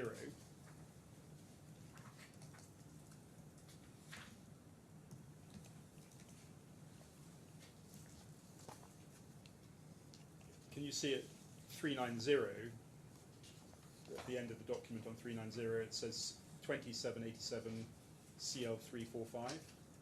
Yes. Would you agree this is the document that's being referred to in that second bullet point on the hull war policy? It's the number, yeah. It should be. It's the same Yes. number. Yeah. So can you look at 388, page 388, and can you see that the document says clearly this insurance is subject to English law and practice? Yes.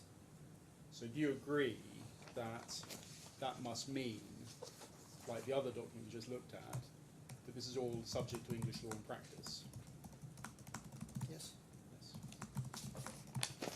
And that would have been your understanding at the time? For here, this is the clause which is related to the relation between us and the client. But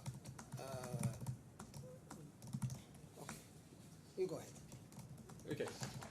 So you agree that it was your understanding at the time that this entire hull war policy was subject to English law and practice? Between us and the client, yes. Between you and the client. And yet, if you look at page 419,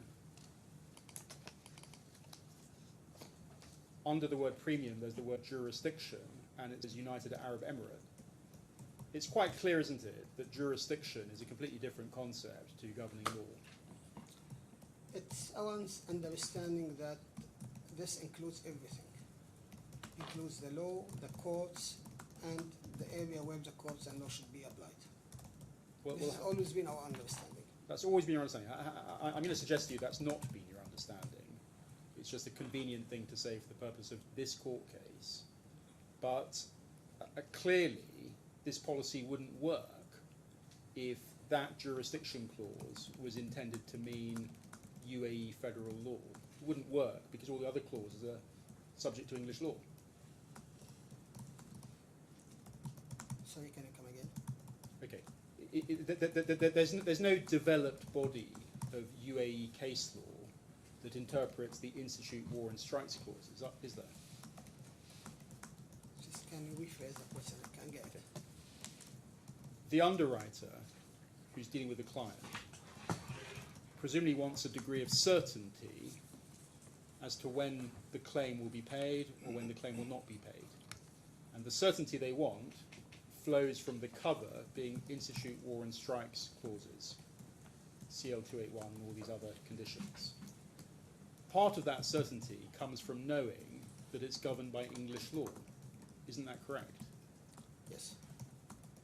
It would create massive uncertainty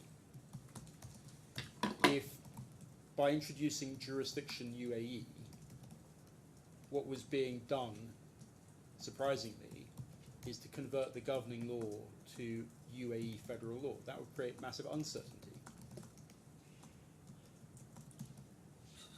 I can't comment on that. You can't comment on that. Yeah. Is that because you're not a lawyer and you don't have I'm not a lawyer. I'm not a technical marine man. You're not a lawyer or a technical marine man? Yeah. Okay. Now, when we go back to the May 2015 exchanges, if I understood it correctly, can you look, please, at page 408?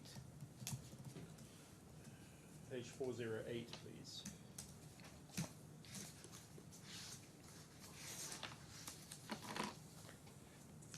Can you see the email there from Al Mudaris, this former CEO of ARIS, to Mr. Al Sheikh and Mr. Hamama? You were copied on that email as well. Is that correct? Yes. And what he said was, pleased to confirm 100% facultative cover as per terms submitted. So he's referring there, isn't he? He's referring there to the whole war policy from Al Buhaira to the client? Oh, he is referring here to the quotation which we have submitted to the client, and we attached it to ours. Okay. So you said whole war policy, the subject is war P&I.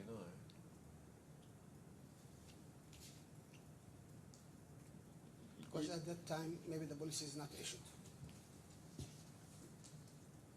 Do you know why he was referring to war P&I rather than hull, war, and P&I? Because only we place war and B&I with ours. We are not placing the whole business with them. Okay. Is it possible that war P&I was talking about all of the categories of war risks?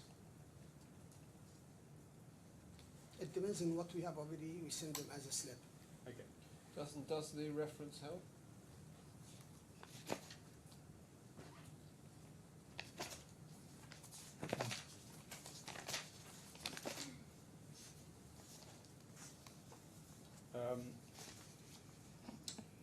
Doesn't help me, my lord, but I'm sure if that was a question for the witness. Maybe just so I'm not confusing anybody, if we look back at page 406, at 406, can you see the subject line to the email is Horizon Energy / War P&I? But although that's the subject line for the email, in the text of the email, he says we received a firm order from our client to ensure his marine, hull, war, and P&I policy. Do you agree, therefore, that it's probably shorthand in the subject line that he's saying war P&I to mean all of the war risks? It's the hull war. It's very clear in the email, and it will be clear in the slip. Okay. If Well, you have the attachment slip to that, it will be showing the exact cover. but if you go back to page 418, please.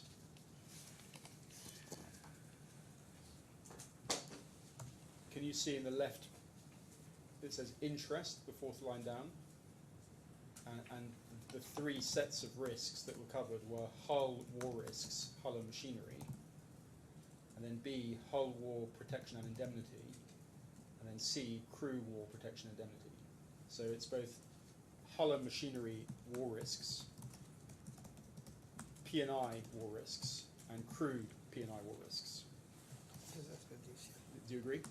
This is what we have here. Yeah. So when we go back to then 408, it looks like Mr. Al-Mudaris has continued that subject line, but is now also including an ARIS reference number.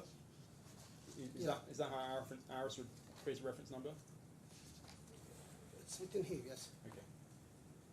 And he's then saying to Mr. Al-Sheikh, please advise attachment date and confirm to bind cover. Yeah. It's the reinsurance company, ARIS, that binds cover, isn't it? Yes. You don't have authority to bind reinsurance from ARIS.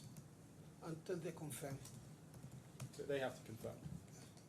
And that's why Mr. Al-Sheikh, if you look at page 409 at the bottom, Mr. Al-Sheikh says to Mr. Ghassan, we're pleased to confirm your 100% share. Period of insurance 12 months with effect from 10th of June. Awaiting your cover notes. You had to wait for ARIS's cover note in order to know that there was reinsurance cover. Their emails is enough, but also we always ask for the cover note. Okay, so their email is enough. It's when you get the email that you know that there is a cover. And that's because there's actually a long-standing relationship between the two companies where you reach the point that you know that the email confirmation of cover is sufficient, Yes. and you'll receive the cover note a few days later. Yes. It doesn't require you to sign anything or countersign anything to create that cover, does it? No. No. So when you look at the email above, ARIS is email of 31st of May, cover bound with effect from 10th of June 2015, await closings, cover note will be sent to you soonest. That's the same point. we're going to wait for your premium closing documents. We're sending you the cover note. Yes. Is that correct? 100%. So on that basis, when the cover note eventually arrives in your office, which we see at 415 and 416,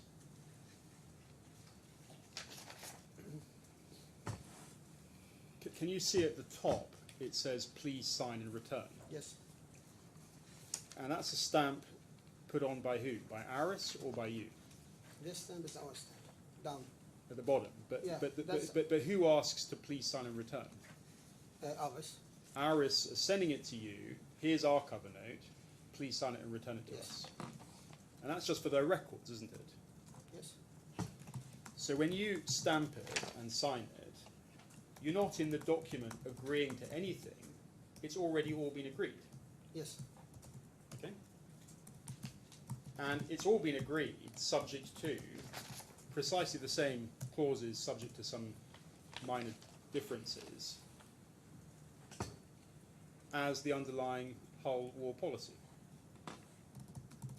Can you repeat that again? Can you see that the terms on this cover note are largely the same as the terms in the underlying war policy? Do you agree with that? I didn't check it, but this has to be checked by the department before it comes to us. So you didn't check it. I don't check it. Department, they will check and they will say this is okay. Okay. And whoever was responsible for checking it didn't actually check that everything was the same, because there were some things missing. I have no idea. It wasn't you. No, it was not me. Okay. So you really have nothing to do with the negotiation of the agreement over the jurisdiction clause, do you? No, we do. You do. We You do personally, or we, the plural? We, with the departments, we discuss such things if there is some issue. If we see something which is not normal, then we discuss it. You didn't check this or discuss anything about the governing law in this case, though, did you? No, not with Alvis or with the department. Because it was completely normal that it would be English law, UAE jurisdiction. Nobody talk about English law, but we always understand that jurisdiction means UAE law, UAE courts, and UAE everything anyway. But forgive me, I mean, A, that wasn't your understanding, but let's just assume it was. On what rational basis would you have that understanding? It's always been our understanding that everything between us and war was going smooth, and this was the only weird case which has an issue with them, but always been our understanding, and that what we used to hear from their ex-CEO that they do settle it on our behalf, they do claims, without even we know about it. This is what he used to tell us. But on the But 10th nobody ever talk about anything regarding the law. Never. We never had this discussion with ours. because you're not the right person to have a discussion with about it. With the You're not the technical person. With the reinsurance, I meet the reinsurers, and we discuss some points if there is some issue. Isn't it the case that Aris sent periodic technical updates to all of the member insureds? Yes. And they're telling you periodically you have to update your standard war risk cover to include the latest joint war hull wordings, or you have to change the trading area, you have to exclude Iran waters. Yes. All of that happens completely separately to an individual policy or placement, but they're sending you periodic updates to your technical Yes, department. it happens. And all of this technical wording that goes into this document, it's not the product of an individual agreement between you and Mr. Hamama. It's all company policy that follows from the technical updates from Aris. Isn't that correct? Yes. And all those technical updates are premised on English law applying to these English law clauses.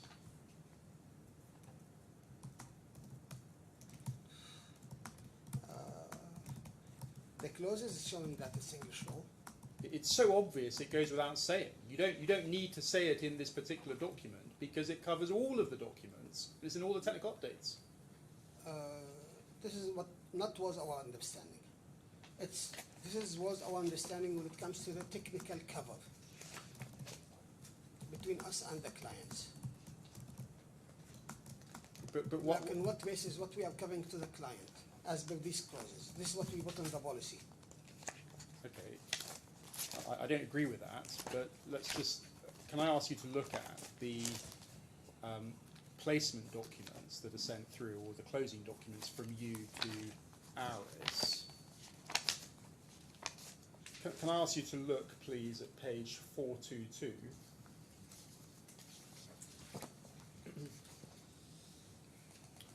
At 422, can you see there a credit note? This is an accounting document, isn't it? Yes, it's a credit note. It's a credit note, and it's prepared by Sajesh Babu. Yeah. And who is Sajesh Babu? Somebody was working with us in the reinsurance department. Is He he- was doing clauses on it. He's an accountant. No. Okay. And he's sending this document to Aris's accounts team to inform them that you have credited their account. Isn't that correct? We send these to their technical team, not their accounts team. We don't deal with the accountants. We don't know who is the accountant in the office until now. Well, are you sure about that? Yeah, we don't know who's doing accounts. Just bear with me one moment. Can I ask you to look, please, at an email which you'll find at page 508. 508.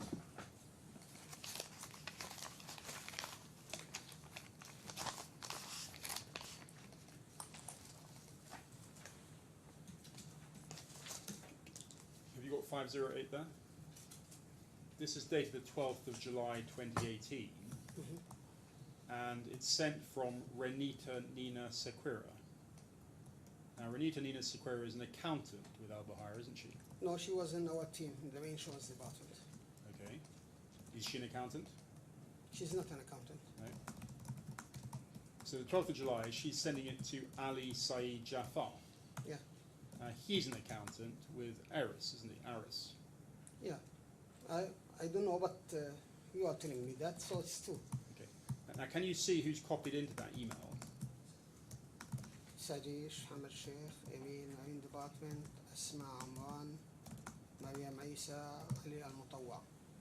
There's nobody copied in there from Aris's reinsurance underwriting team, is Yeah, there? but Renita's rule in the company was only to send clauses, only to send emails. Only To send people, emails. if somebody asks for some documents, supporting documents, she will send. Okay, so can She's like an assistant. like an assistant. So, Yeah. so can you see, 12th of July, she's sending further to our correspondence emails to the subject policy. Please find attached here with scanned copy of our premium closing, along with the relevant credit note and tax invoice. Originals will be sent by mail. Now, she's just sending, if I understand it correctly, the documents that you will find at page 496, 497, 498, and 499. Is that right?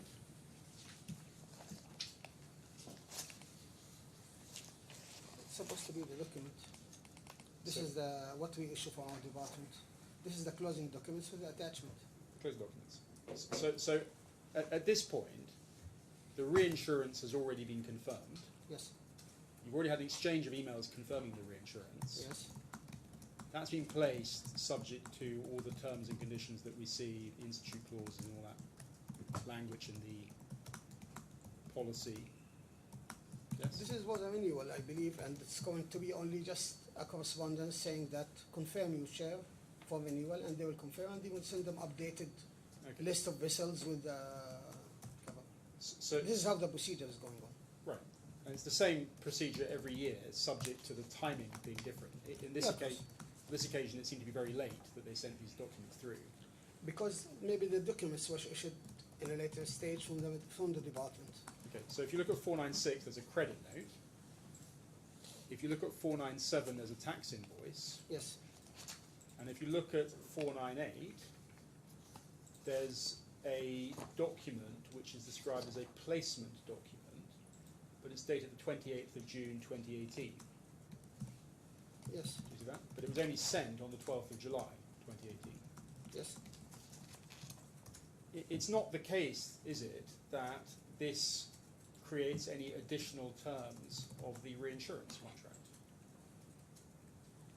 No. No.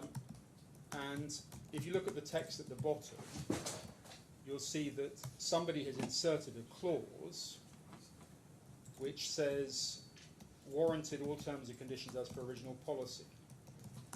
So somebody in your team is saying to ARIS that all terms and conditions as per the underlying policy. Yes. Now, can you see the sentence, kindly return a copy hereof duly stamped and signed in token of your acceptance for our records? Can you see that sentence? Sorry?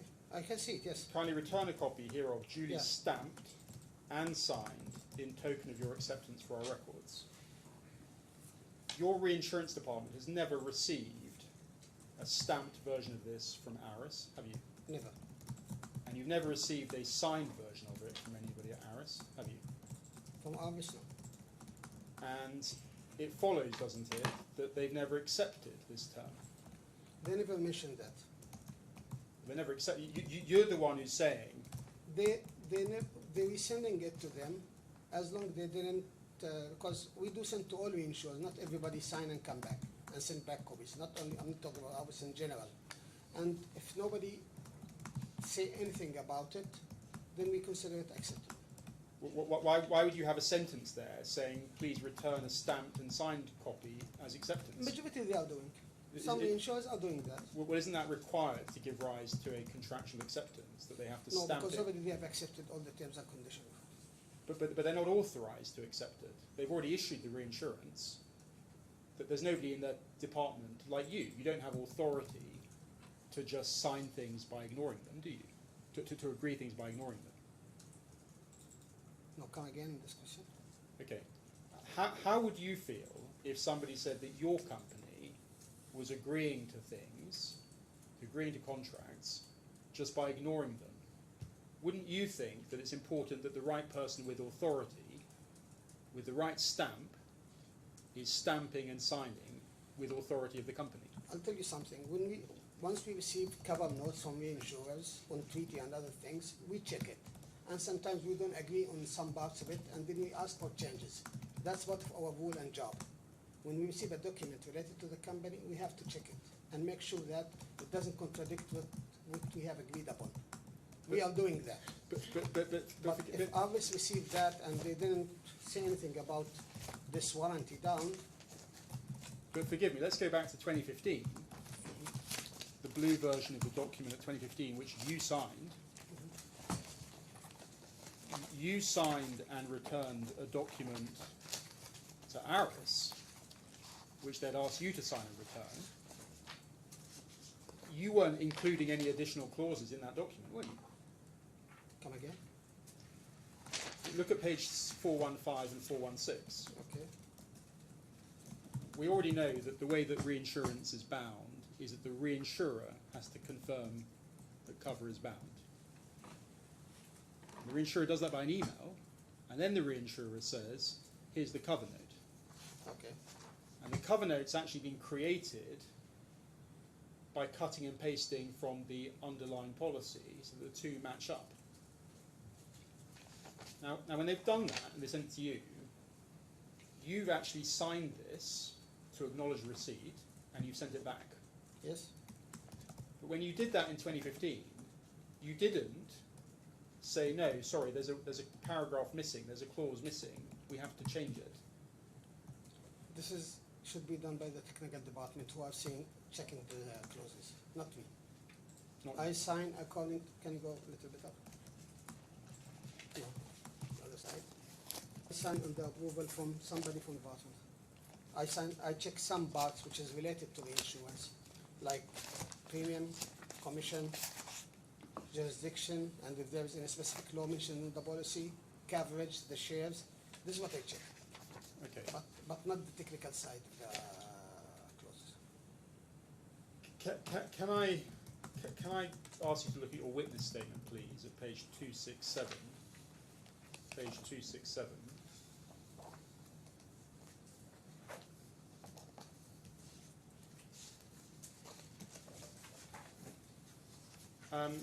At paragraph 4.1 on page 267, you say, when the cover note for underwriting year 2015 was negotiated and agreed, I was Assistant General Manager of Reinsurance at Abnick. Although my colleague Mohammed Abu Al-Sheikh was responsible for the day-to-day handling of the placement from Abnick's perspective, I had overall responsibility in supervising my capacity as Assistant General Manager. Now, just pausing there, there wasn't much to negotiate and agree because this was on essentially the standard wordings.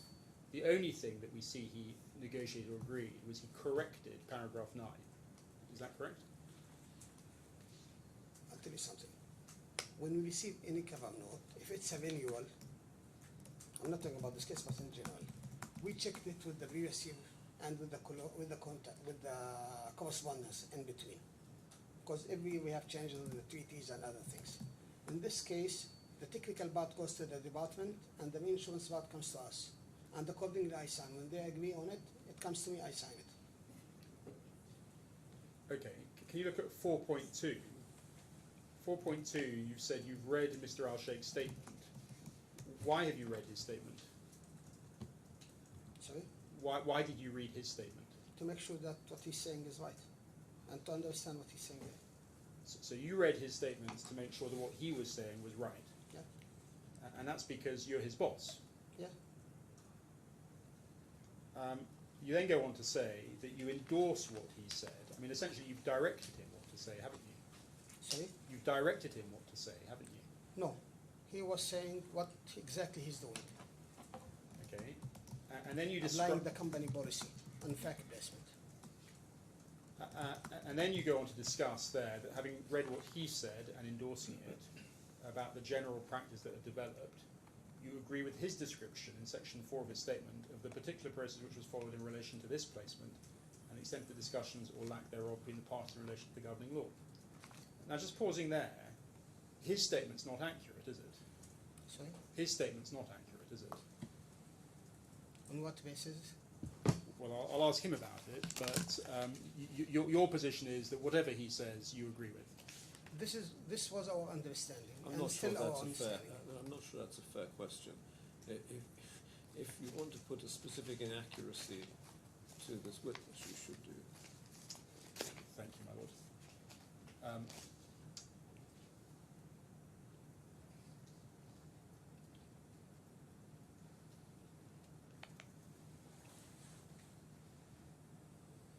So, for example, you say you've read what he says in section 3. Can I ask you to look, please, at page 280?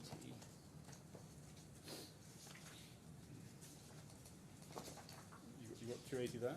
Yeah. Now,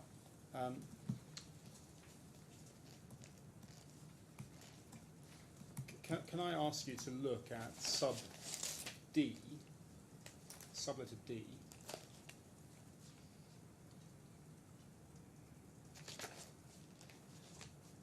He says if ARIS agrees to provide 100% facultative reinsurance support, then this will be confirmed in writing by ARIS. Thereafter, ABNIC will issue the premium closes and facultative placement slip, and ARIS will issue a cover note to ABNIC, either by email in hard copy or a combination of the two. So what has been my understanding, I understand that of ARIS, these documents together constitute the reinsurance contract for a particular year. Now, it's never been ARIS's understanding that the premium closing documents that you send through, or the placement slip, constitute part of the reinsurance contract. They never mentioned that. Okay. But they never returned the document signed and sealed, did they? They never retained it, but they never mentioned that this is not acceptable by them. Okay. Now can you then see, he says, I therefore refer to the cover note for the underwriting year 2015, and he footnotes an exhibit to the solicitor's witness statement of Leonard Sudagar. sure why he's referring to it there, together with a facultative placement slip issued for the 2018 year, entitled Facultative Reinsurance Placement, the 28th of June 2018, as the reinsurance contract. How can you explain the placement document that was sent through on the 12th of July being part of the reinsurance contract from the 10th of June? Can you come again, please? Okay, is it all backdated? You just backdate everything, do you?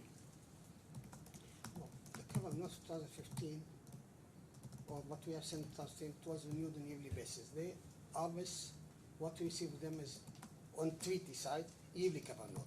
But on fact placement, it's renewed and expired terms and conditions. They send the cover note, then they send the contracts to renew. So we have only 2015. We don't have 16. We don't have 17 from them or 18. Okay, let's look at the next paragraph. After ARIS has agreed to provide 100% facultative reinsurance support and confirmation that cover has been bound has been received, ABNIC will issue the corresponding direct policy on back-to-back terms to the underlying insured. Do you agree with that? Yes? So in 2018, what we've seen are these two policies that are issued with English law. I need to check the policy. I don't know if the war policy is in that case or not. Okay. But So, this is issued by the department. But this is how the procedure is going on. We're talking here about the procedure. well, I'm not trying to sort of. No, because we don't issue policies. The department issue the policies. But they have copies for all the correspondence between us and ours. Okay, just to make sure I've not misunderstood something here. We have the 2018 policies at page. If you look at page 490 again, 490.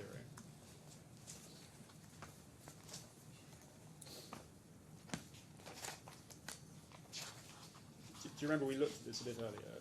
It's the Marine Hull War Policy Schedule with a law and jurisdiction clause which provides for English law. Do you remember that? Yes? Okay.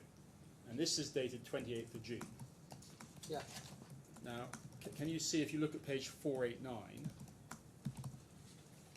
at the very bottom of 489, my understanding is because this was issued 18 days late, they've included a clause subject to no losses from 10th of June to 28th of June 2018. This is standard in the policies. That's If there standard. are no claims are reported, yes. Okay. Now, we then have separately, although it's not a policy that ARIS reinsures, we have a copy of the Hull and Machinery policy, which we looked at already, at page 506. 506. And again, we see at 506 an English law policy. And his position is, if you look at page 281 again,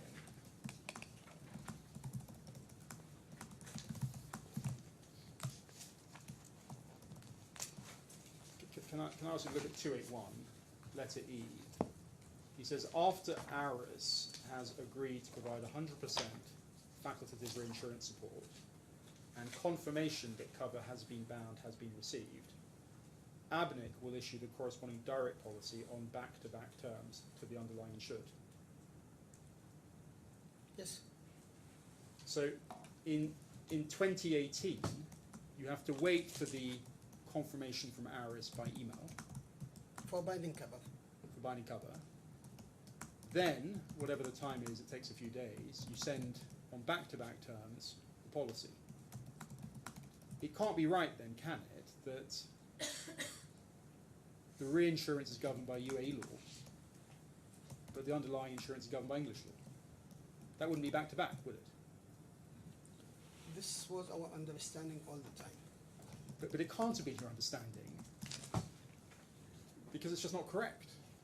The cover itself is English law because the clauses are English.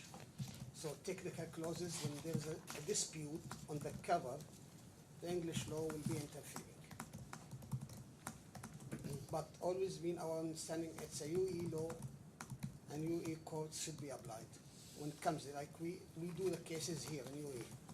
Okay, can I ask you this? It's a slightly different point, but I just want to understand it in terms of the 2018 renewal process. Were you involved in the 2018 reinsurance renewal process? Well, if it's renewal, I get copies, but as long as there is no change in the security, no, I will not be in day-to-day work involvement. When you say the security, you mean the reinsurance? The reinsurance, yeah. Okay.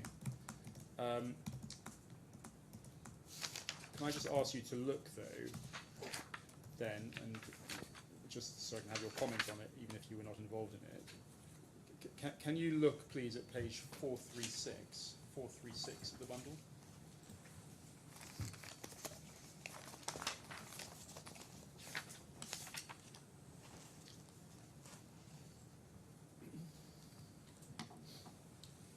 Can you see at 436, there is an email from Sajesh back to Mr. Hamama that I think you were copied in on? Yes. Yes. And this now is 2nd of May, so it's about 6 weeks before the renewal date. Yes. And what he said is reference your 100% participation above fleet account. Pending renewal terms to be agreed, please provisionally confirm your agreement to maintain your existing share for a further period of 12 months with effect from 10th of June on expiring terms and conditions. Now, that's a request for a provisional agreement, is that right? Yes, we do send 45 days prior to renewal date. We send always this email. Okay. And not only in this case, in every case. If there's time, because I think there are examples in this file where sometimes it wasn't sent that far in advance. No, this we always send. Okay. We always send. If you look at page 438, can you see on the 6th of May, Ms. Ataya emailed Mr. Babu and copied various people in, I think including yourself. Thank you for your email. We're pleased to confirm our provisional agreement to renew the above policy for a further year as from 10th of June 2018 at expiry terms and conditions. Await your final confirmation to bind cover. What she's referring to there is subject to confirmation to proceed, the reinsurers will bind cover. Is that correct? Yes, we send this provisional to find out that if the reinsurers will continue with their support or not. If we say there is no support before we approach the client, we need to go and find a support for the risk. Okay. Now that was the provisional confirmation or provisional agreement was the 6th Yes. of May. Yeah. Can I ask you to look at 437? Can you remember why it then took a month until the 7th of June for Sajesh Babu to email Ms. Ataya back to say thank you for your below email, please find attached updated schedule for 2018-2019. Would appreciate your reconfirmation of 100% share to enable us to proceed further. Do you know why it took so long to follow Yeah, up? because the clients sometimes they come late to renew. Once we receive from the client the confirmation of the renewal and receive it from the department, if there is no change in the risk or something, immediately we'll send it to the reinsurers. Okay. Now, the attachment to that email from Sajesh Babu, you'll see it at page 683. For some reason, it's been mixed up in the bundle. But can I ask you to look at page 683?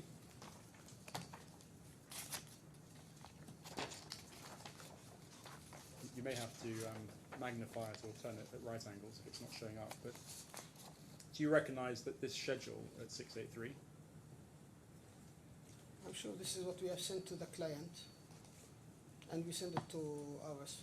Sent to Aris. Can you see at the bottom it says date 5th of June 2018 Yeah?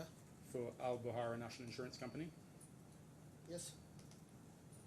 Now, you sent to Aris this schedule, and can you see that at item number 2 for beta, under the class, it says BV?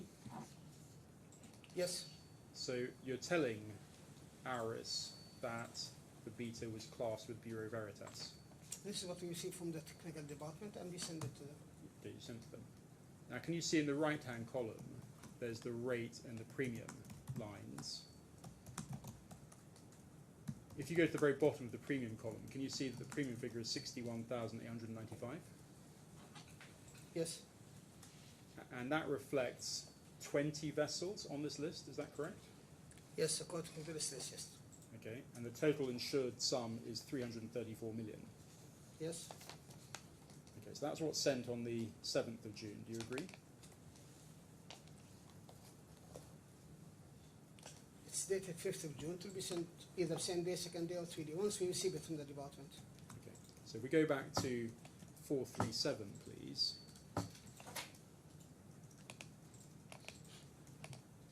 If you go back to 437, at the bottom we saw that email from Sajish Babu attaching the updated schedule for 2018-2019, which is that schedule at 603. Can you see the email above it from Entisar Atea of the 7th of June to Sajish Babu, and also copying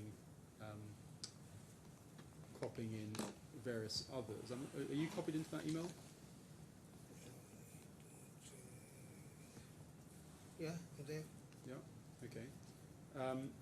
She says, thank you for your email, Connor's noted. We're pleased to confirm the renewal of our 100% share of the above-mentioned risk for a further year with effect from 10th of June 2018 and expiry terms and conditions. Await your premium closing within 10-day period, bearing in mind our system will generate an automatic debit note after the expiry of the said period. Now, just pausing that's her, that's Aris agreeing to bind the reinsurance. Yes. You agree with that? Yeah, this is the final agreement. After we got the provisional agreement. Okay. So that's the final agreement. And then she's saying to you, can you send us the premium calculation, premium closing, within 10 days? No, she's asking to send her the BM closings. You send her the premium closings because if you don't do it within 10 days, then Aris will actually generate a debit note to you. Automatic debit note to us. Okay. Now, with that in mind, can I just ask you then to look at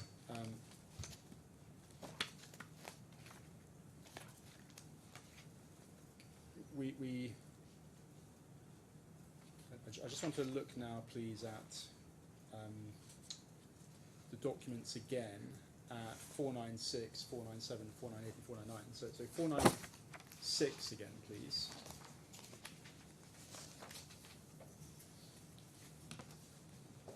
Can you see at 496 the credit note dated the 28th of June? It seems to have taken even longer than the 10-day period she was asking for. It happens, yeah. In some cases it happens, yes. Do you remember why it happened? This is always close of a quarter, close of second quarter, and we need to submit a balance sheet of these things, and sometimes we are loaded at that time. Okay. Because we do, as I told you, we do not only for the marine department, we do for all different departments. It isn't the real reason because there was some uncertainty about the fleet, where the vessels had been sold, and whether the fleet were properly in class. I have no idea about these things because I told you I'm not involved in the negotiation with the clients. Okay. So can I just ask you to look then at page 499, please?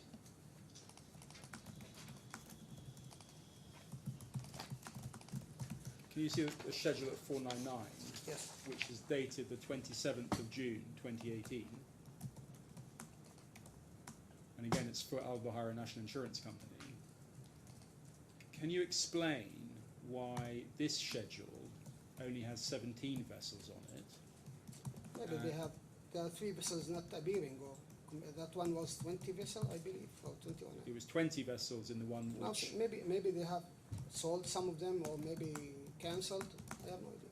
But this is the final which we have received from the department. That's the final one you received, but this is after the reinsurers have confirmed cover. Yes. By reference to a schedule which had 20 vessels on it. Yes, we send them the updated. When we receive some changes after that, we will send it to them. And that's when you then calculate the commission and premium figures. According to what was issued by the department. Okay. Now, can you see also in this one that beta was identified as being classed with BV. Yes, according to this list, yes. Okay. But you had no idea whether that was true or not. No. Okay.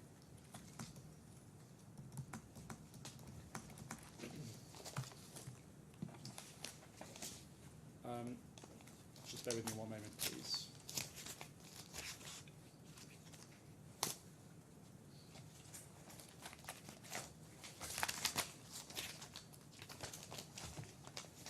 In your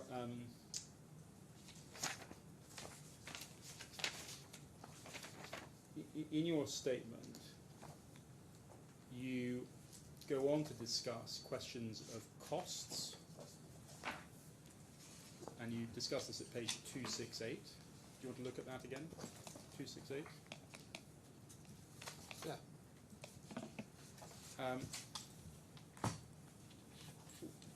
Can you help me at paragraph 5.1?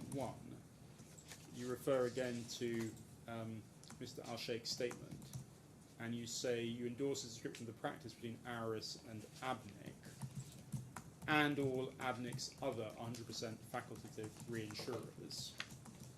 Who are you talking about there? Which one here? It's as a general cases, the 100% placement in our case and other cases. What does it mean?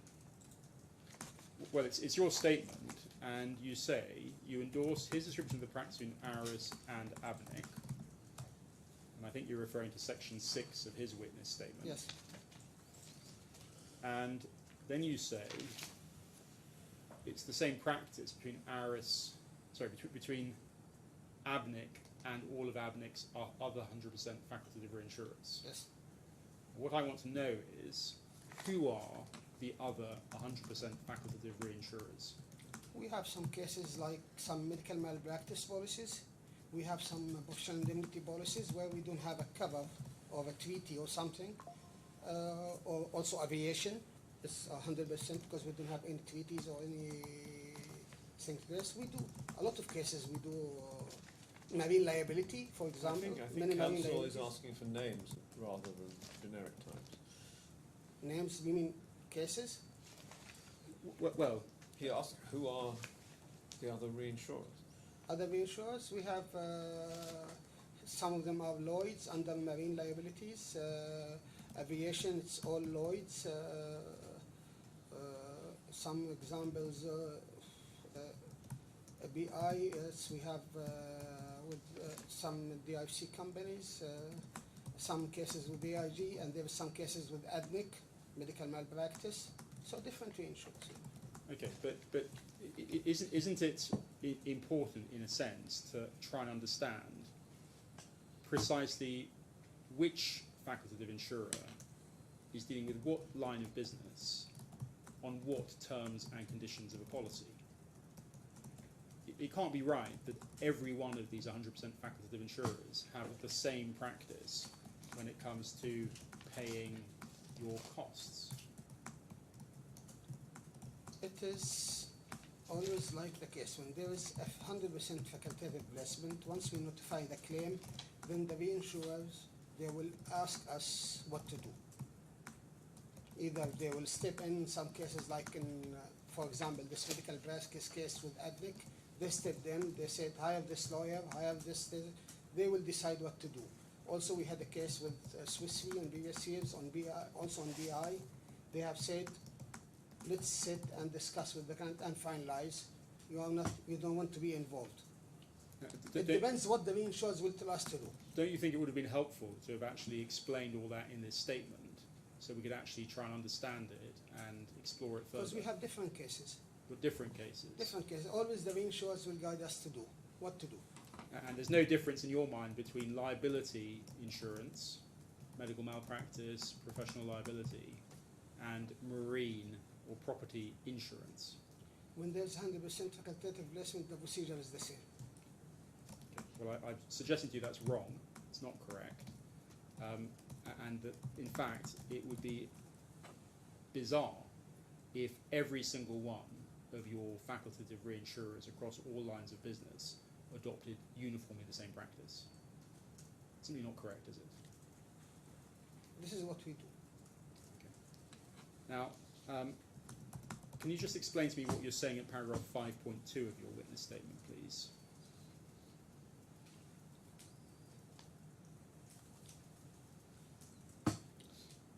There are many cases when we advise to the reinsurers about 100% facultative placement, if there is no claim control clause or claim coercion clause, and they said you handle the claim and they will follow your decision according to that. Keep us updated.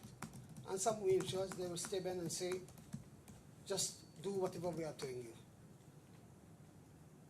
Right, but what you seem to be saying is that there are some cases where you have a claims control clause or a claims cooperation clause. Is that right? Yes. And in those cases, the reinsurer has the right to take over the control of the... If they want to use the it, case? yes, we follow what they say. Okay.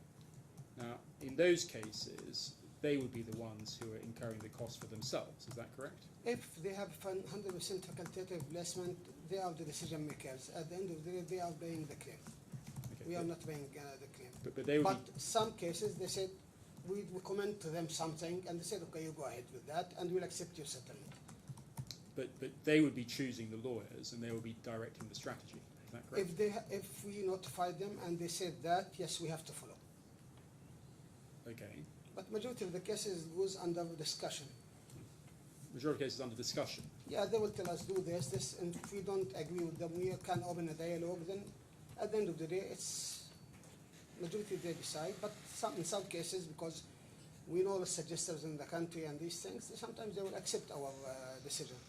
But the majority of the cases, yes, it happens. So it's the product of negotiation and discussion at the point when this issue arises. It's not written into the policy. It's not a standard This practice. one, in this case, No, well, I think you're talking in general terms here. in general terms, if some reinsurers will use their rights and they say no, just do it this way, and we accept. Okay. And some of them they will accept our recommendations. But why do you say that the default position, which follows, is that the 100% facultative reinsurer will follow ABNIC's decisions in respect of a claim?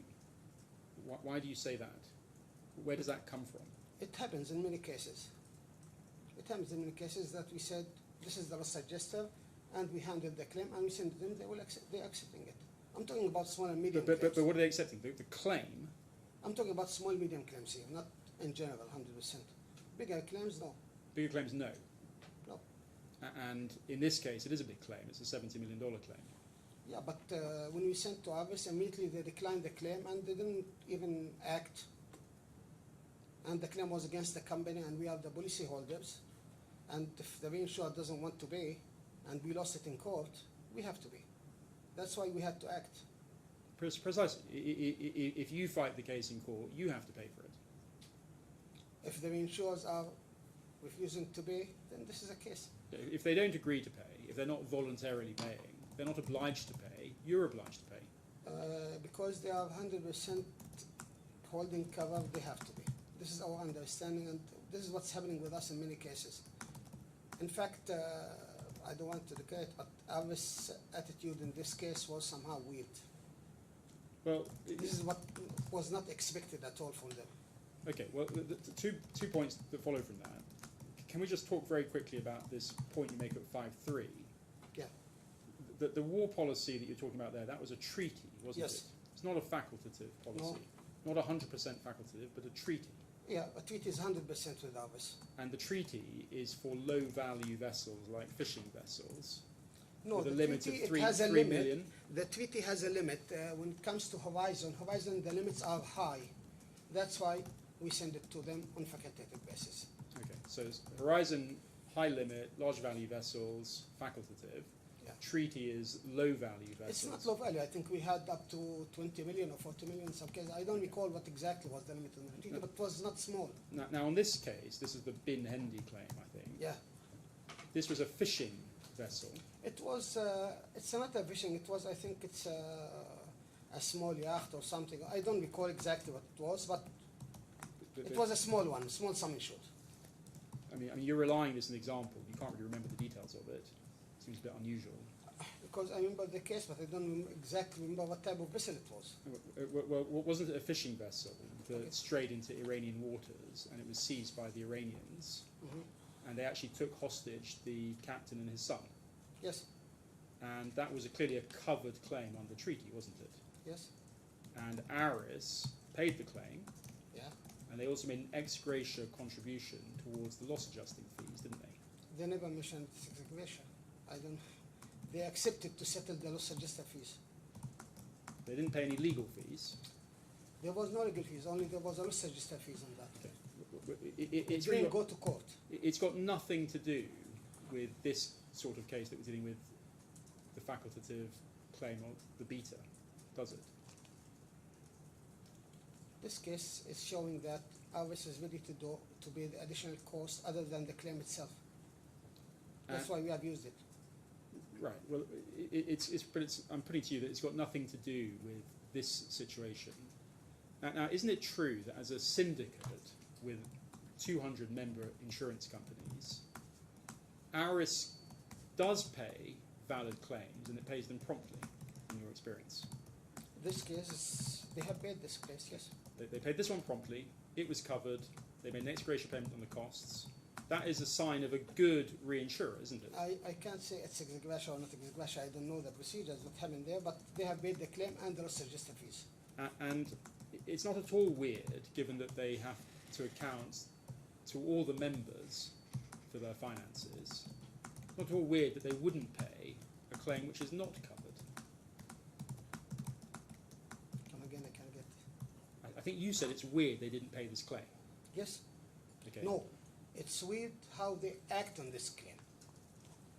Well, And that was somehow not acceptable by us because they sent from the first day we sent them the claim notification. They came without prejudice and they start saying not covered, not covered, not covered, and that's it. But what can I? sure. What you used to tell us, the CEO, this we step in or we tell you what to do on other cases. But this, the attitude or the way they have acted or reacted on this claim was somehow, for us, is not acceptable. Okay. At the time that the claim was notified, Mr. Al-Sari was both the owner of Horizon and on the board of Al-Buhaira. Isn't that correct? Yes, And even Al-Buhaira took the position that the beta claim was not covered and both policies should be avoided because of fraudulent misrepresentation. yes. In those circumstances, it's not weird at all, is it, that the reinsurers don't believe there's any cover? No, because they didn't step in when we told them it's going to court. They kept also aside, saying that no cover, no cover, no cover. They didn't even guide us or tell us what to do. But that's not their job, is it?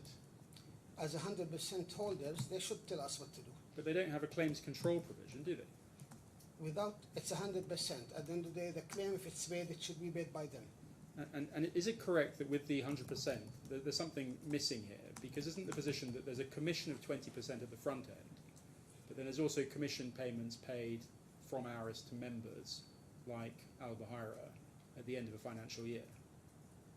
Yeah, but the commission paid to us as a commission on the business, that because we introduced the business to them. It's nothing related to the commission we receive at the end of the year from them as first. Sure, but profitable. If a book of business is profitable, you receive some additional payment by way of profits. Yes, Yes. So it's not as if it's an arm's length, 100% offloading of risk, because actually you're still sharing in the profit at the end of the financial year. yes, we do that. Right. And that's true also with all the other insureds in the syndicate. Yes, So they can't be just paying you 10 million dirhams in legal fees if it's not covered, because that would be eating into the other members' finances. Isn't that correct? because this is what we have spent to protect their interest Well, you put in your own interest. and their interest also because they are our reinsurance. They are our backup reinsurers. Without their approval to cover the risk, we shouldn't have to take this risk. Okay. Because we are not allowed to write business if we don't have a full cover for that. Is this a convenient moment? It is. I'm sure I've got as far as I can with you, but thank you very much for You're your welcome. patience. no need to finish. Sorry, I thought that's what you were suggesting. No, I was suggesting we just take the mid-afternoon break. Okay, well, then I can reflect on whether I... Yes, of time course. for me. So we'll come back at 10 to 4. I'm happy to sit till 5 if you are. I'm sure we can wrap up more quickly than Well, I'm in your hands because I don't mind what time I sit till. So it's up that. to So you. we come back at 10 to 4. 10 to 4. Thank you. All rise.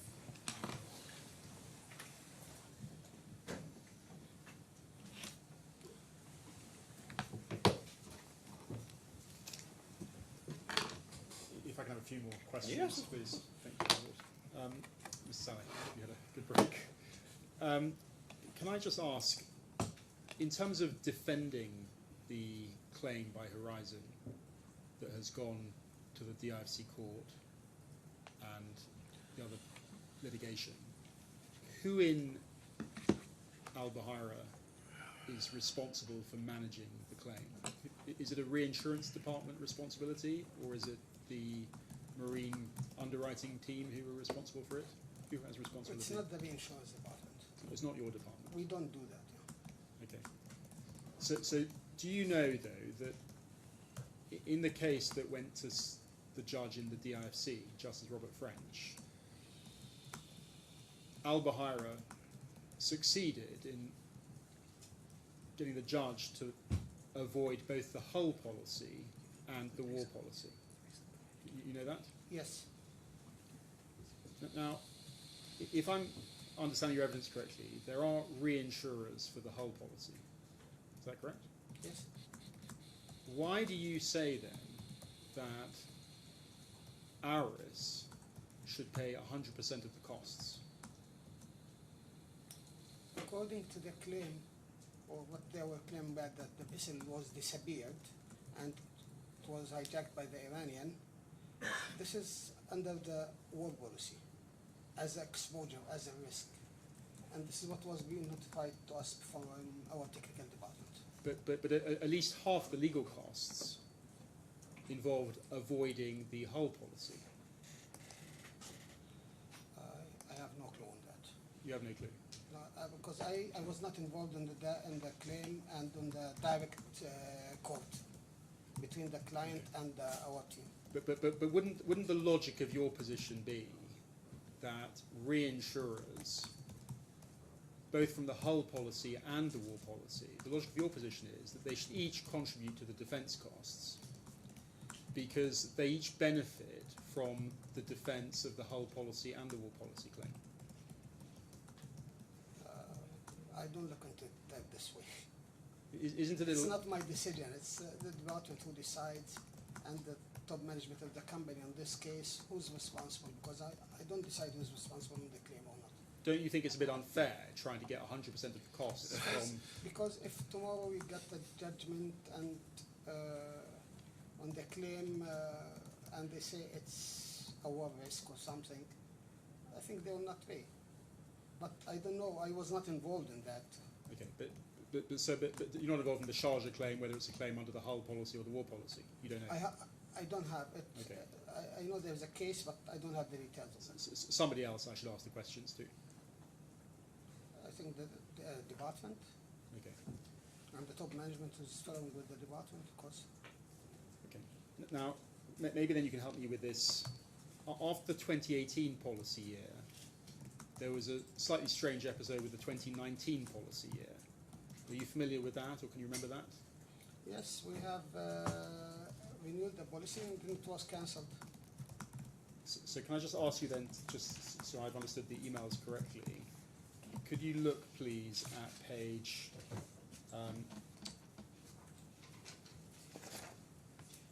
page 455 of the bundle?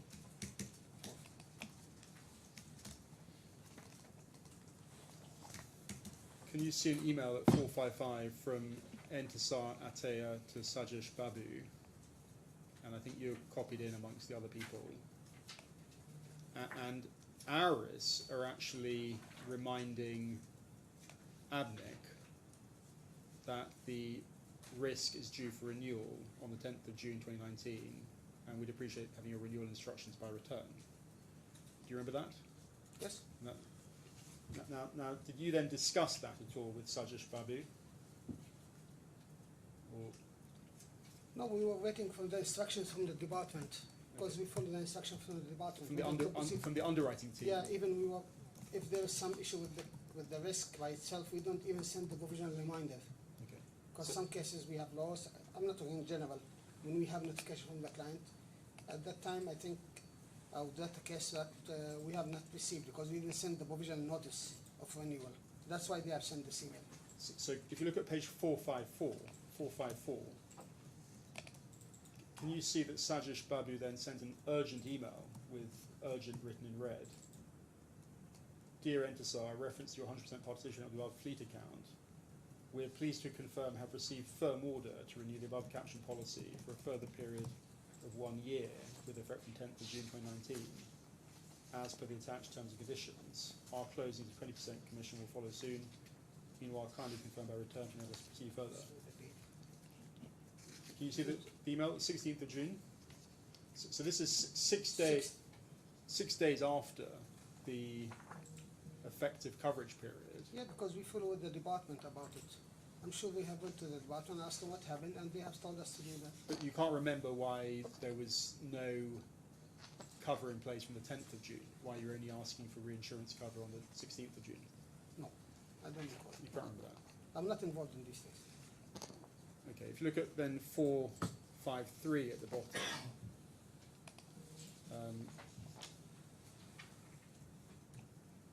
I mean, you say you're not involved in them, but I mean, you're copied into the emails and it's your department. No, I'm not involved with what's happening with the technical department and the client. Okay. But can you see at the bottom of 453, 16th of June 2019, Eman Haji wrote back to Sajesh to say, thank you for your email. Contents noted, we confirm binding the cover for the above mentioned cover for further year with effect from 10th of June 2019, subject to no known or reported losses up to date. Yes, That's NKORL is no known or reported losses. yes, Current listed areas JWLA 024 dated 17th of May 2019 to apply. All the terms and conditions expiry. Await your premium closings. Is the position that you would have had an obligation at this stage to ask the insured and tell reinsurers whether there are any known or reported losses? this is the technical department job to ask the client. That's their job. And we don't have any list of outstanding showing any claim for them at that time in that period. Because I do believe this beta claim was not filed in 2020, not before that. And can you see the example of that clause, JWLA? That's a joint war risks clause or a joint war committee clause from London, is that right? Yes, So it's being said that that's going to be an updated version of the listed trading areas, is that right? And then can you see that the email above, Ali Saeed Jafar, the accountant, is following up to ask a month later, can you provide us with your premium closing in respect of the below subject? yes. Can you recall why it was taken a month to go back to them with the premium closing documents? Either at that time the policy is not issued or the closing or the policy issued and sent to us closing issued, but it was not sent to them. This is what I believe, but I don't remember this case. Maybe. You don't remember this? Okay, so if you look at 452, Sajesh Babu responded to send through attached, which I think were the premium closing documents. 452, yeah, thank you. And then just above that email, there's an email from Sajesh Babu on the 9th of September 2019. So you can see the beginning of the email at 451. Sajesh Babu then writes to say, reference to the above subject account, so far the insured did not comply with the PPW. Is that the premium payment warranty? Payment warranty, yeah. Under the policy? Yeah. For this reason, we had to send the insured notice advising them of cancelling the cover if they'd not comply soonest. Where was the premium payment warranty as far as you know? It should be on the policy or on the debit note we issue to the client. It shows the dates and the payments. Okay, but was It's it from the department side, not from our side. Okay. Was there a difference between the whole policy and the war policy in terms of the premium payment warranty?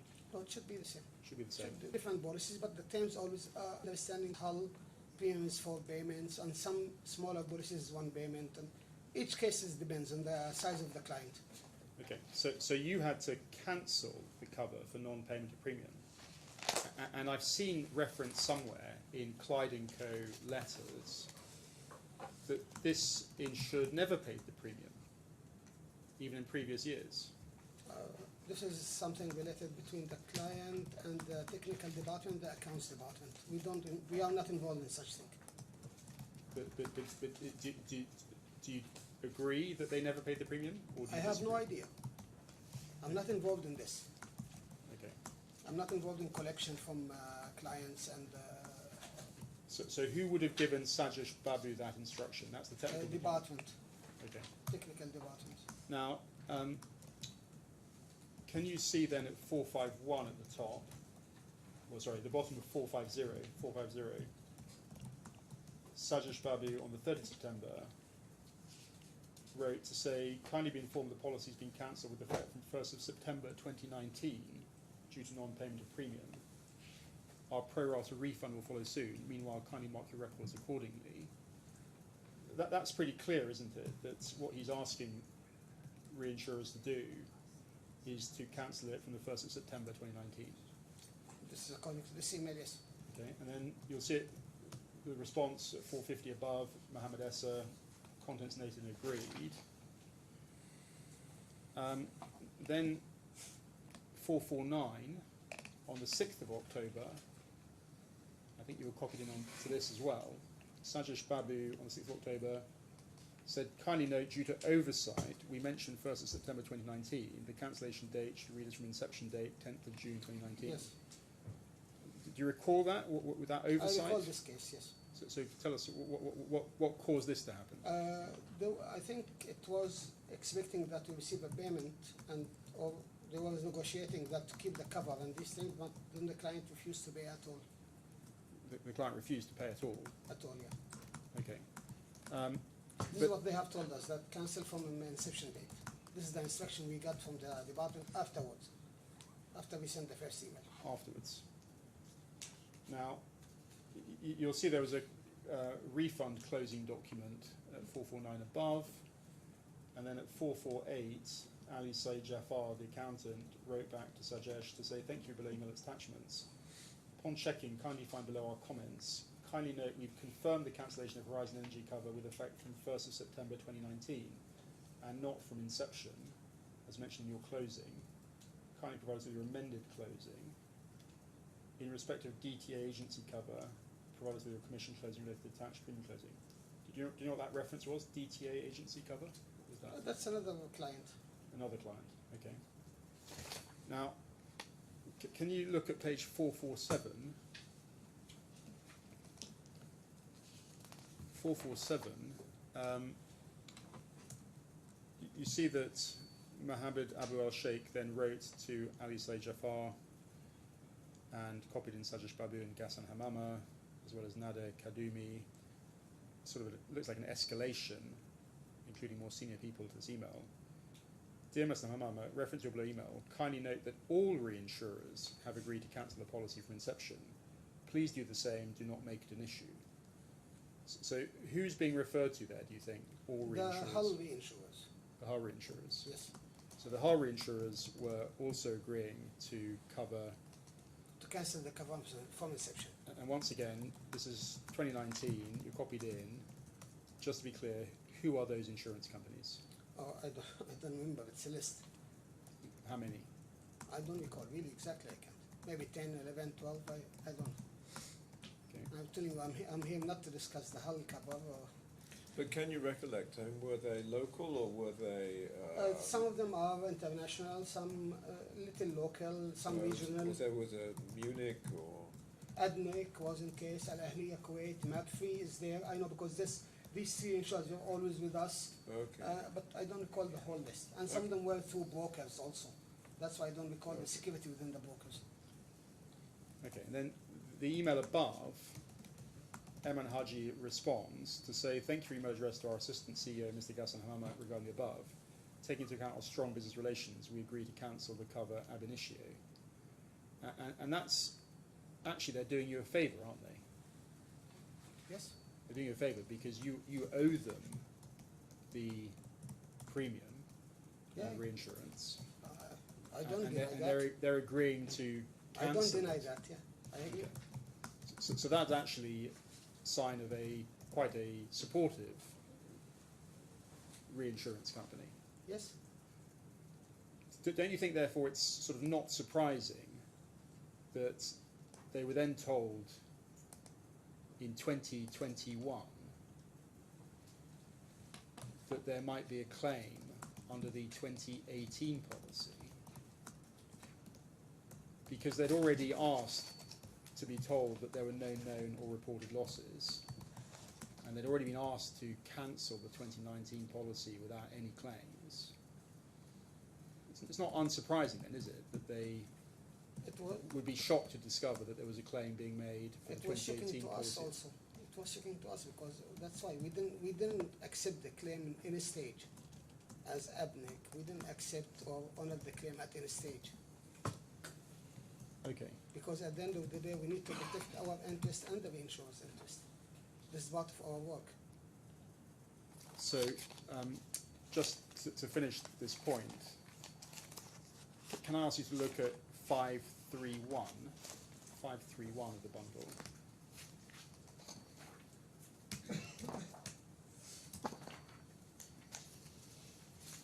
Can you just, if you want to look at the front page of the letter, it's page 527. This is the Clyde & Co. letter of 10th of November 2021.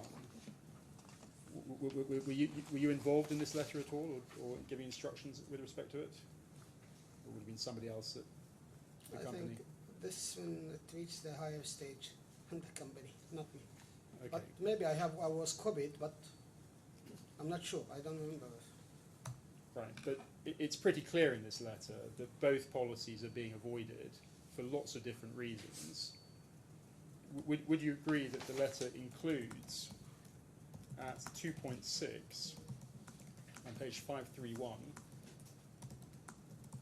at 531 there's a heading failure to pay premiums, despite numerous requests and correspondence from Al Buhaira requesting payment throughout the policy's period, and subsequently the assured has failed to pay the premiums due under the policies.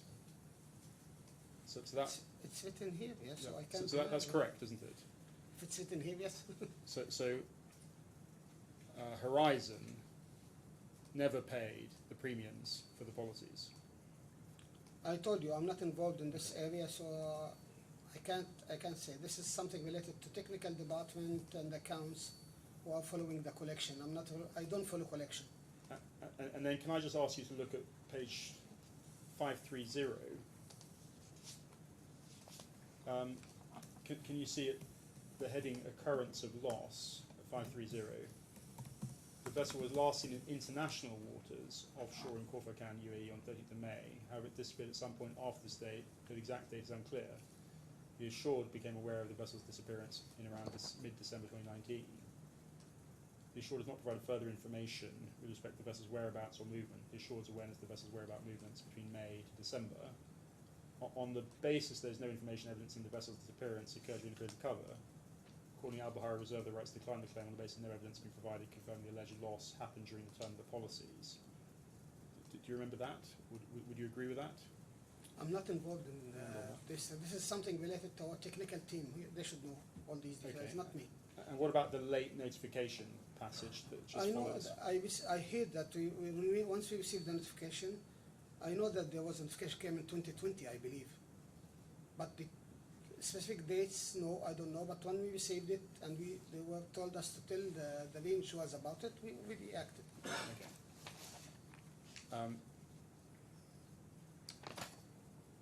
Thank you. I don't think I've got any further questions for you. Thank No you. problem. Okay. But I have no re-examination. Well, thank you very much. Thank Thank you, you for coming. That's the end of your evidence. Thank you. Thank you.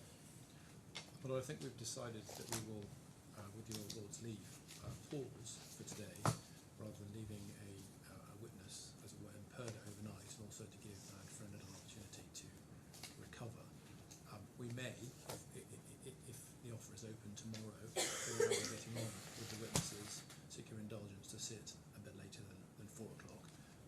so we get through all of the witnesses.